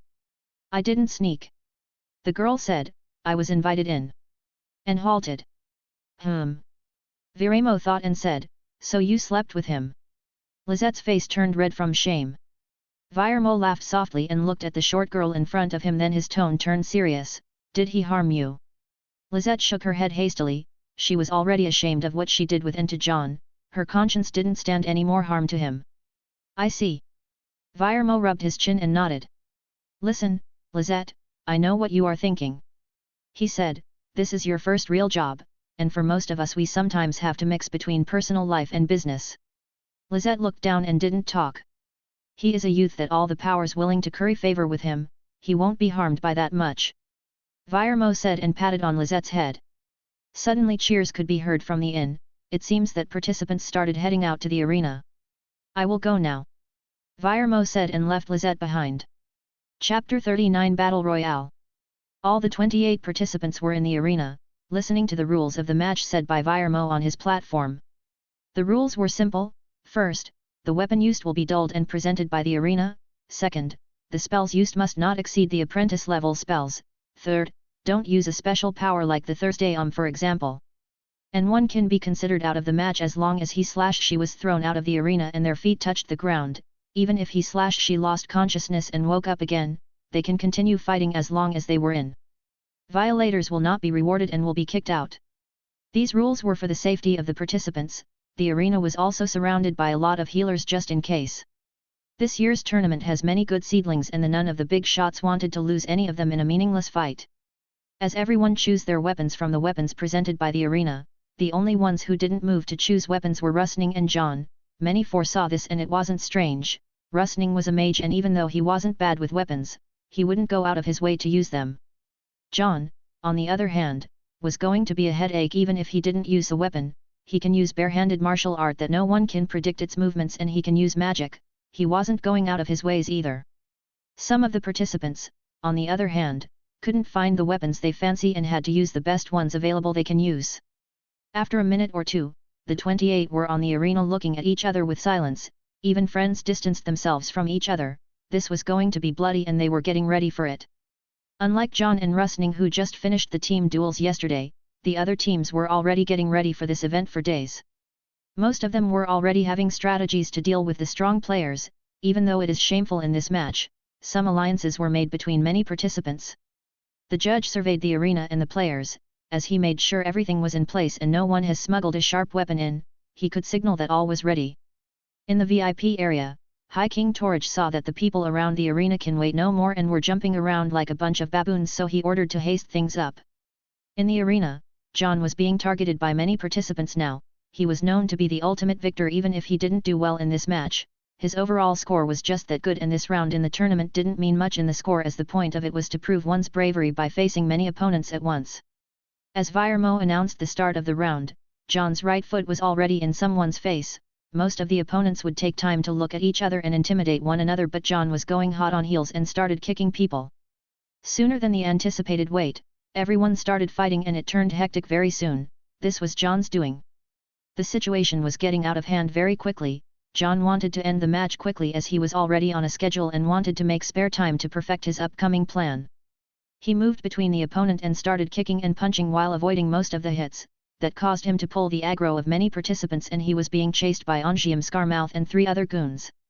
As he saw that, he activated the long stride spell and his body was enveloped in green light and started to run like mad.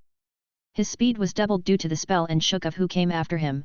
He was not out of the woods yet as Rustning noticed him and started throwing fire bolts at him. As Jon could locate him, he fired back some fire bolts himself and positioned himself away from Rustning. This move changed the scenario of the match as Rustning and Jon were on the sides while everyone was caught in the crossfire between them. Some participants started falling after this. The casting speed of the 2 mages was high and their magicka regeneration was not that bad, as they were dressed in enchanted gear. On another side of the arena, Vilkas and Farkas were fighting back to back. They were brothers, so that was expected of them.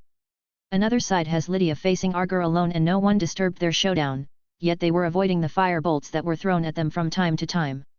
Ralof was still using his charging attacks on people and pushed many of them out. Ongium was getting cornered by 3 opponents on his own, but he was fending them off well as he found 2 axes that suited his style. The match was going well for these 8. After a few minutes the crowd was cheering like crazy and all sort of bets were made. As most of the participants were out of the arena, the remaining ones were the 8 that was mentioned earlier. Farkas and Vilkas picked on Jon, Lydia and Argur were still fighting and it was not going anywhere. Ralof and Ongium were having some sort of marathon competition against each other as it looked like they were running more than fighting. Rustning, however, was thinning his own presence to regain his breath and some of his magicka. Jon was having a hard time against the 2 brothers. He never faced Vilkas before, but it seemed he was a very cunning opponent as he seemed to have analyzed all of Jon's move and was faring good against him. He even used his brother as a meat shield sometimes as Farkas was much physically superior to Vilkas. Jon had to be more creative with these 2. He tried so many times but one always avoided as the other attacked. Chances came and went, and even Jon, who was cornered at the side of the arena, could finally see one. His main goal was to take Vilkas down and Farkas would be less threat. Farkas was retreating with a big step and Jon didn't let that opportunity go. He jumped and stomped at Farkas's hip with a foot and the other landed on his face. Just as Vilkas was advancing to save his brother, Jon used the kick on Farkas's face as a footing, and his other leg kicked at Vilkas's head. Vilkas took the hit perfectly and his head was launched, taking the rest of his body out of the arena. The people cheered after they saw that. Jon, who was still landing, had no way to control his body now, and it seemed that Farkas has taken advantage of the situation and kicked a straight kick at Jon. Jon was still cornered at the side of the arena and that kick launched him out of the arena. Disappointed as they were, the people didn't want to see Jon out of the arena that early, but their disappointment didn't last long either as they saw the way Jon landed outside the arena. The rules were, if someone went out of the arena and his feet touched the ground, that would mean he is out of the match. Yet when Jon landed out, he tried his best to keep his legs up in the air and stood on his hands. This made a lot of people to stand up and cheer. A creative way is a creative way, no matter how many people said about it. As Farkas saw this, he knew that Jon would try to return to the arena on his hands. This made him smile and center himself at the way of Jon on the edge of the arena to prevent Jon from going back.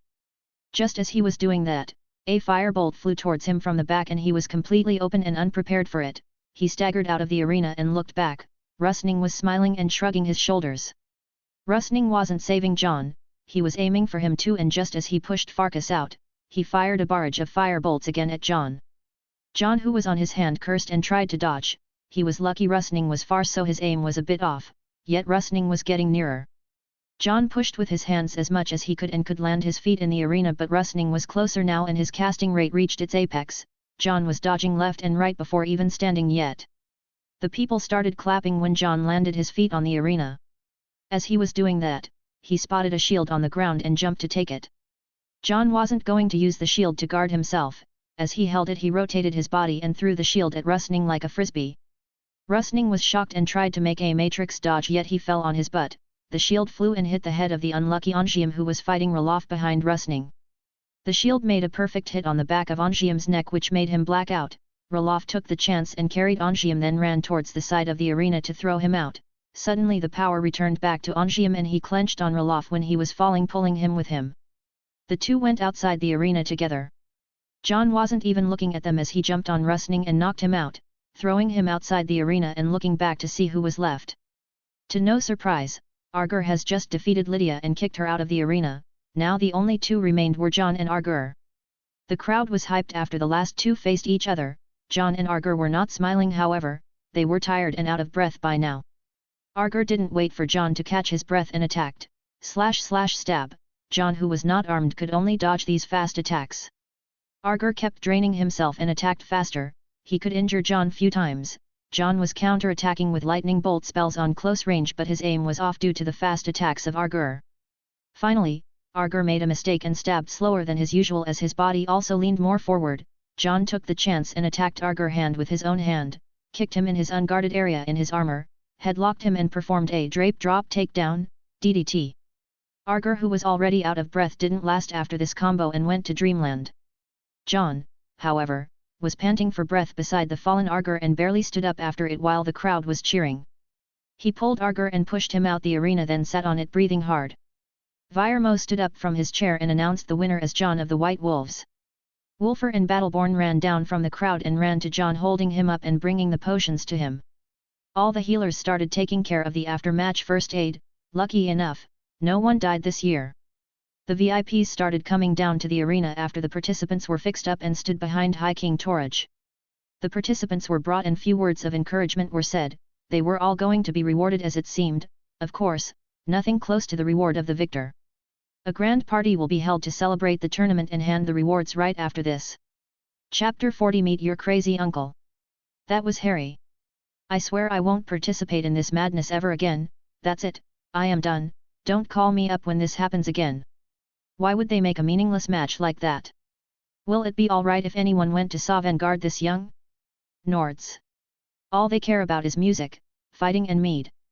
These people need to learn how to chill. They actually do chill, like that. We were now invited to a banquet in the garden of the Blue Palace and it's all mead and bards. After the fight we were told to come to the Blue Palace like this. We could get healing in the arena, but the food and mead will be presented in the palace. Won't we need to dress or anything?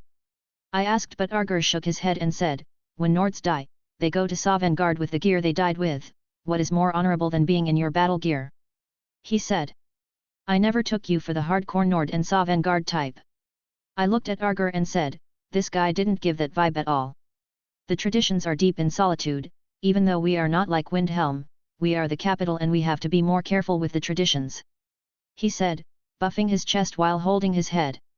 How is your head, by the way? I asked while grinning. I don't know. That move of yours made my head feel like being hit by a giant. He said. This guy is having his hard time after the DDT he took, let's leave him for now. I walked away from Argur and joined with Rustning and his team. When will we be leaving? I asked. Didn't the servants take your stuff already? We will set sail at first light. He said, but we will spend the night in the ship. Good time plan, suits my other plan. Did you get a good place like I asked? I asked. The ship is mostly empty. You can have as many places as you want. But who will be coming with you? He asked. I didn't think of cover to that. My servant. I thought fast and said while moving my face away. Rustning was taken aback but didn't say anything. On the side of that team, Farelda was making a grumpy face. I asked Rustning what's wrong with her. She said that too many Nords in one place gives her headache. Rustning said. That's racist. I retorted.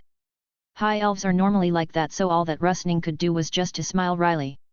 Never mind that now, food was one of the most important things I came here for. In the garden, there were many tables under sheds and a lot of food was served on them. I ate my fill from the venison meat, it was cooked really well and it was everywhere. How many deer did these guys kill? Some of the plates had mammoth steak. This thing was hard but it was very delicious too. Back in my old world there were no mammoths. I couldn't help but think that I am the first Egyptian ever to eat a mammoth. All in all, the Nordic cuisine was not that fancy, yet it had many dishes that focused on resisting the cold and being healthy. I didn't do any otherworldly cuisine even though I recreated some food. Still, I couldn't make any progress. I was researching how to make noodles and also was looking around for rice. I heard that there is rice in cereal but sadly, Skyrim doesn't import it. Thinking about food this and food that, a servant came and told me that I was requested to come to the big table in the shade of the castle. There were fewer people there, these guys were the Jarls and the other big shots from the VIP as well as Eorland Greymane and other representatives of the clans all over Skyrim. I went there and heard someone saying here he comes, haha. It was High King Torage, he was smiling at me and calling for me to come. People started gathering and the area became quiet. Torage stood up. This tournament was an exciting one, and we could see many young heroes and know their names. The one shown brighter however, was the victor. The fights this year between the junior warriors opened the eyes of many people to many things. Torage kept saying to many stuff that I didn't care about until he reached the end. After saying all that, I hope I didn't make your heads heavier, now let's give these guys their rewards. As he said that, some servants brought up small and big chests. The first few participants were rewarded according to their achievements. After some time, my turn came and I stepped forward followed by my team, Wulfr and Battleborn, who were dressed well and all. As we were in front of the king and Jarls, 5 weapons were put in front of me. You and your team may choose a weapon each. An old man stood next to a table that has 5 weapons on it. Said that there was a saber, a bastard sword, an axe, a mace and a warhammer. They somehow looked like the weapons from the game, yet the design was different. These were the designs of a Midian-born wolf armor and Skyforge weapons mod, pretty impressive in real life. I was the first to pick, but when I looked at Wulfr I could read his mind, so I picked the saber. That choice of mine made some people surprised. I wanted the saber for a few reasons. First, I was going to use more magic from now on and I wanted a weapon that suits the use of one hand more than just a bastard sword that will need more force to control. The second reason was Wulfr. I could feel he wanted the warhammer. He always used warhammers better than me anyway. My only interest in big weapons came from my interest in fighting big opponents in the future, yet I thought that I don't need to concern myself with that now. Wulfr looked at me surprised by my choice. I looked at him and said, "What? Didn't you always want a Skyforge warhammer?" he asked. I looked at him strangely to continue my act, then smiled, "Forged by you, brother," and said that. Besides that, the one I have right now is pretty good. I looked away after that, but I was pretty sure he was looking at me and thinking that I am an idiot. Never mind that now. After I chose the saber, Battleborn went ahead and took the sword. "Young Jon, so you finally took the blade you wanted?" the old man who stood behind the weapons said. Uncle Eorland, I am a man of my word and I said I will own a Skyforge sword once." Battleborn grinned and said, "I will finish studying at the college for 2 years and I will be coming home." "You know what for?" "Haha. Let's see if we'll are a man of your word that time." The old man who appeared to be Eorland Greymane laughed at Jon Battleborn. As Battleborn picked the sword and Wulfr picked the warhammer, we received a paper that carried the seal of the High King. I can cash the reward by this paper from any official treasury in Skyrim. This paper will remain with me and our gainings from the gamblings will go to Wulfr and Sviti. They were almost the same amount. The party continued for some time after that and Farelda sent Rustning to tell me to be ready for leaving. Taking my leave from the big shots who were swarming me, I followed Rustning out. Back at the inn I finished preparing my chest which will be taken with me. It had my clothes and some money as well as my important stuff like the notes and all that. There was much other stuff yet they were stored into crates and were taken to the ship yesterday. Taking the books I left lying around back to the chest and making everything into order, I finally had nothing left in the room. I carried the chest down and handed it to one of the college's servants that will take it to the ship. On me, was a bag that had some stuff I will be needing this night. This night was the night after all. I was dressed in the casual clothes that I bought from Radiant Raiments and returned to my casual dandy self. "So, I'll be seeing you 2 years from now." I looked at Sviti who started crying. She held her fox with her and looked like a girl who was being abandoned. "Hey, I am feeling like a bad guy now." I patted her head then left out. Wulfr and Battleborn were outside the inn talking with Rustning and his group. As they saw me getting out of the inn they looked at me. "I'll be leaving you guys now," I said, "don't get into prison like last time I left you." "Bah! Look how shameless he can be. You were the one who left and went to the bathhouse that day." Battleborn was annoyed. "Hee. Next time I'll be seeing you in Whiterun, you should make a grand celebration for your brother's arrival," I said. "I'll be making a celebration and all but it will be my wedding," he said with a grin. And you big man, I'll see you in a year. But what will you do in that year? I asked. The Legion was recruiting blacksmiths, I made a deal to work for a year. They pay much better here Riften here. He said. The Legion hey. Just don't do anything stupid like getting recruited or anything. I said as I was still skeptical about the future event. Don't worry. The workshop is right at the end of the shopping district so I won't be seeing any action. He said. Aha. So that's how it is. This blacksmith on the other side of the pet shop. I couldn't help but grin at Wolfer and remind him of the bear he will have to raise. After conversing for a while, Farelda made her appearance and told everyone to hurry up and leave. I said my farewells and went behind the college group. The Dock of Solitude is a big place and held a lot of ships. I was not amazed as I have seen it before. What amazed me was Scatty's appearance in the docks. She was coming down from a ship and her red hair was fluttering with the wind which gave her a very cool appearance. Another man followed her. He was a giant among men and his long hair was all red and had a big beard. Ah! Look who it is! Come here young John! I, who was following the college people got called by Scatty. Well met Scatty. I said with a plain face. See this man here? This is my eldest brother Njord. She said. This boy is the one Hilda talked about. The man looked at me with some scary eyes. He was a giant, and true giant among giants would tremble from that look in his eyes. What's wrong with this guy? Scatty said that's her brother. Then shouldn't he be my uncle or anything? He had the same features as me too, red hair and blue eyes yet his eyes were so damn scary. He raised his left hand, he raised it high. I could see his hand reaching heaven, and now it was falling. The hell is that? Is he planning to kill me? Moreover, shouldn't my body move in emergencies like these? Why is it not moving? His hand was getting closer, and it was targeting my right shoulder. My poor right shoulder. Goodbye. It was good knowing you, right shoulder. I'll continue this journey without you. His palm fell on my shoulder. Please don't kill me, please don't kill me, please don't kill me, please don't kill me, please don't kill me.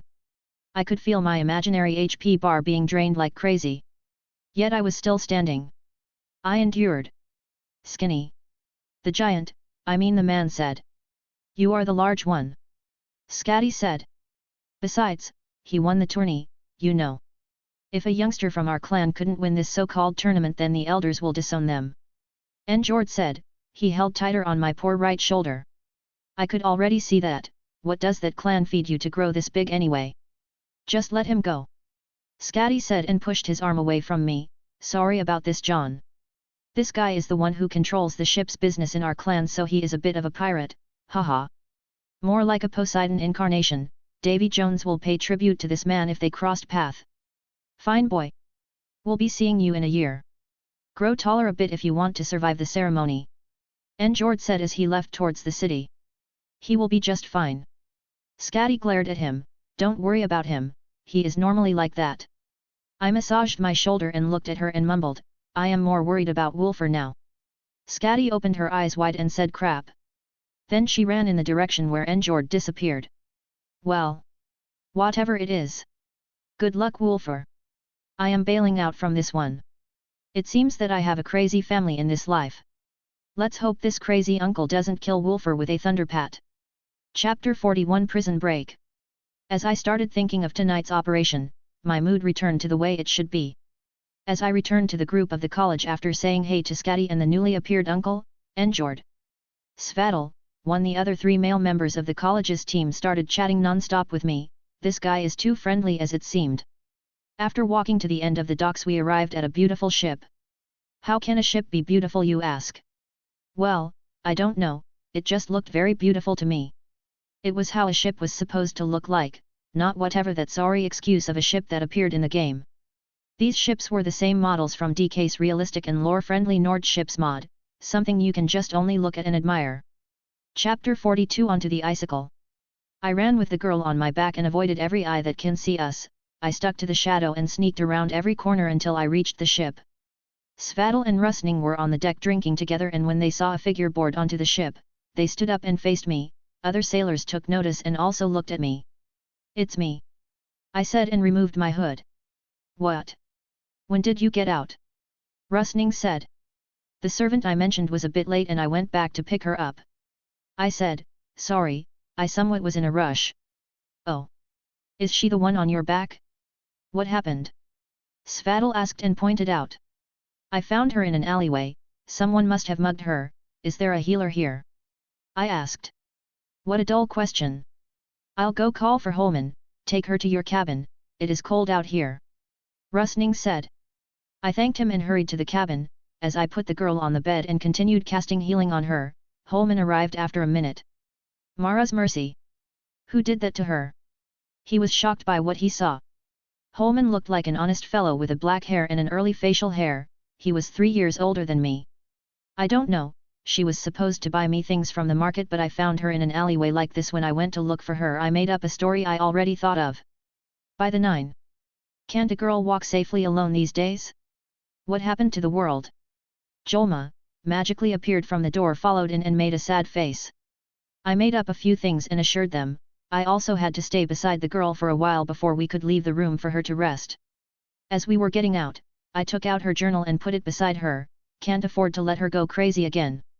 I went out of the ship with the excuse of thanking someone who helped me getting Jolinar to the ship.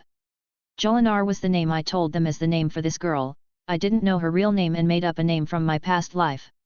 Jolinar is a Persian name which meant pomegranate flower. Shame. The name was just wasted on an assassin who tried to kill me. As I got away from the ship, I headed to the East Empire Company.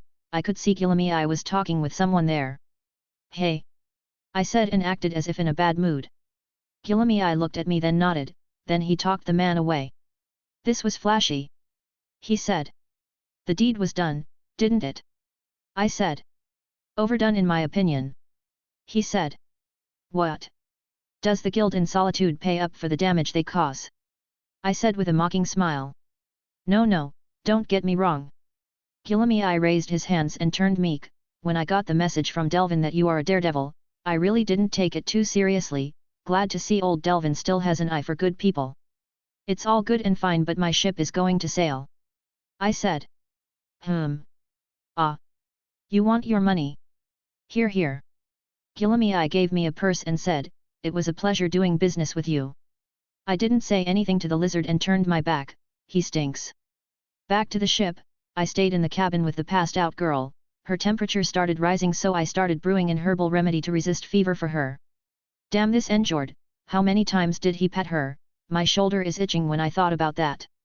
I went outside the room after nursing her for a while, I also cast Heal Other on her. This was a depth level healing spell that I didn't master it very well yet it got cast by luck. As I was out of the cabin I could feel the ship shaking. So it was moving. It is my first time to be on a ship so I wanted to take a look at the deck. As I went out I saw many sailors moving around under the order of an elderly man, and the boys from the team were sitting on a crate and talking to each other. I had warped myself with some fur before I got out, the weather now was freezing, as I got close to the boys they noticed me and emptied a seat. So, how is the girl? Holman asked. For the full version, visit BVE. See. She is fine, I brewed her something for the fever that will keep her sleeping for a while. I replied. Good man, here, something to warm you up. He said and gave me something. It smelled like milk with some seeds in it. What is that? I asked. Don't know. Svatal said, the sailors made it and they give us when we ask. I tried it and it wasn't bad, yet had no flavor, I could feel alcohol in it though. The ship started to move as the light started to shine, the scenery was great, on the left of the ship was the docks and Solitude, on the right was the great marshes of Jalmarch, ahead of us was the big rock of Solitude. Did you guys hear about this? A fire broke into the castle after we left.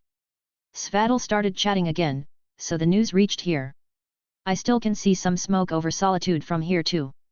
The ship passed under Solitude and continued sailing with Karth River, the sun started rising yet it was not getting any warmer. This is the Sea of Ghosts for you lads, it can make you shiver to the soul. The elderly man who was giving commands to the sailors earlier came close to us and talked, Rustning and the rest stood up so I tagged along and stood up as well. This weather is nothing to a Nord, Captain. Rustning said, we want to introduce you to our new friend here, this is Jon, he won the tournament and will be the new addition to the college. We got ourselves a champion, eh?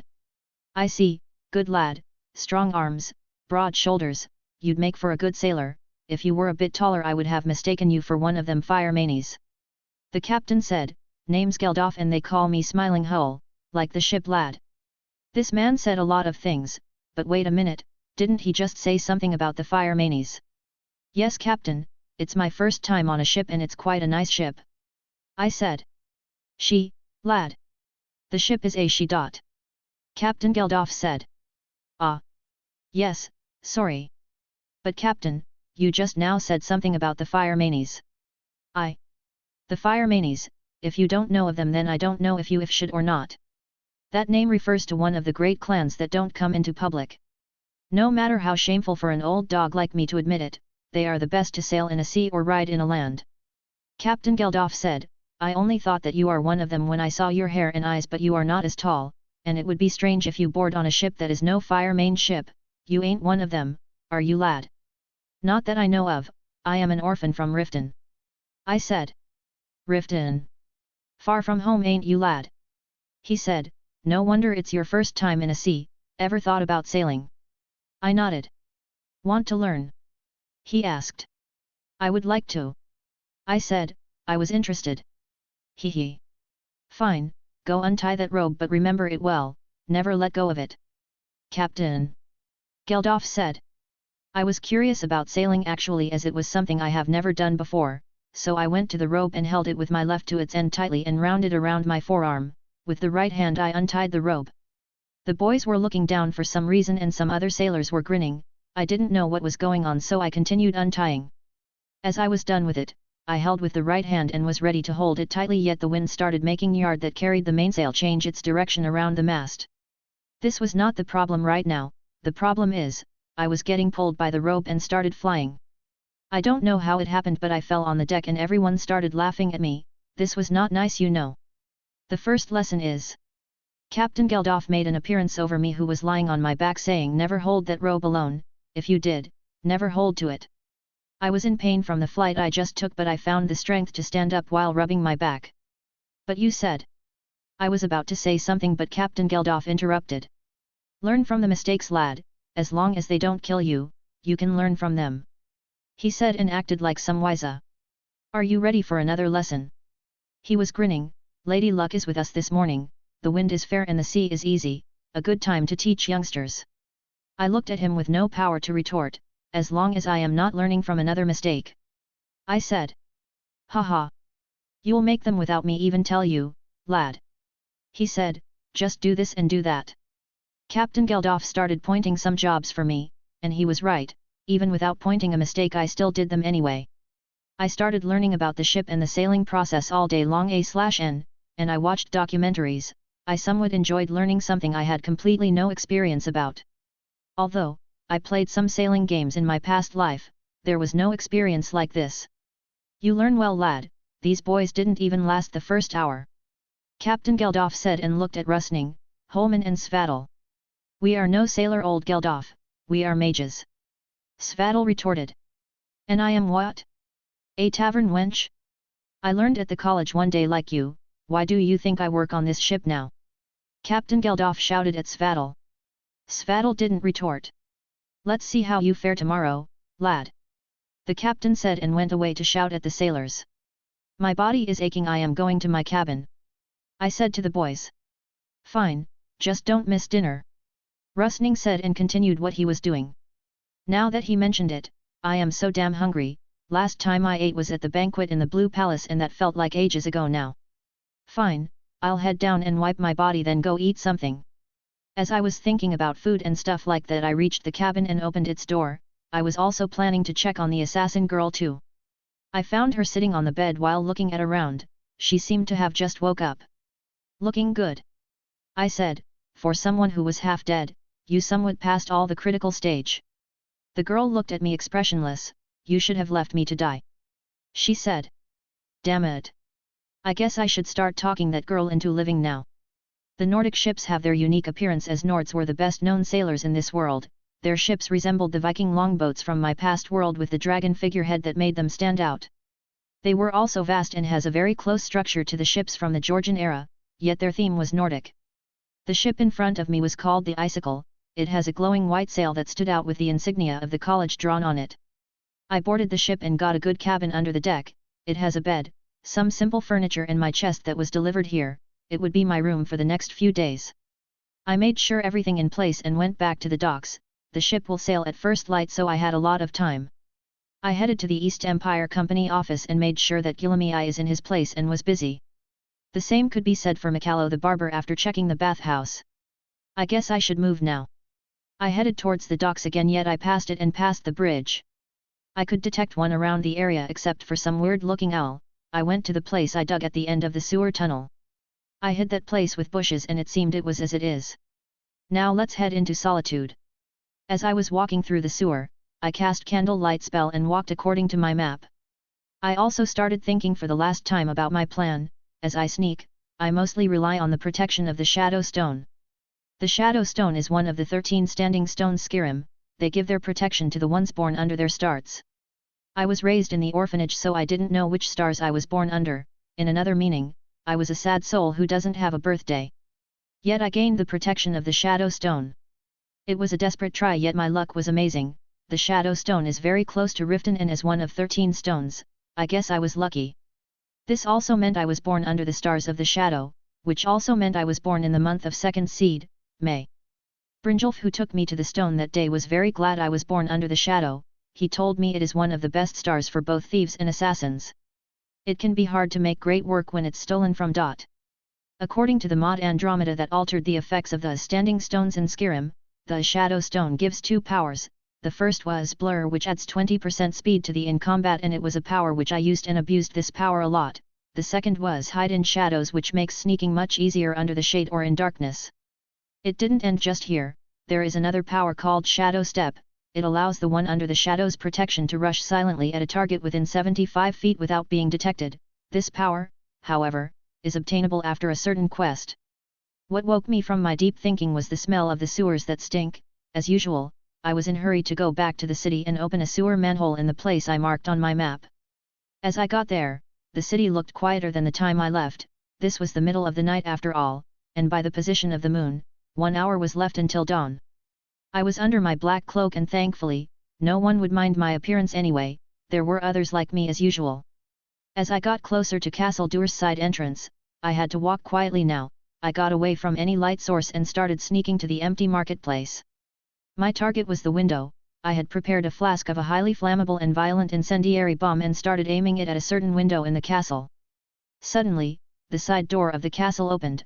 I was afraid to get spotted, so I hid behind a barrel. I tried to sneak a peek and see who was coming out of the castle this late. I couldn't believe what my eyes saw. Those were Scatty and Njord speaking with Captain Aldous at the gate. What are they doing here? I could barely calm my heart and breath to return to my sneaking mode again. Time passed slowly and they finally got away. I could feel some eyes prying on me though. It was that annoying owl from before standing on some roof above me. I couldn't afford to alert anyone, so I kept myself hidden until I could notice no Magicka reaction with my Detect Magicka spell. Now, if we excluded that owl, I am totally alone. I prepared the flask again and aimed it to the window, then I used a good amount of power to throw it. It landed in perfectly. The fire grew quickly and some bomb sounds stated so sounding from the castle. The plan is going just perfect. Now, let's run back to the sewer. Time is running out. Back to the sewer, I headed directly to the tunnel under the castle. The smell of smoke finally came from it. This meant all bomb flasks had made their effect. Yet that assassin girl was not yet out. Damn it. I can go bring her just fine. Taking the corridor to the prison, I could hear the sound of people coughing loudly. They won't die, as long as the fire doesn't catch them. Some people were shouting about the fire and running everywhere as I could feel them behind the wall. These were the guards, I guess. Moving on to the girl's cell, I could feel her presence. She was not moving though. This damn girl knew what time she had to break the wall, and yet she was just lying there? Why am I risking my ass for right now, hey? I had to remove the bricks to check on her quietly myself. I could see her lying in the dark. Was she sleeping now of all times? As I removed them brick by brick, the fire started to extend and illuminate the room. But this? Why did this happen? Who did that to her? I told them not to torture her, but this? This was a bit unneeded. She is breathing. She looked like a bloody rag, but she was still breathing and mumbling something. Damn it. I have to hurry. I must not be seen while I take her out. My hands worked like lightning and I could reopen the hole in the wall quickly and entered the cell. Hey! Hey! Do you hear me? I whispered to the girl who opened her right eye widely. The left was blinded a long time ago and was already swollen from torture now. Please. That was all she said. She was in no shape to move. I can carry her slowly on my back and move her through the hole. I closed the hole faster than I opened it and carried the girl on my back, then ran to the corridor again. From it to the sewers, I now could cast candlelight to see how much the girl was hurt. This was bad. Really bad. I brought some potions just in case, but this was hard to control now. Kill me. She mumbled. I can only ignore her now. The man. She was still mumbling, but I was not in the right mood to listen to her. He made me cough, made me talk. I don't care now, just drink this. I brought a watered stamina potion to her mouth and sipped it slowly. I cast healing hands on her. She was responding to the treatment as her breathing started to be faster. After that, I poured a health potion on her wounds. This was effective but a bit painful. It supported the spell I was casting. Turning to my bag, I took out your most plain black robe from the games with some shoes and a hood scarf. She was not moving anytime soon, so I was going to do the dressing. Bounding a dagger with magic, I started cutting the rags on her. Surprisingly, she hid the journal of hers into her clothes, so I stored it away. Anyway, she was stark naked right now, but who cares? I could use these rags as bandages and dressed her in the clothes I brought up. The girl started to look healthier than before, and as I helped her up, she stood to lean on me. Please kill me. She said. I told them everything I know. What exactly did you tell? I asked while taking her from this place. I told them everything. And she started speaking about what happened. Apparently, Njord and Scatty were just giving her a visit. Njord made her talk about everything she knew, from who ordered the hit on me and everything else. She didn't know much about the core members in the Brotherhood, so she told him about the hideout in Solitude. This girl was now considered a traitor to the Brotherhood and in their creed, she must be killed. I don't care about any of that now. I could reach the end of the tunnel and carried the girl on my back and ran to the ship. Yet seriously now, how many owls in this night must I deal with? This is so unlucky, damn it. A/N, owls are a sign of bad omen to most Egyptians. Away from Jon, who was carrying Mabia and running to the docks, Njord and Scatty were running back to see why was there fire in the castle. Captain Aldous went out and told them that there were fire and the assassin girl escaped. They didn't appear to care and left him with thanks. Hee. So we were here earlier than them. Let them take her, unless they have a healer. That girl is as good as dead. Njord was smiling.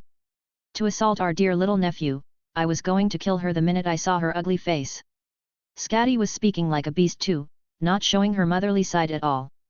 But to think it was the Blackbriars, these people are really tired of living. Njord said, I'll see how will they deal with it this time. While the two beast-like brother and sister were talking to each other, another figure appeared. You two are up to no good again. A tall and thin man with a hood on his head and a bow on his back came out of the shadow. He had the same red hair and blue eyes like the siblings. Fursetti. So you came out of the ship. Scatty looked at the man and spoke to him. I was bored and Jax saw something going on, so he came and whispered to me.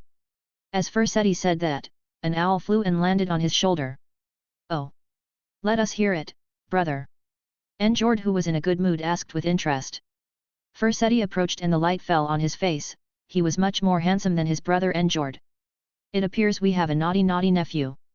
Chapter 43 Jolinar. I picked up a small round box that contained a bruises healing ointment I bought from Solitude, then sat in front of the girl and started applying it to her face. Not a chance. I said to the girl who wanted to die, how would I torment you if you died? I couldn't help but grin. The Brotherhood won't leave a traitor like me live. She said. I told the red man everything. Seems that Njord had done a score on her. Just what did he do to you to make say all that? I couldn't help but ask. She shivered from the question, so I cast calm spell on her. One must know that this girl has a disturbed mentality. So what did he do when you told him what you know? I asked. He just left. He also said that the one who hired me was already dead. She said. Sibai? Yeah, I killed him. I said. You did? She looked and appeared shocked. Do you know what the Blackbriars may do? Yes, but she won't do anything to me. I said. She has already killed most the thugs in Solitude though. I pinned the kill on them. The girl was looking at me surprised by what she heard. So you did? She said, I guess thieves are good with these sort of stuff. I was done applying the ointment now. So, what is your name? I asked. Mabia. She said.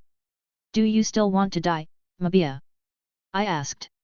What choice do I have? She said, the Brotherhood will perform the Black Sacrament if they suspected that I didn't die yet. Oh. So she is worried about that? The Black Sacrament is a dark ritual that can be performed by whoever those who want to contact the Dark Brotherhood. That ritual is a way to contact the Night Mother. The Night Mother, an immortal spirit who is revered and worshipped by the Brotherhood. She is only ever met face to face in very exceptional circumstances and is seen as a phantom-like form. When a person prays for the death of another, the Night Mother hears and passes on the details of the prayer to her listener. At this point, the listener informs a speaker, who then goes to meet the hiring party in order to draw up a contract.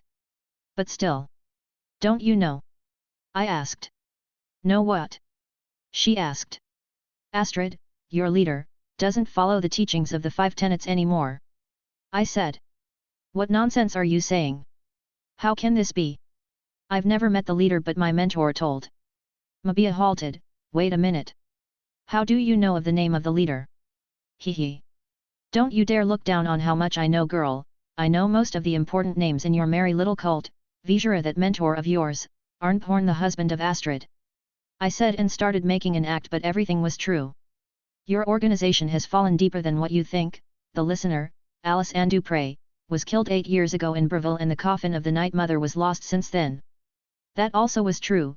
These events happened in the game world, yet not the game, Skyrim, itself.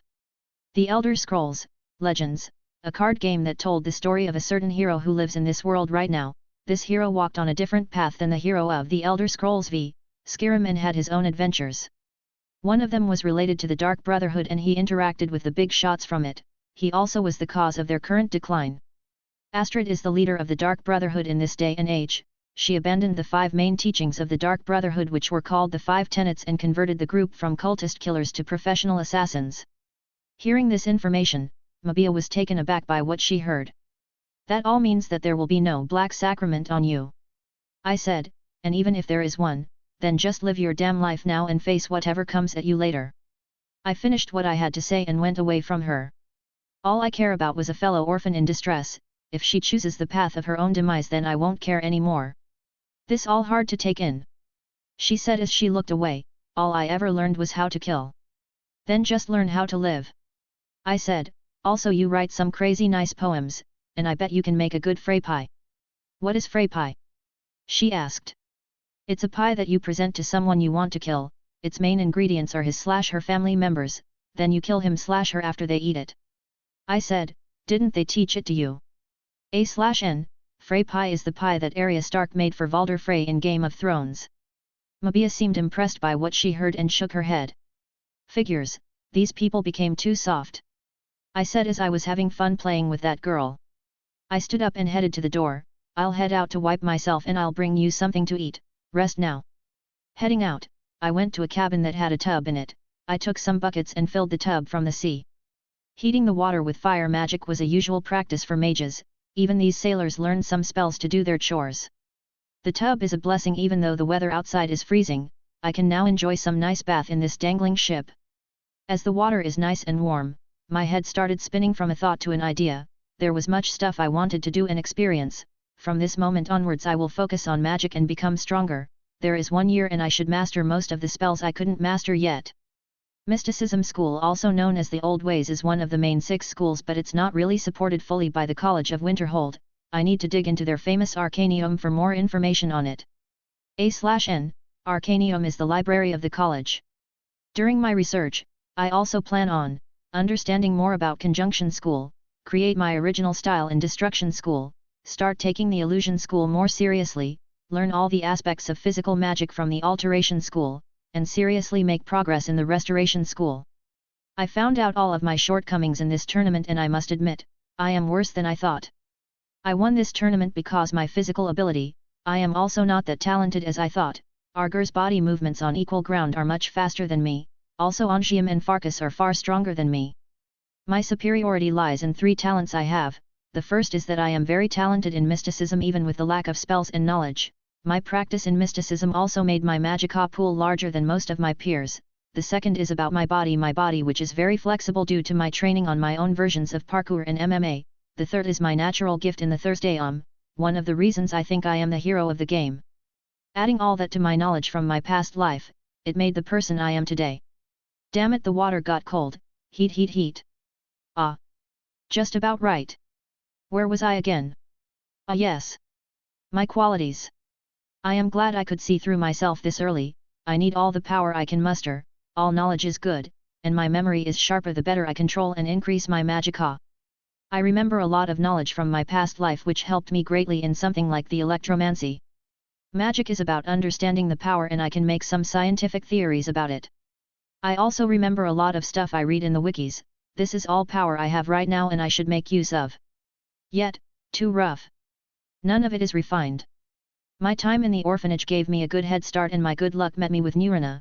I was lucky to meet her alongside all the people I know. That's right. People. My people. My friends. That's what I need more right now. A lot of friends to stand beside me. Wulfr is guaranteed, he would follow me anywhere even if I asked him not to. Jon Battleborn is a new brother but I know his quality doesn't lose to Wulfr. Nurina is more powerful and mysterious than I could fathom. I don't like to be greedy but I can't let go of her guidance. Hilda and these crazy fire main folk are my next possible ally. I'll let fate decide this one. The people from the college I met so far are good people but I need to work on this relationship on my own. This will be one of the tasks at hand. Who else? Ah. Her. That girl, Mabia. She is alone in this world, she is a fighter too. If I help her, I can make her into a follower of mine. We just need to build trust with each other. Damn it. This water is getting colder without my noticing. Heat. Phew. That was close. Let's stop overthinking for now. I finally can make up some plan for the future. The last thing is the money but I'll think about that in Winterhold, at least there will be some good ways to earn coin there. Now after this bath, I should get food for Mabia and me. The ship has a big dining cabin and I could get warm food from there, 2 warm meals for me and Mabia. As I got back to the room, I found that the girl is still sitting on the bed. Sigh. What a helpless creature. I moved my hand to her head and pushed the hood on it away. What appeared was a face of a half-breed girl. She is half Dunmer half Nord. On the left side of her face are 3 old scratch wounds under her left white blind eye. The right side of her face is actually pretty, her right eye is hazel, and her skin was a bit bluish. She had the most features of a Dunmer but her pointy ears are shorter than usual elves and her face structure is that of a human. Her black hair reminded me of mine from my past life. Her body was not that tall yet if she stood, she would reach my shoulders, the rest of her body is quite nice. All in all, if we fixed that girl's face, she will be a hot little treat. I put a tray in front of her and she started wolfing it up. I talked to her while eating. I noticed that she had a few screws loose. Well, I guessed as much, she was brought up on killing after all.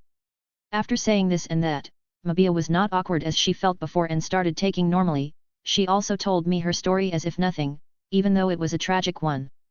Apparently, from what I could understand from her, her mother was a Dunmer in Windham. There are many refugees there and Nords treat them like St. One day, a Nord raped her mother and Mabia was the result of the crime. Normally the Nords wouldn't care and her mother wouldn't be helped out even by the Dunmer folk because she decided to raise the daughter. In a society full with racism like Windhelm, a child between a Dunmer and a Nord will be considered some sort of a taboo child. Both races were at each other's throat since the time the refugees started to flee from Morrowind to Windhelm. The mother decided to take her daughter and leave to a more suitable place for her child. Falkreath was her choice. The mother died after they moved out and she was brought to the orphanage of the Hold. Her unusual appearance caused her to be mistreated and she escaped to the forest one day. There she was attacked by a lynx and her left eye was wounded before she was saved by an Argonian who later became her mentor and made her into an assassin. This was a sad story. I do sympathize with her but the only one who can help her now is herself. This ship is heading to Winterhold. Do you have any plans for yourself from there? I asked. Mabia shook her head. She thought for a while then said, do you have a job for me? I can use someone with your set of skills. I said. Won't that bring you bad attention? Mabia asked. You can act as a maidservant and no one will mind you. I said. So you just want me to do your dirty work in the shadow? she asked. I smiled. I am not really taking advantage of you, I'll give you whatever you wish for as long as I can trust you. Mabia thought for a while. Fine, I don't have any choice left, do I? One last thing. I said, I told them that your name is Jolinar, I think your current name will bring you trouble anyway. MHM. She nodded and asked, Jolinar. What kind of a name is that, dot? She asked. It a name for the pomegranate flower, from my past life. I nonchalantly said. Ah. Right, past life. She looked away while mumbling. Heh. I laughed and said, wait until you see dragons. Jolinar looked at me again and said, so I am not the only one who hear voices. I think this is my turn to freak out. Chapter 44 to the college. The next 3 days were similar to one another. I would go help the sailors and learn from Captain Geldof. I don't think it's hard for me to navigation an average longboat now. Still, I need a lot of time to understand how to read the sea and the wind. Putting that in mind, I started using magic to achieve that goal. My Detect Magicka spell can now detect more than just Magicka. After few days of studying in solitude, I made a breakthrough due to my attempts to read the wind and sea. Due to trying to synchronize my detection with the movement of air and sea, I could detect the Magicka more accurately between heaven and earth. This is a groundbreaking development on my part. I was so immersed in the feeling of detecting the Magicka around that I forgot to sleep one night, which made Jolinar nag about me, giggling in a creepy manner the next morning. By the way, we are still sharing the cabin now. I left the bed for her and borrowed a few furs and a sleeping bag to sleep on the ground. How gentlemanly of me. Back to the topic, my detection became clearer. I could feel the Magicka in the emptiness around me. Dead objects didn't seem to have Magicka, so they seemed as the void to my detection. Even though my detection can pass through them, some objects are just harder than others in that aspect. Iron blocks Magicka more than wood, for example. Still, I couldn't detect Magicka in dead objects. My original goal was to monitor the movement of the air and sea, but I never thought I would reach this level from that idea. The detection spells fall under the categorization of the school of mysticism, and it is like having an eye on the back of the head, very useful indeed. Summing my discoveries in a note, I revised what I wrote now and before about the mysticism after all this research. I could make a rough idea, but mysticism techniques are much more than the manipulation of Magicka. It can also reach the point of predicting the future and the understanding of space. More accurately, space and time magic can be manipulated by mysticism. This can open tons of possibilities in my understanding of magic. Due to the fictional works I read in my past life as well as the laws of science I still remember, I can think of millions of application right now. One thing I also noticed and started to understand greatly was the Magicka nature. The Magicka in the sea was denser than the air, yet felt more alien and strange. I could only note that and put a big question mark beside it. The Detect Magicka spell right now was turned into detection spell for general detection of many things. Maybe there is stuff it can't detect yet, but I can already see much more than before with it, so I renamed it this way. I don't even need to use my eyes right now. I can just close my eyes and immerse myself in the emptiness around me with such a spell. Truth be told, I just can't stop my addiction to this wondrous feeling. The good stuff didn't end just here yet. With this breakthrough, I could enhance my Magicka training technique now. I used Absorb Magicka directly on the Magicka between heaven and earth after exhausting my Magicka pool to train it and increase its capacity. I am better than your average elf mage at dealing with Magicka due to this training. My fanboy soul couldn't help but awaken at that moment and renamed the Magicka training technique to Magicka Cultivation, or Cultivation for short, to feel like one of these Wuxia novels' main characters. This just felt about right. My so-called cultivation was enhanced by my newly developed detection spell, as I could feel the Magicka around me more accurately and absorb it in faster than before. This cultivation was not as perfect or fruitful as it was in the Elder Gleam Sanctuary due to the quality and the nature of the Magicka around. I can't just live in the sanctuary to cultivate. I remember that there were many places in the game that had a strong natural element and I should just find one. These places are mostly protected with the guards of nature, the Spriggans. Mysticism has just too many secrets that I don't think one lifetime can uncover, and as much as how beautiful it can be ugly and demonic. An example for its ugliest sides is the necromancy. Necromancy, which means death magic, is one of my top interests in magic. Even though it pushed many of its users to madness, I as well as Nirina are interested in it. Finally, I need to understand the old ways, the old spiritual understandings that belong to the school of mysticism. I'll research that for sure. Those who know the old way are well aware of the existence of the spiritual worlds invisible to those who are uneducated in mysticism. Just as one living in a country but unaware of the political undercurrents may see a new tax or war preparation as the caprices of fortune. The old ways can make one see the world on what is it really are, even to the point of understanding the Drik gods and the Daedric evil god, aka Daedric princes. Thinking about this and that while feeling the sea, I continued to take notes on everything I learned new, from the sailing to the cultivation I made up. This ship was a really peaceful place to research. My notes were, as usual, in my otherworldly native language. This was not uncommon act for a mage. Each mage had his secrets, so they made codes for themselves to cipher, and in my case, my secrets are worth killing for. I took the basics of logical thinking and applied it in every research I made. For example, one needs to learn how to manipulate magicka, aka mysticism arts, before they do applications with it, aka learning spells. For some reason mages not care about such a simple fact. Also, modern earth knowledge like math and algebra helped me sketch out many spells, as it was something similar to high school level mathematics from my past life. Understanding of the scientific laws is also one of the reasons that make magic much easier to understand and control. Take my lightning magic for example. As a human from Earth, I interacted more with electricity than fire or frost and have an understanding about it. This is why I was much better in it compared to the other elements, following that with fire, which I am really good at, as it appeared to be due to a bloodline ability from Nurina's explanation. Finally, all Nord mages are really good at frost magic and I am no exception, but I am not into it very much. If my knowledge goes public, I think mages will go crazy over it. Some might think that if I went public with it I may not need to worry about money or anything like that. Wrong.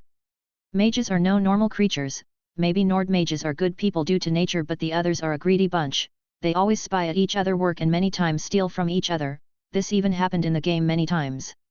If someone knew about my magic more than it's just an enviable natural gift that a great mage like Nurina brought up, I might get killed or abducted in no time. I always remembered that Chinese saying about the man who did nothing wrong to get killed for, but he only owned a jade ring that all people wanted. A/N, I don't remember the correct saying.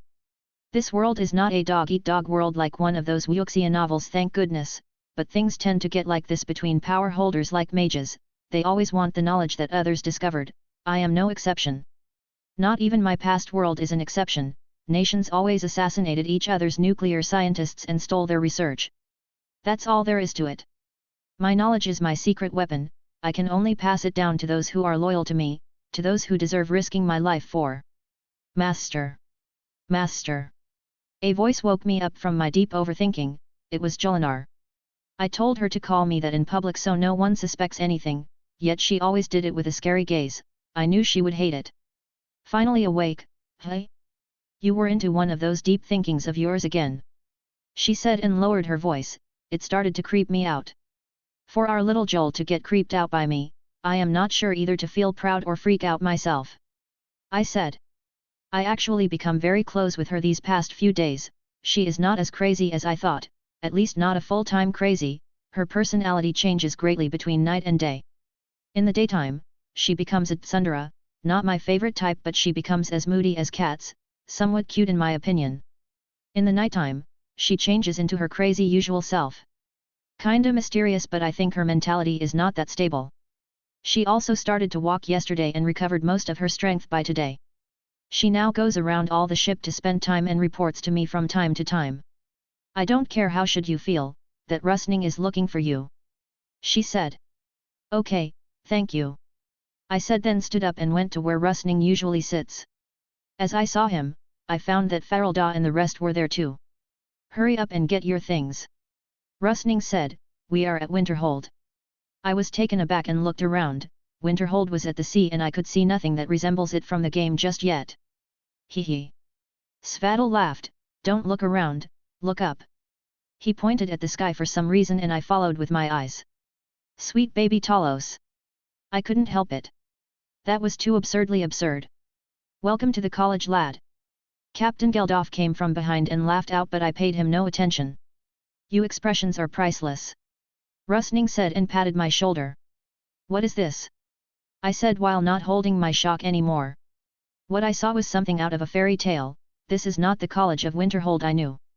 In the game, the College of Winterhold had the same size as the other castles and palaces in Skyrim. It was a research and education facility created by an ancient and immortal Nord archmage. His name was Shalitter.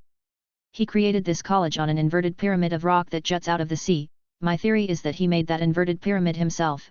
The building itself was a fortress-like, arranged around a large central courtyard. If we look at this fortress-like college from above, we will see a large circular building surrounding the courtyard, and 3 smaller circles representing the towers on the large circular building. Each center of a tower is 120 degrees apart from the others too. The college's main, largest, and widest tower is the Hall of the Elements, which is used for all kinds of magical practices. It holds the famous Arcanium Library as well as the Archmage's quarters, while accommodations are provided in the 2 separate towers, the Hall of Attainment for the students and the Hall of Countenance for the teachers and the staff. This is what I know from the game, and it appears I am not mistaken either. But this building is too large and too high, larger than anything I have ever seen, and its height is scary. I actually thought about it, the difference in size between the game and the real world is big, sometimes 1/10. But the game didn't give the college any justice. The college was something like 100:1 from the game. That inverted pyramid the college stood was very high, that it resembled a tower with a thinner base. Add that to the mist of the Sea of Ghosts, this college looked like a fortress on the clouds. Wipe that dumb face of yours and go pick your things. Farrell shouted at us, the sun is about to set and you've done nothing. I was woken up by this shout. I guess I was shouted at too. Let's just go pick up things. Running back to the cabin, Jolinar stood beside me waiting for orders. I carried my chest on my back with a rope and donned my sword, wearing the robin armor that I bought, while Jolinar carried 2 knapsacks that had our things. Going back to the deck, I found everyone else was ready. Some servants started getting ready to move the crates to the college. The docks in Winterhold seemed really simple, as the only ship here was the Icicle, the rest were some small fishing boats. Now, after 5 days on a ship, I get to set foot on land once again. Never thought I'd miss that feeling. Just as we started to go down, I could finally feel that stable feeling of land. It doesn't dangle like a ship anymore, it felt so damn safe, but for some reason, my brain was dangling on its own. This is probably an after effect from a sea voyage. Winterhold was not there yet. The city itself is much higher than the sea level. After the great collapse that swallowed most of the city in the sea, the shore became like a high slope and one can hardly go up or down between the city and the sea. But it seemed that there is something different from the game. In addition to the dock, there are many wooden steps that were installed on the slope, that would make going up and down much easier. As the cargo was being loaded down, I instructed Jolinar to keep an eye on the crates that belonged to me and followed Farrell to the college. Chapter 45 Nirina's Demand. Normally, we don't accept students this late after the novice entrance exam, but exceptions can be made. Farrell said, I would normally ask you to perform your skill, but I have already witnessed it. As we were climbing the steps to Winterhold, Farrell kept talking about the acceptance and all that stuff. In the game, the one who tests the player is Farrell herself, but in reality, the college accepts many students every year, and from what Nirina told me, there is a door test and a written test. The door test is the test that the player has to do in the game. It's just a performance of the magical skill. Believe it or not, there are fools who try to enter the college with no skills, so the college can't just accept anyone and turn them away at the door. The written test is the one I know from my past life. Nothing strange here, as it is another piece of cake for this handsome young man. My beloved Nirina is your adoptive mother, so I am not sure if I should make things more difficult for you or not. Farrell said. Damn it. This woman started having scary ideas. You have my blessings, teacher. I said with no hesitation. Not exactly no hesitation. I already thought about this situation and decided to get on Farrell's good side. Then we'll have no problems. What school will you specialize in? Farrell asked. I am a mystic. I said. Mystic. That was Rusning and his gang. I didn't reveal any of that before. I thought as much.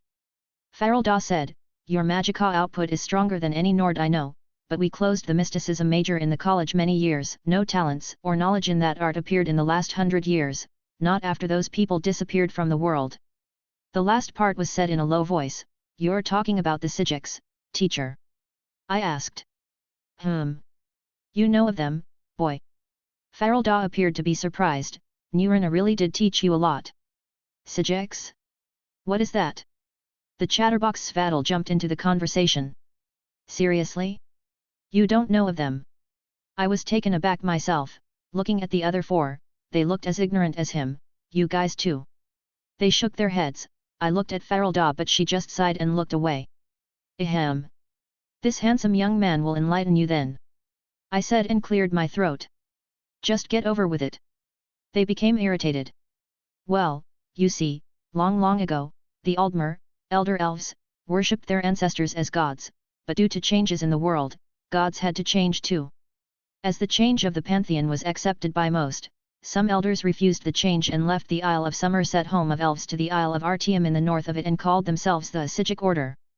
Their main focus and study was the mysticism, or what they preferred to call, the Elder Way or the Old Way. That was even before the First Era. The order has advised kings and monarchs since then, yet had no interest in power themselves. You may not know this, but two of the most famous mages in history, Vinascale Ryan, founder of the Mages Guild, and Manimarco the Dreadful Necromancer, were raised by the order and grew up together from close friends to archenemies. I said all of that, yet the steps were not over yet. Impossible. Svefna said, do you know how unbelievable what you said just now is? The great Vinascale Ryan and the King of Worms grew up under the same organization. It's true, as much as it pains you, a hero like Vinascale Ryan was once a close friend to Manimarco. Farelda said, continue boy. Manimarco, the King of Worms, the Mare Asterisk who sold the world. An elf necromancer who was expelled from the Sidekick order and turned himself into a lich and almost caused the end of the world we know, being the agent of Malag Bal, the Daedric prince whose sphere is the domination and enslavement of mortals. A/N, asterisk human is man, elf is mer. Vinascale Ryan, on the other hand, was a great archmage and the founder of the Old Mages Guild, which he used to teach the world about the schools of magic, the categorization, that was established by Archmage Shalitter, and also created the simplified tools of enchanting and alchemy we know today. Vinascale Ryan left the Sidekick order disappointed from his master, who didn't stop Manimarco and just left him to do his evil in the world. Vinascale Ryan raised an army of mages to stop Manimarco in a battle that both died in. The Sidekick order is considered the strongest magic organization that specialized in mysticism, and also brought up these two great mages who were students of mysticism themselves. I said as I finished my lesson. This sure is a lot. Jolma, the girl who avoided me the most, was the first to comment. If mysticism is that great, why doesn't our college teach it seriously? Holman asked. Simple. Rusning replied, if an art is that great, then how rare are the people talented in it? Don't you remember what teacher Tolfder always says, the more precious, the rarer, and the opposite is correct. As they all hummed at what Rusning said, Farelda nodded her head with a pleased face. What a rare occasion. I think testing your knowledge is of not necessary now. She said, you already know more than our so-called elites. Mwahaha. Behold the power of the wiki. As she said that, we finally finished climbing the steps. I was not that out of breath, but these steps are scary annoying. I am starting to worry about Jolinar now. As I started to take a look around, I saw the college's bridge on my left. The bridge of the college didn't look any different than the game, which made me scared. I hate that bridge so much. The bridge is too narrow, and because of the great collapse, it lost some of its parts, which made it looks like a bridge across the abyss. My only wish right now is the fear of heights, which I had in my past life, didn't cross over with me. This is my first time on a place that high in this life. The bridge can allow 3 men to walk side by side, so it wasn't bad, but it felt like a walk through the clouds in that thick sea mist. We turned to walk the bridge, so we naturally got to climb it up because the college's level was still higher than the land level. That time I remembered something and turned around to look behind me. Ah! So it was like that? The city of Winterhold, a story full of tears and pain, once a prosperous city, a capital of Skyrim, the only place that rivaled the beautiful Solitude, now in that appearance. I thought that Winterhold would be bigger than this, as it was the case with every city so far. There was always that large scale of size between the game world and the real world. But this is sad.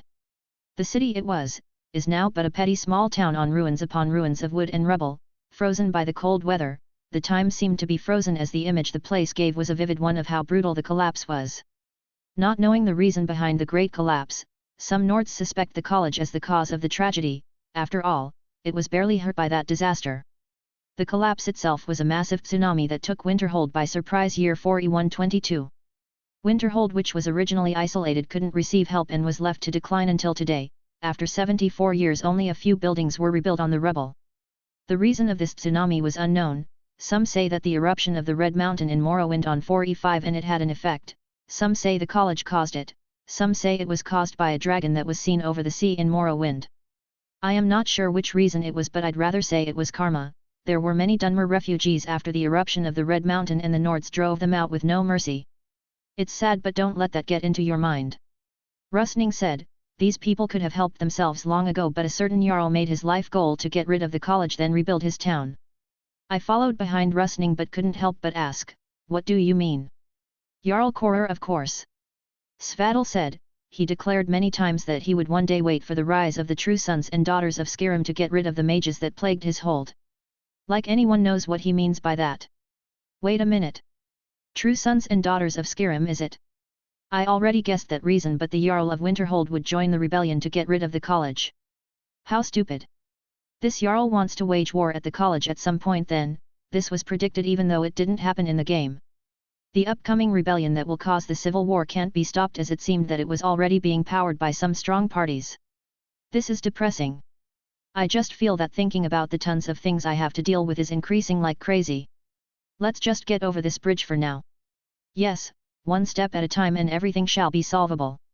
The bridge is made of stone, it's pretty much solid even with all the damage that was dealt to it by the Great Collapse. Haven't the college tried to fix the bridge? I asked Ferelda. Please, be our guest. She said, the way of building something like this college is beyond any knowledge we have. So it was like that, it must be tough to be in decline. As we reached the end of the bridge, a metallic gate made from bars that were shaped into a circle that has an eye with the 5 edges coming from it, the symbol of the college. Approaching the gate, it opened itself. Now that's what I call magic. Beyond was a whole different scenery, not quite like the college I knew. The one I knew was a circular courtyard with a round wall surrounding it and linking the 3 towers, and that wall had many large empty windows and a roof bridge on top of it linking the higher floors of the towers too. Mostly that was in front of me, but that was not the case. The round wall I used to know was turned into round corridor linking all towers, and its windows were sealed with glass. The round corridor itself was well closed from all sides and was warmed by magic. The usually empty courtyard can be accessed, but it seemed that there are 2 facilities there, a short glass structure on each side. From what I was told, these are greenhouses that provide suitable conditions to grow alchemy ingredients. At the end of the courtyard and opposite to the entrance lies a statue of a mage posed as if he was casting a spell. This is the statue of Shalitter, the founder of the college. Front of the statue was a fountain of magical energy known as the focus points. This is one of 4 and one of the things I am really interested in, but not for now.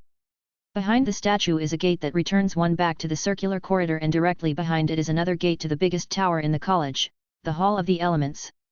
On the left side to the entrance of the college I am standing at is the Hall of Attainment, and on the right is the Hall of Countenance.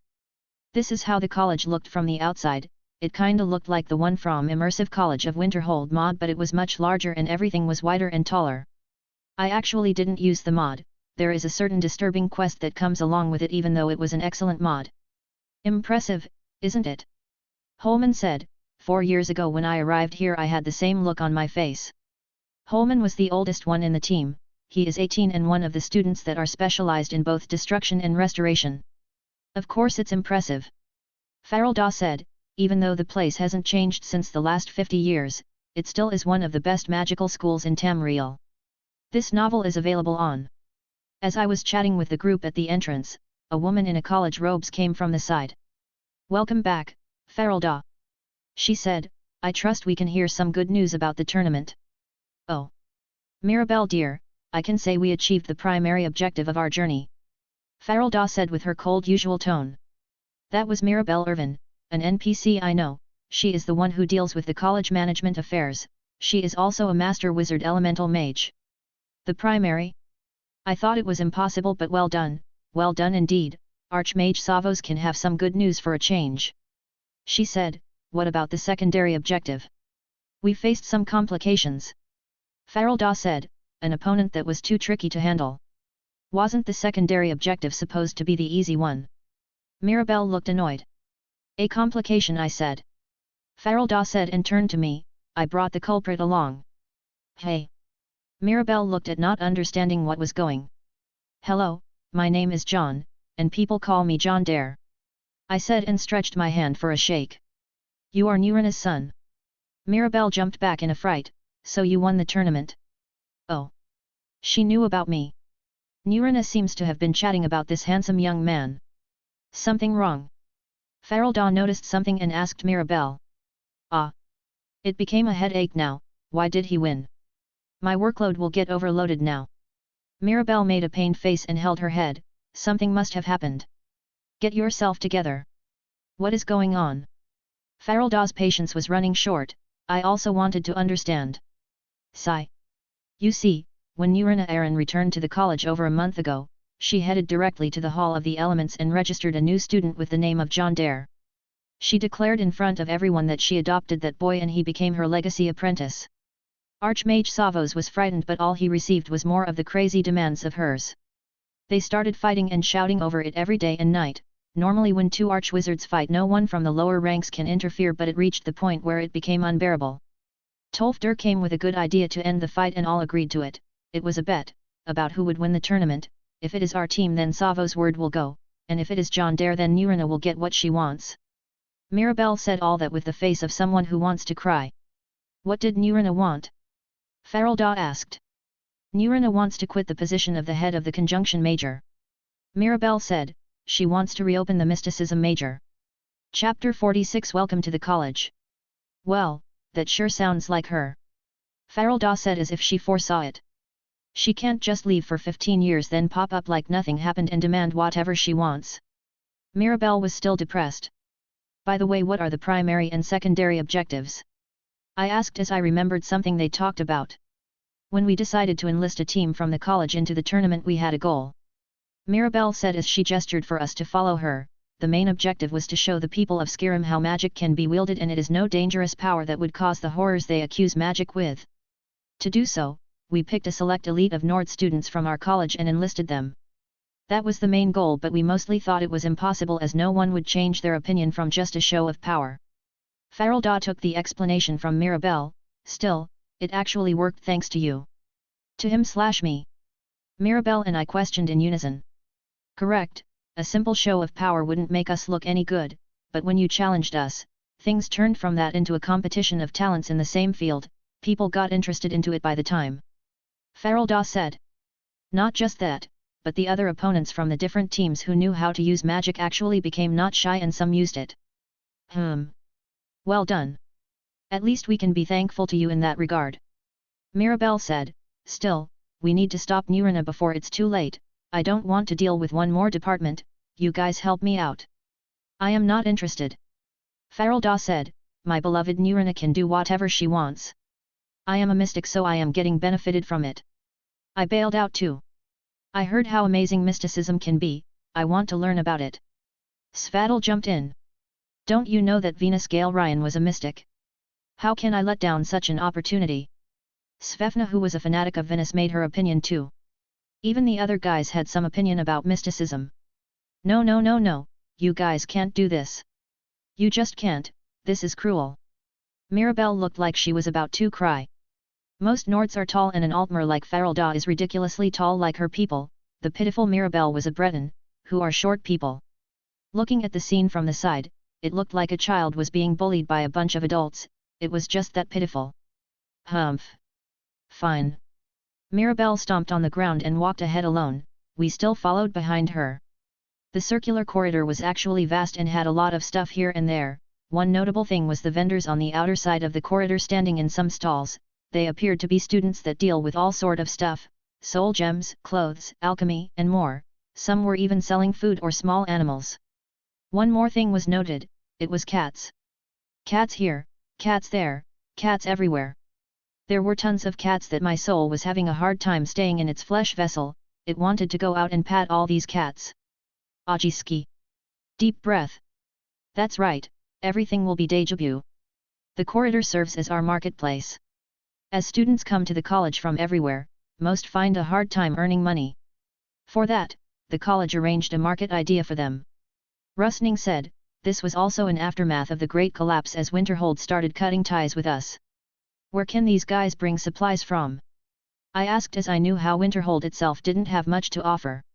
Why do you think the college has its personal ships?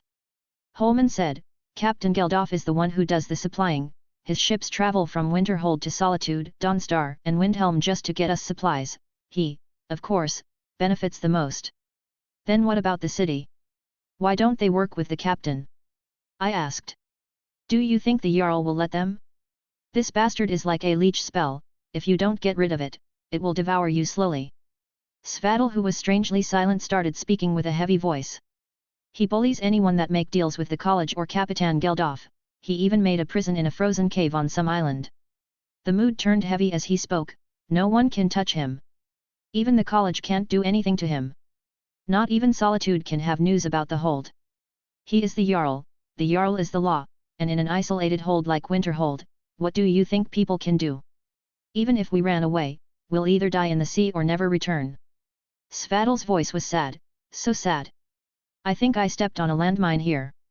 What was even more unexpected was Farelda. She patted his back for some reason.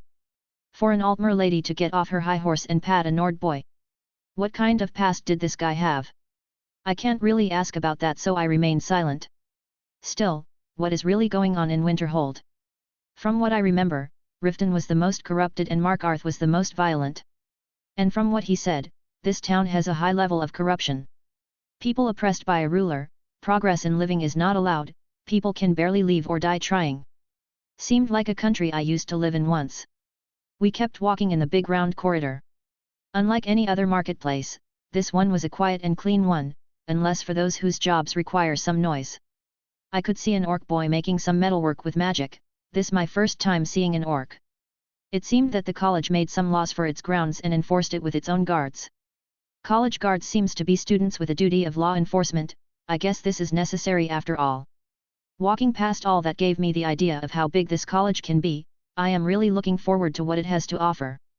As we finally reached the big gate of the Hall of the Elements, it was wide open for the students that were coming and going. The atmosphere of that tower is similar to what a college should feel. Beyond that gate is a wide entranceway that led to a very vast circular hall with a high roof. It is as vast as a basketball stadium with a large Magica focus point fountain in the middle of it. This is the first floor of the tower, and the hall of practicing and teaching. All the big exams happen here too. In the entranceway, there used to be 2 doors on the left and right, and behind them were the stairs, but that was in the game. In reality, however, there were no doors, the stairs were directly open and were much wider. Now it felt more like a college. You guys wait here, I'll inform the Archmage of your arrival. Mirabelle said and walked to the stairs. I am going to look for Nurina. Farelda declared her purpose and turned around. Where can I find her? The Arcanium. Mirabelle said without looking back. I started looking around in the hall on the first floor. The guys told me what are the Magica focus points. Apparently, there are 4 of them, one in the circular courtyard outside and one on each tower. They are used to make the Magica regeneration much faster to those who are around them. Also they power up the enchantments that protect the college and serve in many other purposes. These are one of the big things that were made by the founder, Archmage Shalitter. After that, they told me about the ranks of the college. The ranks in the college were pretty interesting. When you join the college you become a student. Students are the lowest rank, but you get to stay in the Hall of Attainment dormitory, the one where many students live in the same room. Also you can access its library and become allowed to learn most of the novice spells. You can't open a stall to do business, but you can be someone's helper. Students get to stay in the college for 1 year. If they didn't rank up they will get expelled. The next rank is the apprentice. This rank has more privileges. You get to move from the dorms and have your own room on a higher floor. You will have to choose a school to get specialized in, but you also can learn from all schools as you wish. You can access the library of the apprentices where you get to learn the apprentice level spells. You can have your own stall and do your business. The time limit of that rank is 2 years. If you don't rank up you get expelled. The rank after it is the evoker. This rank is very sensitive for a mage because you can access the adept level spells and finally access the legendary arcanium. This is the official graduation rank, and after it, you get to call yourself a mage. It is also time limited as one can to stay as an evoker for 5 years. After it, you get to graduate or be expelled. By the way, the college's team of 5 in the tournament are evokers. Graduation opens all sorts of careers suitable for a mage. Jarls have more than just one court mage. Unlike the game, even though Nords don't like mages, magic is the force of this world. The only Jarl who doesn't employ mages is probably Korur, Jarl of Winterhold. The other path after graduation is another ranking up, and here where things get interesting. The next rank up is the scholar rank. To rank up you need to submit a research of a spell you created or a discovery in the field of magic. This is one of the reasons why mages bite each other's asses all the time. The rank scholar means you are an official of the college. You get to access anything unless it was marked as classified. you also get to move to the Hall of Countenance with the other staff and have a chamber for yourself. You'll get a handsome monthly payment too. Basically this is the dream. But there are duties too. Jobs around the college are either in the teaching, the alchemy lab, the enchanting hall or the healing services. There are also requests that are available for all ranks and the college gets a fee from them. The rank scholar rank is a job and has no time limit, yet some practices are limited under no clear permission or excuse. There are no tradable spells after adept level spells, one either create his own, acquire it by mean, or from a personal mentor if he/she is under one. In my case I am Nurina's evil minion and I was promised to see her big spells. Up until now I haven't seen any spell beyond adept spells. This was also depressing, but I guess I'll have to recreate the expert and master level spells from the game or think of cooler ones. After a long time of study and a big contributions, one can rank up to the wizard rank. This is the beginning of powerhouse career. You can be a respectable member of the college and a high official. You also can access the big tomes of knowledge and give lectures to students in the big hall. You also get to represent the college in the official business. After another long ages of study you can finally rank to be a master wizard. Don't think of anything funny. The ranking to the word master is enough to make you a celebrity in Tamriel and all things move from your way when you walk around. The college may leave you to your business, but if you decided to stay, you can be the head of a department or the manager of a certain task. Names like Tolf Dur, Colette Marantz, Finis Jester, Drevis Nellaren, and Mirabelle Irvin are the heads of each department and the big dogs around the college. It also seemed that Farrelda is not the head of the destruction department yet. Mirabelle Irvin is the head and also the manager of the affairs. After the rank of a master wizard there is the rank of the archmage. This is the rank that they put just there to say no one is better than us, so FK off. These guys are crazy strong, dragons level strong. There is no rank behind it as no one cares about any ranking at that point. Of course, there is a scary difference between the archmages themselves. You can't compare our friendly neighborhood Archmage Savos Aaron to someone like Archmage Shalitter or Archmage Venus Gale Ryan. This guy got his ass kicked in the game in an unsightly manner. A/N, I said before I will use the ranks of Oblivion, but I found that the college has its own ranks that were cut from the game. I will use that useful cut content here. We are . Find us and Google. Speaking of the devil, Mirabelle came down with a Dunmer behind her. His robes looked really grand and clean. He also walked in a proud manner and looked at us with lazy eyes. I suppose your tournament idea went well, Mirabelle. Even though we can't brag about winning as I was planning to, we still got ourselves some good reputation. He said in a slow and a lazy voice. Yes, Archmage. Mirabelle said, that is our team here. Well done everyone. Even though it wasn't a win, I am still going to reward each of you with an adept tome of your liking. He said, then looked at me, and I suppose you are the new source of our headache. WTF. You say that to Nurina if you have the marbles. And what's with this manner of talking? Are you really her relative? I remember Nurina not agreeing with him in every piece of news she got from the college. She always said that he loves appearances and coveted the position of the Archmage, not caring about how much it would affect the political view if he became one. Jon Dare. I introduced myself. Quite the arrogant name. He said. Girls love it. I replied. Haha. I suppose they do. He laughed and said, congratulations on your win and welcome to the college. Remember, what you learn here will last you a lifetime. Several, if you're talented. Thank you, Archmage. I said. He is surprisingly nice. I know some of his background, but Nurina's opinion of him may have affected his image to me a bit. He left back to the stairs and Mirabelle dismissed the rest. I was helplessly alone. I'll show you to the dorms. She said and headed out, so I followed. Nurina has informed me of your talent as a mystic. I am not surprised. Many Nords has the talent, but it is wasted by their magic phobia. The big and hidden clans always associated themselves with the talent. I just hope my work doesn't get overloaded with this new department again. She said with a broken soul. What is teacher's job? I asked. Sigh.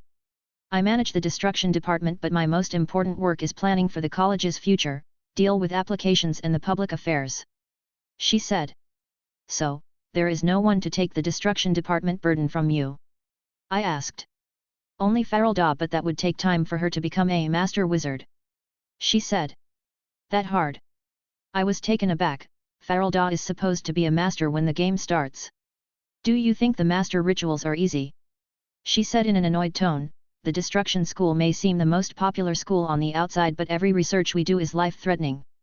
Farelda is an excellent mage, but a single mistake in magic is a disaster.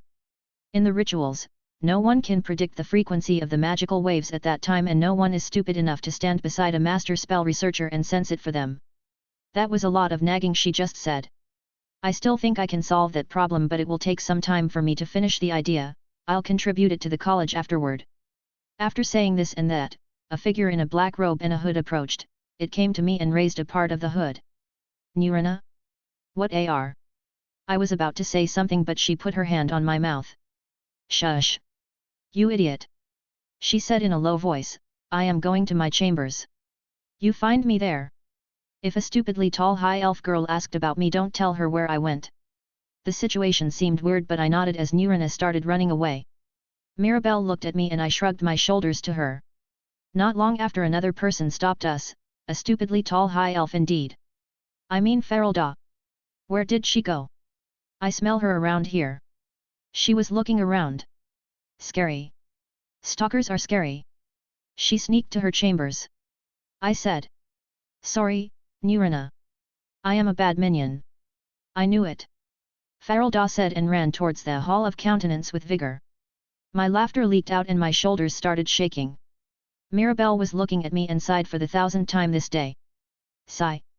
Looks like our peaceful days are over. Chapter 47 Lost Magic. I don't know what Mirabelle meant by peaceful days, but I will have fun as usual. That's the normal plan I go with. Mirabelle told me more stuff I already knew, but there was something important. Nurina said that you would take the exam of the ranking at the end of the month. The higher the rank, the better the benefits, so make sure to study for it. She said. Isn't that next week? I asked. Yes, we hold the ranking exams every 4 months. It's okay, no matter how hard the exam, you can do it the next time. She said. How many times I can take the exam on the same day? I had an idea, so I asked. Excuse me. She looked strangely at me.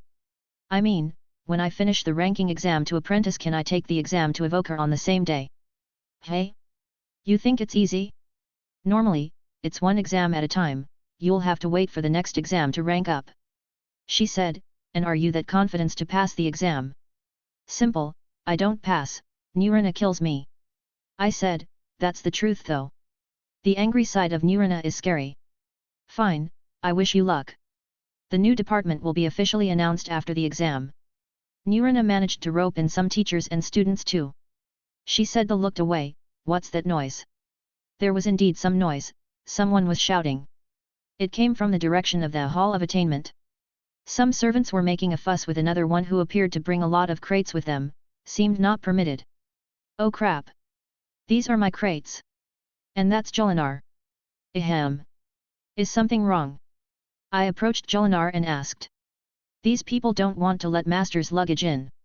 They keep saying that a student can't bring all this to a normal dorm. She said, then whispered, 1 more minute and I'll kill them. The last part was said in a cold tone. I unconsciously broke into cold sweat. I couldn't help but smile wryly to this murderous girl. I have to act now. These crates are yours? You can't take them unless you have a private room. Mirabelle said. Jolinar was about to retort, but I poked her a bit hard. The one in front of you is a master wizard, damn it. She can barbecue us with a finger. Ah. He. Sorry about that. I forgot to tell the maid that these crates were to be sent to Nurina's chambers. Clumsy me. I hurriedly thought of something. Truth is, half of them belongs to her, so that was a half lie, I guess. Okay. Mirabelle said and looked to a servant, take them to the Hall of Countenance, the top floor. But Mistress Mirabelle, these crates are insanely heavy, we almost broke our backs carrying them here. The servant guy said. Here. Mirabelle said and cast a spell that gives a green hue, similar to my hasten spell.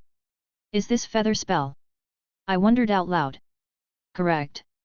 Mirabelle reacted. This spell is feather spell from the alteration school, it falls under the aspect of weight and the effect of resist. Basically a resist weight spell. It can make stuff lighter. I haven't learned it yet, but it's an important spell I plan to learn. When Mirabelle cast just it now, that was no normal cast. She cast a lingering effect on a dead object. Dead objects can only be enchanted to maintain an effect like resist weight, to cast on them is like this needs maintaining the effect for some time, but it's hard to control, it needed to be cast continuously or the spell would be broken. This just now was a show of might. One more thing. Your maid can't stay in the dorms. Unless you have your own room. Mirabelle said, you need to figure that out quickly. Yes ma'am. Mirabelle showed me my place inside the dorms. I'll stay here for 1 week before I take the exams to rank up. My roommates would be 2 Nord twins called Borver and Rondi, and 1 Argonian called Ilis T. I think I heard of these people in the game but strangely, I have no impression. A/N, NPCs from cut content. After saying introductions, I followed Mirabelle out and she handed me something. My college uniform. He. It's just a sleeveless robe and a hooded mantle with the college insignia imprinted on them. One can wear them over clothes. You might ask I was accepted without an examination. Well, I am the legacy student of a big shot. If they put me under an exam then that's an insult to Nurina. Back to the topic, I took Jolinar and went to the Hall of Countenance. Mirabelle said that Nurina lives on the top floor. Unlike the Hall of Attainment which had its first floor into a noisy dining hall and a library, with the dorms on the second. The Hall of Attainment had a very classy cafeteria and a place to relax in peace on the first floor, the second was a research facility with a lot of enchanting tables and alchemy stations around, this was a proper workplace, the third and above was the quarters of the scholars and the wizards, the master wizards and beyond the rank took the highest floors. Both towers had magica focus points in the center as all floors were circular and every floor had an open circular hole at the center that allows the magica fountain to flow up. One thing must be noted that some magicians that are skilled in alteration can use the energy of the fountain to float up and down like an elevator, how enviable. Noobs like me have to take the stairs. Not much later, we were on the top floor, I could tell Nurina's chambers by the crates in front of the door.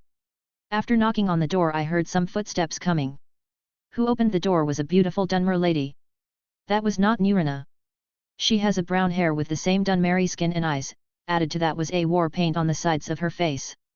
May I help you, students? She asked. Ahem. Excuse me, I am here for Nurina. Isn't this her place? I said with a smile. The first rule when you see a beautiful lady is to make a good impression. Archwizard. The lady said. Excuse me. I didn't understand what she wanted to say. Lady Nurina or Archwizard Nurina. She's not some friend of yours, student. The lady said in a scolding tone. I could hear Jolinar giggling, this damn scoundrel. My smile turned into a crumbled one. Good impression they said. I think this is what we call a disaster impression. Ahem. Excuse my rudeness for not introducing myself. I kept my polite attitude, I am her adopted son. The lady got taken aback, she looked at me up and down. I was wearing my travel pants and a grey shirt with the new student sleeveless robe as well as my Skyforge saber. You are Jon? She asked. Looks like I am kind of famous nowadays. Yes I was saying yes I am Jon but I suddenly got hugged, by that lady. It was a fast hug but she got back and held my shoulders. So it's you, we were waiting, Nurina told me so much about you. Her irritated look turned 180 degrees to beams of sparkle. This was fast even on Jolinar's crazy standards. I'll tell her you came, hurry in. She ran inside smiling. For a second I felt my confidence getting a blow rather than being moved by the hug. I was using my charms yet for some reason this woman was moved by the fact I am Nurina's son. This is tough. I took a breath to calm myself but I remembered Jolinar who was laughing at me, let's see how she looks now. As expected, she was taking some time to comprehend what happened. He. I giggled and slipped the finger at her. Going through the door, I could see a beautiful entranceway with flower pots on each side, walking ahead and turning slightly to the right was a large room full of furniture. It has a big round window that its bars were shaped into the insignia of the college. The room had 3 beautiful ladies. The one I just met and a Faralda who somehow magically merged into a helpless-looking Nurina. What's up? I said while grinning at Nurina. Nurina's expressions were dark and she looked at me while murmuring something. Traitor. Hey. Sorry. Traitor. Scoundrel. A stream of cursing assaulted me alongside anything her hands could reach to throw at me. Lonath. Hold him down. Nurina said to the other Dunmer lady. Her name was Lonath, hey. Where did I hear that name before? I have little recollection of the name, was she from a mod? Never mind that now. I caught all the stuff Nurina threw at me. The chaos continued for a while until Lonath called it off. By some miracle, she could separate Ferelda from Nurina. What a capable woman! Can you act with some sanity around here? She was also scolding Ferelda. I am taking 15 years worth of snuggle. With interest. Ferelda was still ready for another round as for Nirina who ran behind some table. Never seen that side of hers before. Look now. We have some students here, act with some dignity. Lonath gave a lecture, now, you have a report to write and a class to manage. Let's go before Mirabelle joins the mess. The very capable Lonath dragged Ferelda out and left the chambers. Who remained were me, Nurina and Jolinar who just followed in. Stinkin' brat! You sell your old mother out to that walking tower of snuggling and come to laugh at it. Nurina was glaring at me. I could help but smile wryly, she became lively again. Seriously, you can't blame me. I mean, she was sniffing after you in the corridor, you should have covered your scent. I said that after looking around for a place to sit. Sigh. This is my fault. Nurina shivered when I said the thing about Ferelda tracking her by scent. How did you guys get along that well anyway? I asked helplessly. Nurina looked at me, then walked to a chair, then sat while holding a mug. That's some coffee from the smell. Long ago, before the Great Collapse, I was just a scholar here and Ferelda was a new student that came from Somerset. She said, what do you think would make an Altmer girl leave her home that is famed for its magic and come to Skyrim? Good weather. Friendly locals. Tasty food. I started to mention Skyrim's features. Ferelda had no class or status in Somerset. She was talented but poor as most of the students who come here. Nurina said, I taught her and she was a good learner, so I doted her for a while, maybe more than I should. Never thought she would be a pervert. It's okay as long as nothing weird is involved. So why did you leave her with no connection for 15 years? I asked. I went for Riften to test some spells with some of the hags who followed the old ways for many years. I wanted to reach a way to find the soul cairn and conjure creatures from it, but I was delayed when some friend asked me to adopt you. She said. This is the first time she speaks about my adoption. But why did you work in an orphanage then? I was curious. I told you before. No one would suspect the friendly orphanage headmistress to be a mage on a fieldwork. She said. Back then, was a post-war period and any stranger was being suspected of being a spy. She is right. Anyway, who is that girl? That's Jolinar, I hired her to be my maid. Nurina raised her brows, really? How did you meet her? She was an assassin hired to kill me by Sibai Blackbriar. Nurina lagged, she looked at the girl that glared at her, I could feel Jolinar shuddering from the killing aura Nurina made just now. You don't need to be like that. You see, things happened like this. And I started telling her about what happened in Solitude. After listening, Nurina was amazed more. You killed an assassin, killed 3 thugs and then killed Sibai son of Maven. Nurina exclaimed, boy. I look away from you and you already killed some people and lost your virginity. Mama approves. Thank you.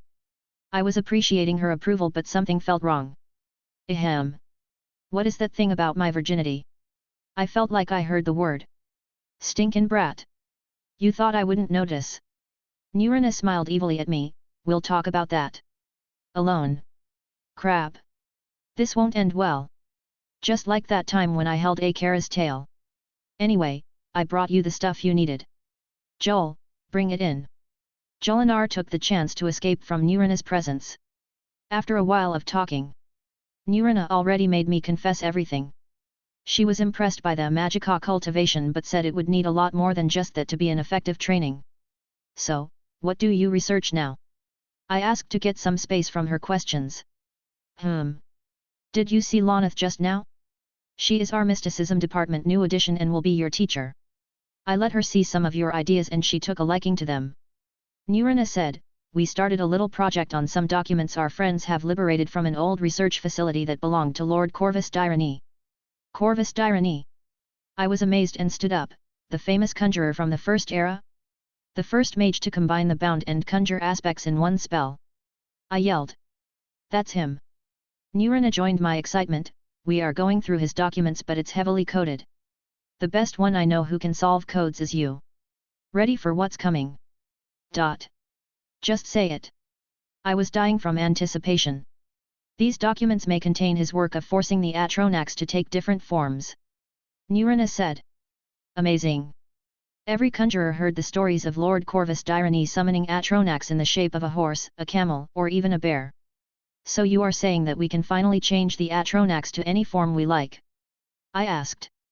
Do you have a form in mind? Nurina asked. He. This will be crazy. Chapter 48 Vokaraz. It was not as fun as I thought. Solving the code of these hurdles of paper is a pain. These papers were written hundreds of years ago. The language itself was different, and the magic was not theorized as today's magic. There are a lot of aspects that changed with the upgrade of every theory, something like understanding magnetism, gravity, the laws of matter and energy and all that. The My One School theory is based on the latest scientific understanding of the mundane world of Earth. I am not familiar with science very well, but I read a lot of sci-fi fictional works and I have a general understanding for some big theories. This is why I made big progress in the art of magic. For some time now, I was arguing with Nurina over many aspects and I even won against her few times. In my opinion, the aspects of magic are similar to the table of elements. One can imagine how many magics with how many uses can be made. In my one school theory, I reversed the process that was done by Archmage Venus Gale Ryan, founder of the Mages Guild. He basically took inspiration from the categorization that was done by Archmage Shalitter and laid the first aspects of the schools of magic as we know today. He was a Sidekick, so he knew more about the aspects than anyone outside the order. The Sidekicks themselves don't follow anything other than the mysticism. Which means that the possibility of them having something similar to the one school theory is high. I, myself speculated a new aspect for the gravitational forces and called it the aspect of magnetism. It's nothing complete yet, but if my calculations are correct, I may create the perfect force field shield or maybe a hover enchantment and a spell. The current barriers fall under what is called aspect of physiokinesis, such like Ston Eskin. The reason why Venus Gale Ryan didn't put all what he knew into mysticism was for one of two reasons. Maybe he didn't want to teach the secrets of the Sidekick order which he abandoned to the world, or what he learned didn't exceed what he passed down. Still, the paper in front of me had strange aspects, or I am not translating it very well. Maybe both, maybe it's part of the code. Looking at the window, I saw the sun was already setting and my work didn't advance beyond the first page. Nurina was reading some tomes about the aspects to help me translate them. Lonath came back a while ago and started to teach Jolinar's magical ability after Nurina's request. Nurina also decided that Jolinar will remain with her until I get my own room. She was not treating Jolinar with goodwill, as it seems that she doesn't trust her. She only wants to judge her for now. This was actually my reason for bringing Jolinar along. Nurina has a soft spot for children and maybe find a way to fix the girl, mental or physically. I am tired. Something leaked out of my mouth and it was the truth. Go ahead and have rest. Nurina said, come tomorrow, I'll bring you some books from the Arcanium. Such a kind mother you are, Nurina. I remember some titles about the old theories, they'll help you translate faster. How cold. I want to study for that exam, you know. You think you are allowed to do bad? Ugh. Why am I being given that look? Fine. I stood and went out of that room, too many Dunmer nerds in one place. This tower was lovely, unlike the normal dorms, and I saw many scholars here and there, fighting over the archical knowledge. I am still exhausted, so I better head out to sleep in the dorm now. Putting will into action, I went out of the Hall of Countenance and took left to walk away just to crush into someone, followed by the sound of something dropped. Hey! Watch it! The person who crashed into me has a very rough voice, somewhat scared me, but I looked at him. Apparently that was the orc boy who was doing some metalworking earlier. I am sorry, I was absent-minded. I made an apology and looked to see what fell on the ground, and it was some paper. To show the apology in a time like this, one must help collecting the paper. I am so sorry, I was very into deep thinking just now, here you go. I helped the boy to collect his stuff, but my eye fell on a certain paper. It had a weird drawing on it. What was that? Some sort of clock or compass. Excuse me, but you are not supported to see that. Club members only. The Orc-Boo voice can awaken the dead in oblivion, damn it. Don't you listen to yourself? I am sorry. My curiosity took the best of me. I said as I was planning to question that guy about the sketch, my name is John Morbagog. We shook hands as we introduced ourselves. What is that device? Device, hey? Don't you see a compass? Please don't insult me. That is no compass. It have too many details and numerical markings to be one. Hee. So you can get it, hey? Morpegog smiled and said, these are club secrets. I won't say even if you are the Archmage himself. Who? Now I won't leave until I know. What is that club thing? Oh. Well, every group of apprentices can form a small community and contribute together as a team. You look like a new student around here, so I'll tell you. This was what one could expect. Some people can't contribute alone, so they work in teams. After all, the manpower a team can provide is much higher than one person. There are many teams for various activities. Normally alchemy, enchanting and research teams are the popular ones. The students of the security team are also a club made by the college itself and granted the duties.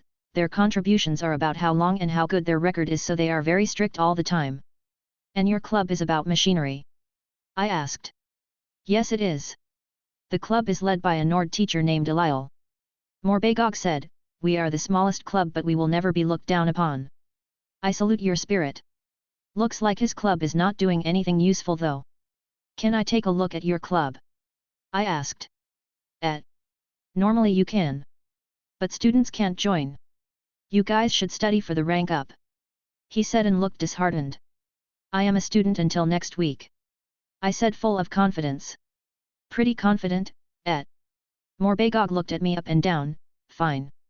You can follow. But remember, only those with true passion for creativity are allowed to join. What a lame phrase. I am just curious. Come. This way. Morpegog walked and I tagged along. Let's see what will he show me. Following Morpegog, we arrived at the gate that leads to the circular courtyard of the college. I never went there before, but it looked pretty. 2 buildings around the central Magica focus point and the statue of Shalitter, but the weather was freezing. Morpegog led me to the building on the left. He pushed the door open and I followed. A curved corridor we were in with plants and herbs on its wall. Moss and mushrooms were being grown here too. Sunlight was provided by a spell called Mage Light. It gave off light and magical radiance that has a similar effect to sunlight. As we walked, we reached some stairs that took us underground. Another floor emerged and Morpegog hurried me to a room on the side. I am back. Someone is coming with me. Morpegog said as I walked in. I saw another 3 people in there. They all looked busy with their stuff. A panther-like large Khajiit boy holding a strange spooky blade-like thing. A Reguard hot girl looking at a machine that producing flame. A very pure-looking Nord girl with platinum hair who was looking at a book with a red face and a not-so-good smile. This looked like the weirdest gathering ever. A Khajiit, an Orc, a Reguard, and a Nord. Morpegog cleared his voice and spoke, this is our club's secret lair. The guy over there is Marin. He is a big and silent Kathirot and he is an apprentice with some background in Dwemer engineering. He is obsessed with evil-looking killing machines, but he is a good-hearted fellow. This is Yaira, a apprentice Reguard. As you see, she is fond of anything that has to do with fire, but she is a good-hearted fellow. A/N, Yaira appeared in the game but was already dead. This is Teacher Eliel, one of the youngest scholars with many worthless contributions. She likes booze and researches on a magic that makes people nude, but she is a good-hearted fellow. Finally, I am Morpegog, son of Marga Brog. I am the 20th child of my father, so I left and wandered for 2 years until I found the college.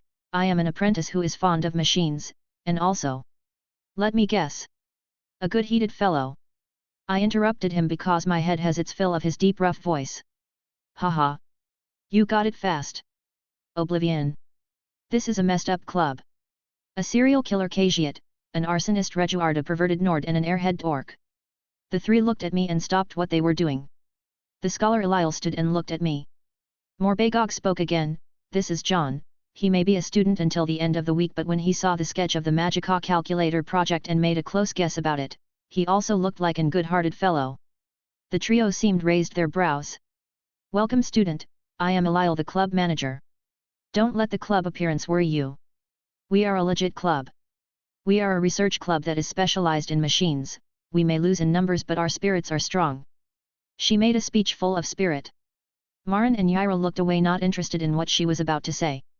Club rules are simple: as long as you are free thinker, creative and machines lover, then you are welcome in our ranks. She finished her short show, then made some puppy eyes. Please join us. These are some serious puppy eyes, but who is she using it on? The cat lover overlord. I'll think about it. TCH. Eliel clicked her tongue and sat back on her seat. Morbegaug cleared his voice and was about to speak, but I jumped away scared from the sound he made. Hee. Sorry. Truth is, we need a fifth member or we will be disbanded. I thought you have a good brain for machinery, so I invited you here. This one thinks you need to take a look around first. Marin spoke, feel free to ask about our personal projects. So what do you guys do? I asked immediately. I am working on a highly flammable project to fill dungeon with gas and kill all the vermin dwelling in. Yaira said without looking away. She was standing on some alchemy station behind Eliel's chair. She'll kill herself one day with something similar. I work on the main team project for now, the one you saw on the sketch. As well as my stall. Morbegaug said. This one thinks that the Dwemer could have done a better job with their machines. I am adding some ideas on a model to make it 100 times more deadly. That was Marin. That is one hopeless team. What about Miss Eliel? I asked. Huff. Huff. Heh. I am working on a spell that makes everyone nude, as well as the main project. She said. This girl is dangerous. But I couldn't help but look at the runes of the spell she was sketching. Spells are made of magical energy called magicka that is shaped into the runic circle or magic circle that gives birth to the spell. Similar to the rune spells from the game, this was the main idea behind the magic. The runes she made were a total mess, a strange mess with a chaotic appearance, but they seemed familiar. The book I read this morning has the same chaotic feeling. Can you explain what are Thesaur runes here and here about? I asked with the thickest skin I have. Prying into another mage's business is impolite, but I feigned the ignorance of the students. So you are interested in making people nude as well? Of course it is like this. Eliel didn't mind at all and started explaining. What was that? This girl is a genius. Her brain worked around many aspects as if she was thinking like a cyclone. These chaotic runes started to look very beautiful. I was being illuminated by that perverted girl. Even though she was a pervert, she spoke in a very accurate manner when it came to the spell. Her explanation pulled Morbegaug and Marin to stand beside me in front of her. Yusras remained behind Eliel, busy in her world. After she finished, I looked at her and was in wondering. Miss Eliel, you are one big nerd. I said that while admiring her perverted work. He. She smiled and puffed her flat chest. She was standing, but I noticed she was a shorty for a nord. Only problem is, to make people go nude you need to cast a lingering effect on a dead object which is there like clothes. If you do it like that, that's fine, but the amount of control you need is unfathomable. I saw teacher Mirabelle cast a similar spell this morning and it was impressive. Sigh. I know. How frustrating. My control was never my best quality. Morbegaug scared us with his voice again. I am sure you will do it, big sister won't give up. Marin, who was standing beside me, was sighing and shaking his head. Okay. Don't shout, Morbegaug, don't shout. Eliel was calming down the orc boy. Shout. Hey. An idea came to me. What did you say, John? Eliel heard me. I say, teacher. Maybe a spell would be hard, but what if it was a shout, a Thursday I said my mind. That's a good idea. But the Thursday needs years of practice and it's not known if there is a word for nude in the dragon language. Oh. About that. I researched about that long time ago when I tried to make my own shouts. From my past life there were people who researched the dragon language on a website and came up with thousands of words. I also thought about a shout with the same function. If I remember correctly, then it was vocaraz lioness nunt, which meant undress sexy nude. I think I know a word that means undress. I said. What? The four people freaked out. That was a Thursday after all. Truth be said, I researched something on my own and made it to this word. I took a paper and drew the dragon runes on it and translated it for them. This is the word. I handed the paper to Eliel. It's read vocaraz, Vokaras, 7 dragon runes as you see. Morbegaug and Marin stood beside of me in awe. Yaira stood behind Eliel looking at the word. Eliel was looking at the word as if she was imprinting it in her brain.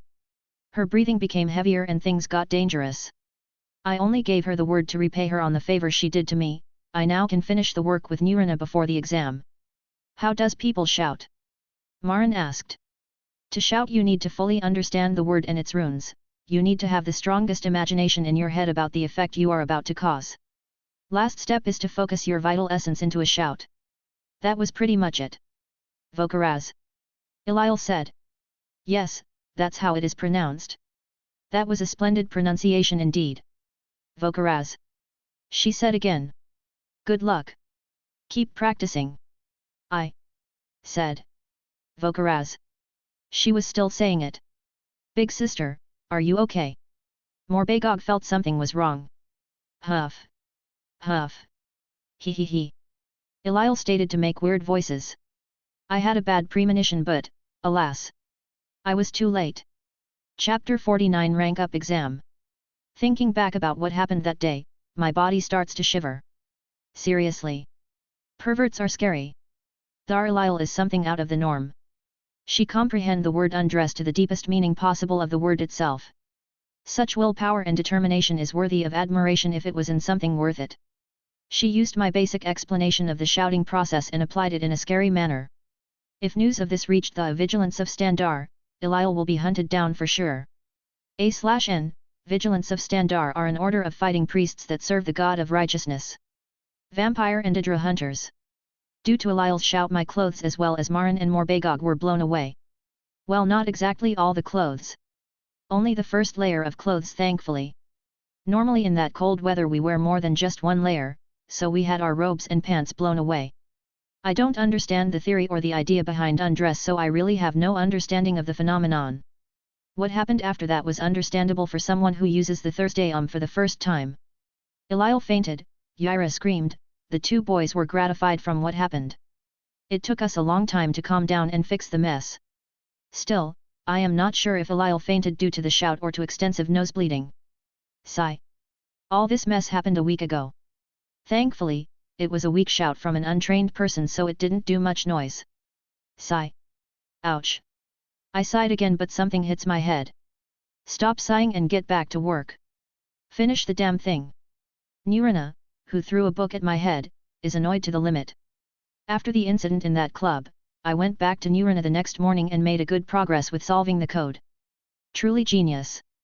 Some people has the mindset to think in circles and tie things with each other in a fantastic way. It's that kind of ability which you need to see then go apply it. Something like a talent, but it's a fantastic form of concentration. Applying it was not hard, as I managed to fully utilize the method for solving the code and understanding the subject in 3 days. The subject was about a very unique magical effect called bend. It can be said that it can be applied in mysticism and alteration. Similar to the effects alter and change. Magical effects combined with magical aspects formed into a rune circle casted with a magical technique give the birth of a spell. I made a lot of self-research on all these things and came up with a lot of results that I kept to my note. If all these guesses and results are correct and can be applied, then I'll call myself the daddy of the modern mystokineses. Still, I am not able to experiment for the time being. I need a lot of personal space and privacy with a vast amount of materials and books. Basically, I need to go in a place where I can go wild with research. If I only had an internet right now. Sigh. Stop sighing. Fine. Fine. Iskrimer's tomb is nearby. You'll awaken him with this shouting. Nurina is irritated beyond her usual self now. Currently, I am at her place with Lonith and little Joel. Everyone has their own task. After understanding the research of Lord Corvus Dyrani, we now are recreating the spells by our effort. I am working on the Flame Atronax as I was familiar with it. Lonith was tasked with the Storm Atronax as it was her speciality. Nurina is working on the Frost Atronax and she is irritated because of something. Jolinar is doing her task on the side, learning how to conjure familiars. She managed to conjure a raven. Back to the irritated Nurina. Her work on the Frost Atronax is really hard. Frost Atronax are very much different than the Storm and Flame types. They are large and physically strong, which made them hard to reshape, unlike the others which bodies are not that hard. They can be summoned from multiple realms of oblivion, which can be said to the other two types, but they have their own private realms of Infernace and Levinace. Finally, Frost Atronax walk as they are heavy, but the other two can both walk and hover. This made Nurina's work to reshape the Frost Atronax hundreds of times harder than mine and Lonith's work. My work is reshaping the Flame Atronax into horses. I was going all out to make kitties, but Nurina stopped me. I swear I'll do it, but later. Lonith is making the Storm Atronax into bears and was having no hard time at all. She was indeed an expert with Didra. To my surprise, we found an article in the documents about two of the historical figures writing them. The first was Empress Hestra, who rode a flame Atronak bear back in the First Era, and the second was freakin Isgrammer himself, he rode a storm Atronak bear. I guess I should have done bear or a saber cat, but I am more familiar with horse. My plan is to make a beautiful Arabian horse flame Atronak. The flame Atronak is the easiest of the three, yet it is the weakest and the lightest. I am looking more forward to a bigger forms though. To help Nurina with her dilemma, I suggested that she make the frost Atronaks into a more utility type. It means that she has to reshape its mace-like and blade-like arms into something more useful, such as hands or robotic clutches. She took the idea really well and thought of more uses. She designed a digging arm, and went as far as making the Atronak walk on four with a hollowed back. I think that what happens when a genius think. Now, it's late at night.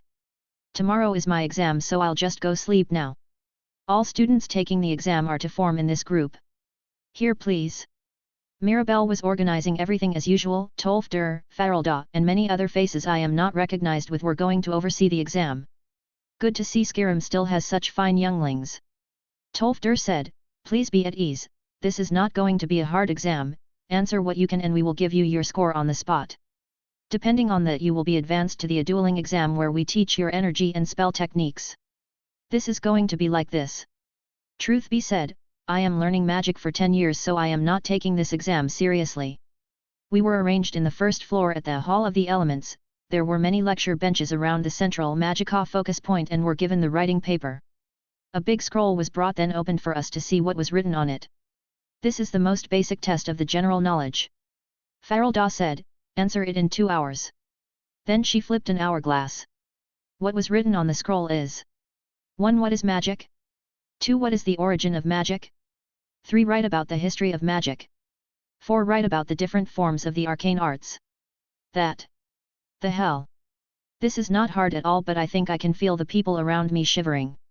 The difficulty is low, but it will take ages to finish it. Let's just write it quickly. First question, let's see. What is magic? That is an easy one. Magic, or magica in the Allied, Wild Elves, language, is the general term used for the focusing of raw energy into various properties and for various purposes. This raw energy, often referred to as magica, flows from Aetherius the, immortal plane, into Mundus the, mortal plane, by way of the sun and stars, and from it the Mundus itself was created. Magica comprises every spirit, it is the energy of all living things and can be harnessed in a variety of ways. Despite thousands of years of study, there is an enormous amount of speculation about how magic is generated, how it might be used by Dre, gods of creation, and Idra, evil gods or gods of change, and how it might flow between living things. Good answer. Next question, origin of magic. Magnus was the god who designed Mundus during its creation. After it was completed, however, he ordered the project terminated, and left for Aetherius at great cost. In doing so, he tore a hole in the Veil of Oblivion, the realm of Didra, through which the magica of Aetherius flows into the world. This great rift he left behind is the sun, is itself known as Magnus. Soon, other Etiata, general term for all gods, who agreed with Magnus, followed his lead, leaving smaller holes which are the stars, through which magica also flows. This is why the stars under which a person is born have such a great influence on that person's fortunes and fate, and why many materials which fall from the heavens have great magical properties. Answer complete. Seriously, how can I believe any of that? Still, I had to write it. Now for the big question, the history of magic. Gah! I hate this part. Some of the first recorded uses of magic were by the elites of the First Era. Through the salvaging of fallen fragments of Aetherius, they attained great arcane power, which they used to enslave the early Cyrodiils. With 1 or 2 exceptions, wizards of the early First Era were generally solitary, and there was little collaboration beyond the master-apprentice relationship, or standardization in magical practices. Until the Second Era and the construction of the Arcane University, the Crystal Tower of Somerset Isle was considered the pinnacle of magical research and learning in Tamriel. Many different magical arts have been developed during Tamrielic history for purposes. What an endless question! Next, forms of the arcane arts? Gun question but long. Spellcasting. The act of drawing on one's own magica reserves in order to generate some kind of effect in the physical world is called casting a spell. There have been 6 widely accepted schools of spellcasting over time, each with a number of spells that pertain to its particular purpose. 1. Destruction, harms the target by damaging its health with either elemental or magical attacks, draining and damaging its attributes.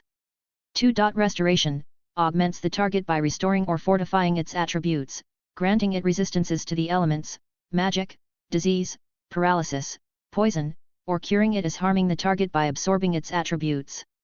3. Conjuration, calls upon otherworldly entities through telepathy. Conjuration spells augment the caster by granting them Daedric and undead guardians, Daedric gear. 4. Alteration, alters the physical and magical properties of the target. Alteration spells can for example make objects heavier and lighter. 5. Illusion, illusion spells harm the target by manipulating its mentality and vision. 6. Mysticism, is an obscure school, though its spells seem to manipulate magicka itself. Due to its spells that bind the target's soul, this school is closely related to necromancy. Mysticism spells augment the target by granting it the ability to detect life, absorb and reflect spells as well as harm it by dispelling its magical effects and trapping its soul, including the ability to move objects through space with telekinesis. Enchanting. Enchanting is the act of endowing objects with magical properties through the use of a soul, almost always with the use of a soul gem. An enchanted item's power diminishes with use, in which case additional souls may be used to replenish it. The strength of an enchanted item and the amount by which it can be recharged is directly related to the magnitude of the souls used. Please visit. For the latest chapters. Alchemy. Alchemy is the act of mixing, boiling and distilling various substances to obtain their chemo-magical properties and create potions and poisons. This is as far as I can go now. Time is up. I was thinking to write about more stuff, but I guess at least I wrote the minimum required. Farrell took all the paper and now I am waiting for them to finish with the score thing. Chapter 50. Let's visit Winterhold. Hey, did you hear that? A student in today's exam scored higher than the end score. A boy who answered in a very academic manner. All the teachers are flocking around him. We don't know, maybe he's someone from Somerset or something. Rumors that he won the King's tournament and eliminated the team of the college. By the 8. A Nord. How can a Nord has a brain for magic, let alone the magic knowledge? Rumors, conversations, secret notes. The first half of the rank up exam drew a lot of attention. The scores paper was Jon Dare, 60/40ths. Lamuth, 30/40ths. Nilyana, 30/40ths. Mascar, 29/40ths. I think I wrote a bit too much. When I ran for Farrell to ask her about what happened, she said that my third answer contained a number of events argued about in the history and my second answer is considered a scholar-level knowledge. In my last answer where I wrote about the practices of magic, I also added some small notes about the Thursday necromancy, and Shihai, the sword singing. I think I overdid it. Anyway, I found myself being asked about many stuff from all the scholars around. What saved me was Farrell glares at them. Now I was sitting away trying not to do anything weird, only to hear people talking and talking about me more and more. The three who came behind me in the score were sitting together and giving me cold glares. An Altmer boy, a Bosmer girl and a Khajiit boy. Not like I even care. For some reason, another faces started to appear as if they came to watch. The casting exam will start now. Teacher Mirabelle announced the next exam. Okay. Let's not make a scene this time. Jon Dare. Damn it. Why am I the first? Stand there and cast what you are told to cast. Farrell is the one testing me. First, a ward. I cast the normal steadfast ward. Farrell casts a fire bolt at me and my ward negates it. A channeling destruction spell. I cast sparks this time and Farrell received it easily. A bolt restoration spell. That's easy, Sunfire is the spell I need. Conjure to your limits. Now, wait a minute. This will be scary. Farrell looks at me and says it again. I conjured 5 familiars, all cats. You pass. Tolfder claps and ends my dilemma saying that. I think I was going to look scary if I was asked to make a blast spell or higher. I walked away from the stage for the others to get tested. After filling the form I had to do for my ranking up, I received a new key and a new apprentice robes exchanging it with the old one. Now let's head out directly to Nuranas. Not so fast. A voice called for me at after the gate of the tower. A problem. I didn't like the voice or the Altmer who spoke. Not at all, I don't know who are you or where do you came from, but good to see a new face around. The Altmer boy said, I am Orthorn, my team is a research team which can be called the best team in the college, if you. The best team, hey. Before I retort, someone else did. A Breton girl, it seemed. I can call your team a bunch of thieves and you won't even retort to the fact. Mind your business, Nirnal. This is my business too. My team is a team of elite apprentices, we are the team that does all the real work around here. I'll pass. I think it will be a headache to get myself into student fights now. Nirnal looks at me as if I denied the mercy of Mara. Orthorn, on the other hand, smiled slyly. Ah! How sad! The apprentice rooms have people with all sorts of attitudes, it would be sad if you don't have someone to watch you back. He said. Ah! A threat. And a bullying threat at that. Double crime. I know only one way to deal with a bully. A low blow. You bastard. Now his appearance is just perfect. Hey, what are you doing? Nirnal jumped back from my sudden move. If you don't have anything to say, then scram. I'll deal with this trash myself. She looked at me then turned away on the spot. Smart girl. This attitude of yours in Riften will bring you a nice resting spot at the bottom of a canal. I said as I looked down on the crouching elf, next time I feel something is wrong around me, I'll come and find with you. Don't let me see you around too. He was immersed in pain but he heard me well. I grew up in Riften so bullying was something I grew up with. I always respond this way to it. Leaving the elf in pain alone I headed directly to the Hall of Countenance. I still have a spell to finish. Who opened the door to me was a sleepy-looking Jolinar. This was still early in the morning after all. This is the key to my new room, remember to move our stuff there. Giving her the key was a way of showing trust. This girl tends to get moved easily by anything like that. How was your exam? Lonith asked me. The first. Good, make sure to join a good team. Make some friends and have fun.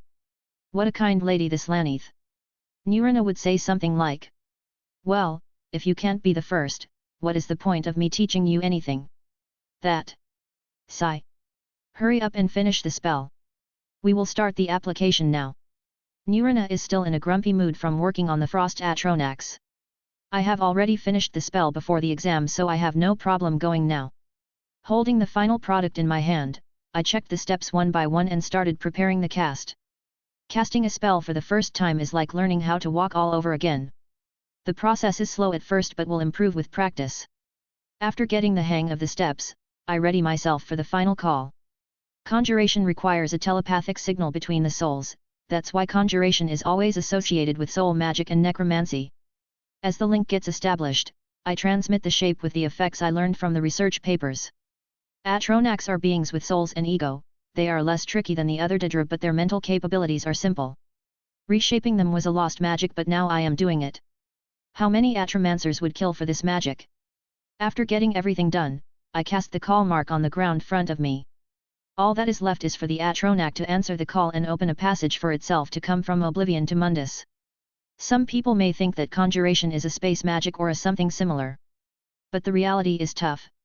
It's all about making a guide for a Daedric being and relying on its initial ability to warp the void between realms while bounding it to the caster. As the mark was put, the void started to warp and a being of fire emerged from it. For the void to disperse, it is a no long wait. But the anticipation made it seem longer. The head appeared followed by the rest of the body. My oh my! Nirina, who was ready to cast the banished Daedra spell anytime, exclaimed at what she saw. What I was racking my brain around these past days was that form. I wanted to create a more beautiful horse than the ones around Skyrim. The horses here are hateful in my opinion. I really hate how bulky and ugly they are. I know that they fit the climate and the nature of Skyrim and all of that. But look at this, this is how a horse should look like, ladies and gentlemen. Finely svelte body structure, concave profile, arched neck, comparatively level croup, high carried tail. Even the horns of the normal Atronac took a nice form over the head. The body is made of fire and volcanic stones that formed into a nice pattern of curves and shapes only added to the overall beauty of the horse. What more can I say? It made any other horses around here look like a bunch of sad potatoes.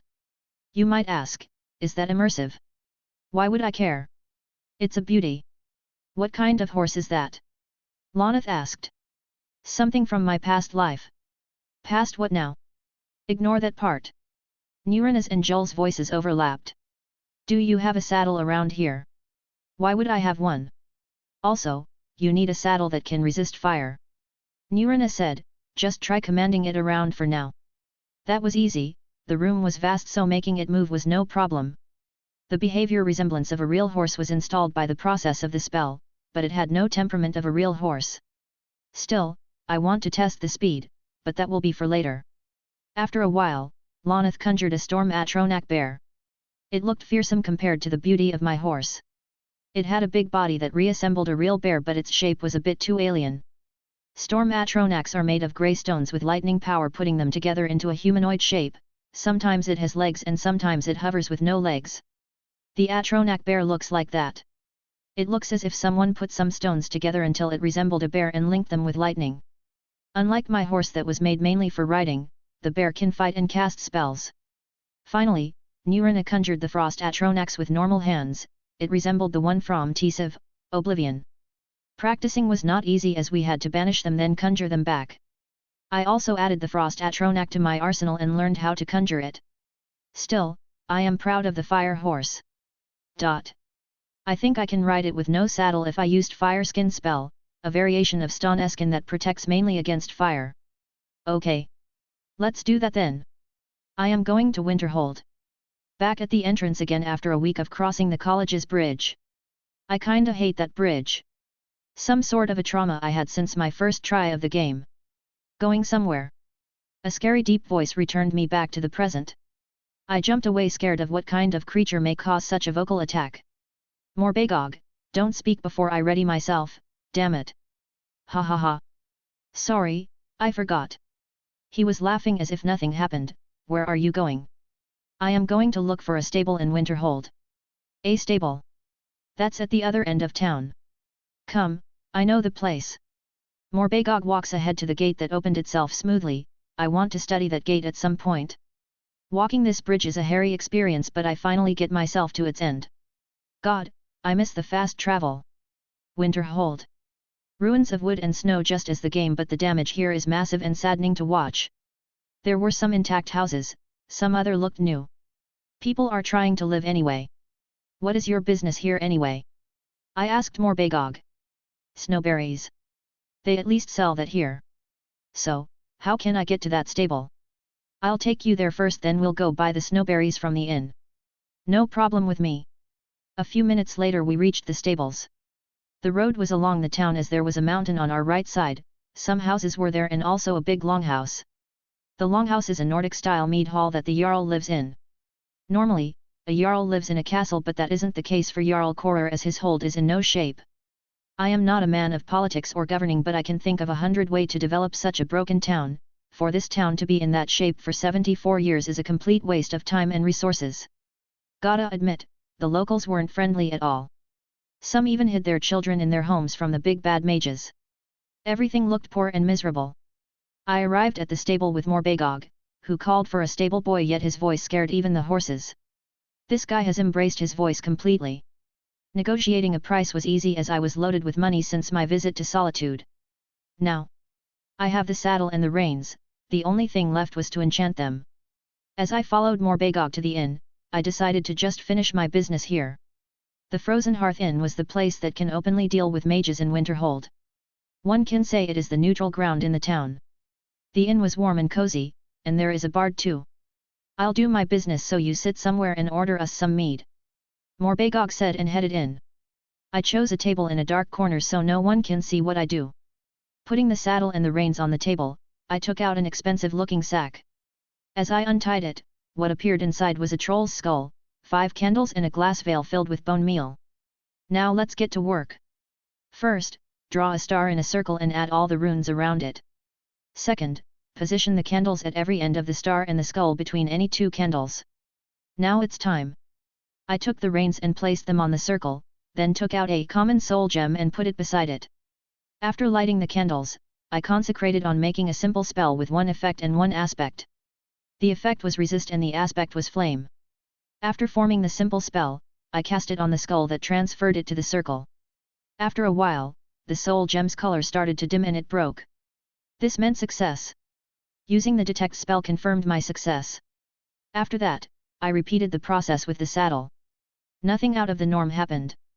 This is going to be fun. After packing everything back, I called the tavern girl. May I bring you someth? Oh. Hallucinations after a long day of work are normal, but that's so vivid. A quick look at will leave you more fulfilled. Isn't that Ilishka?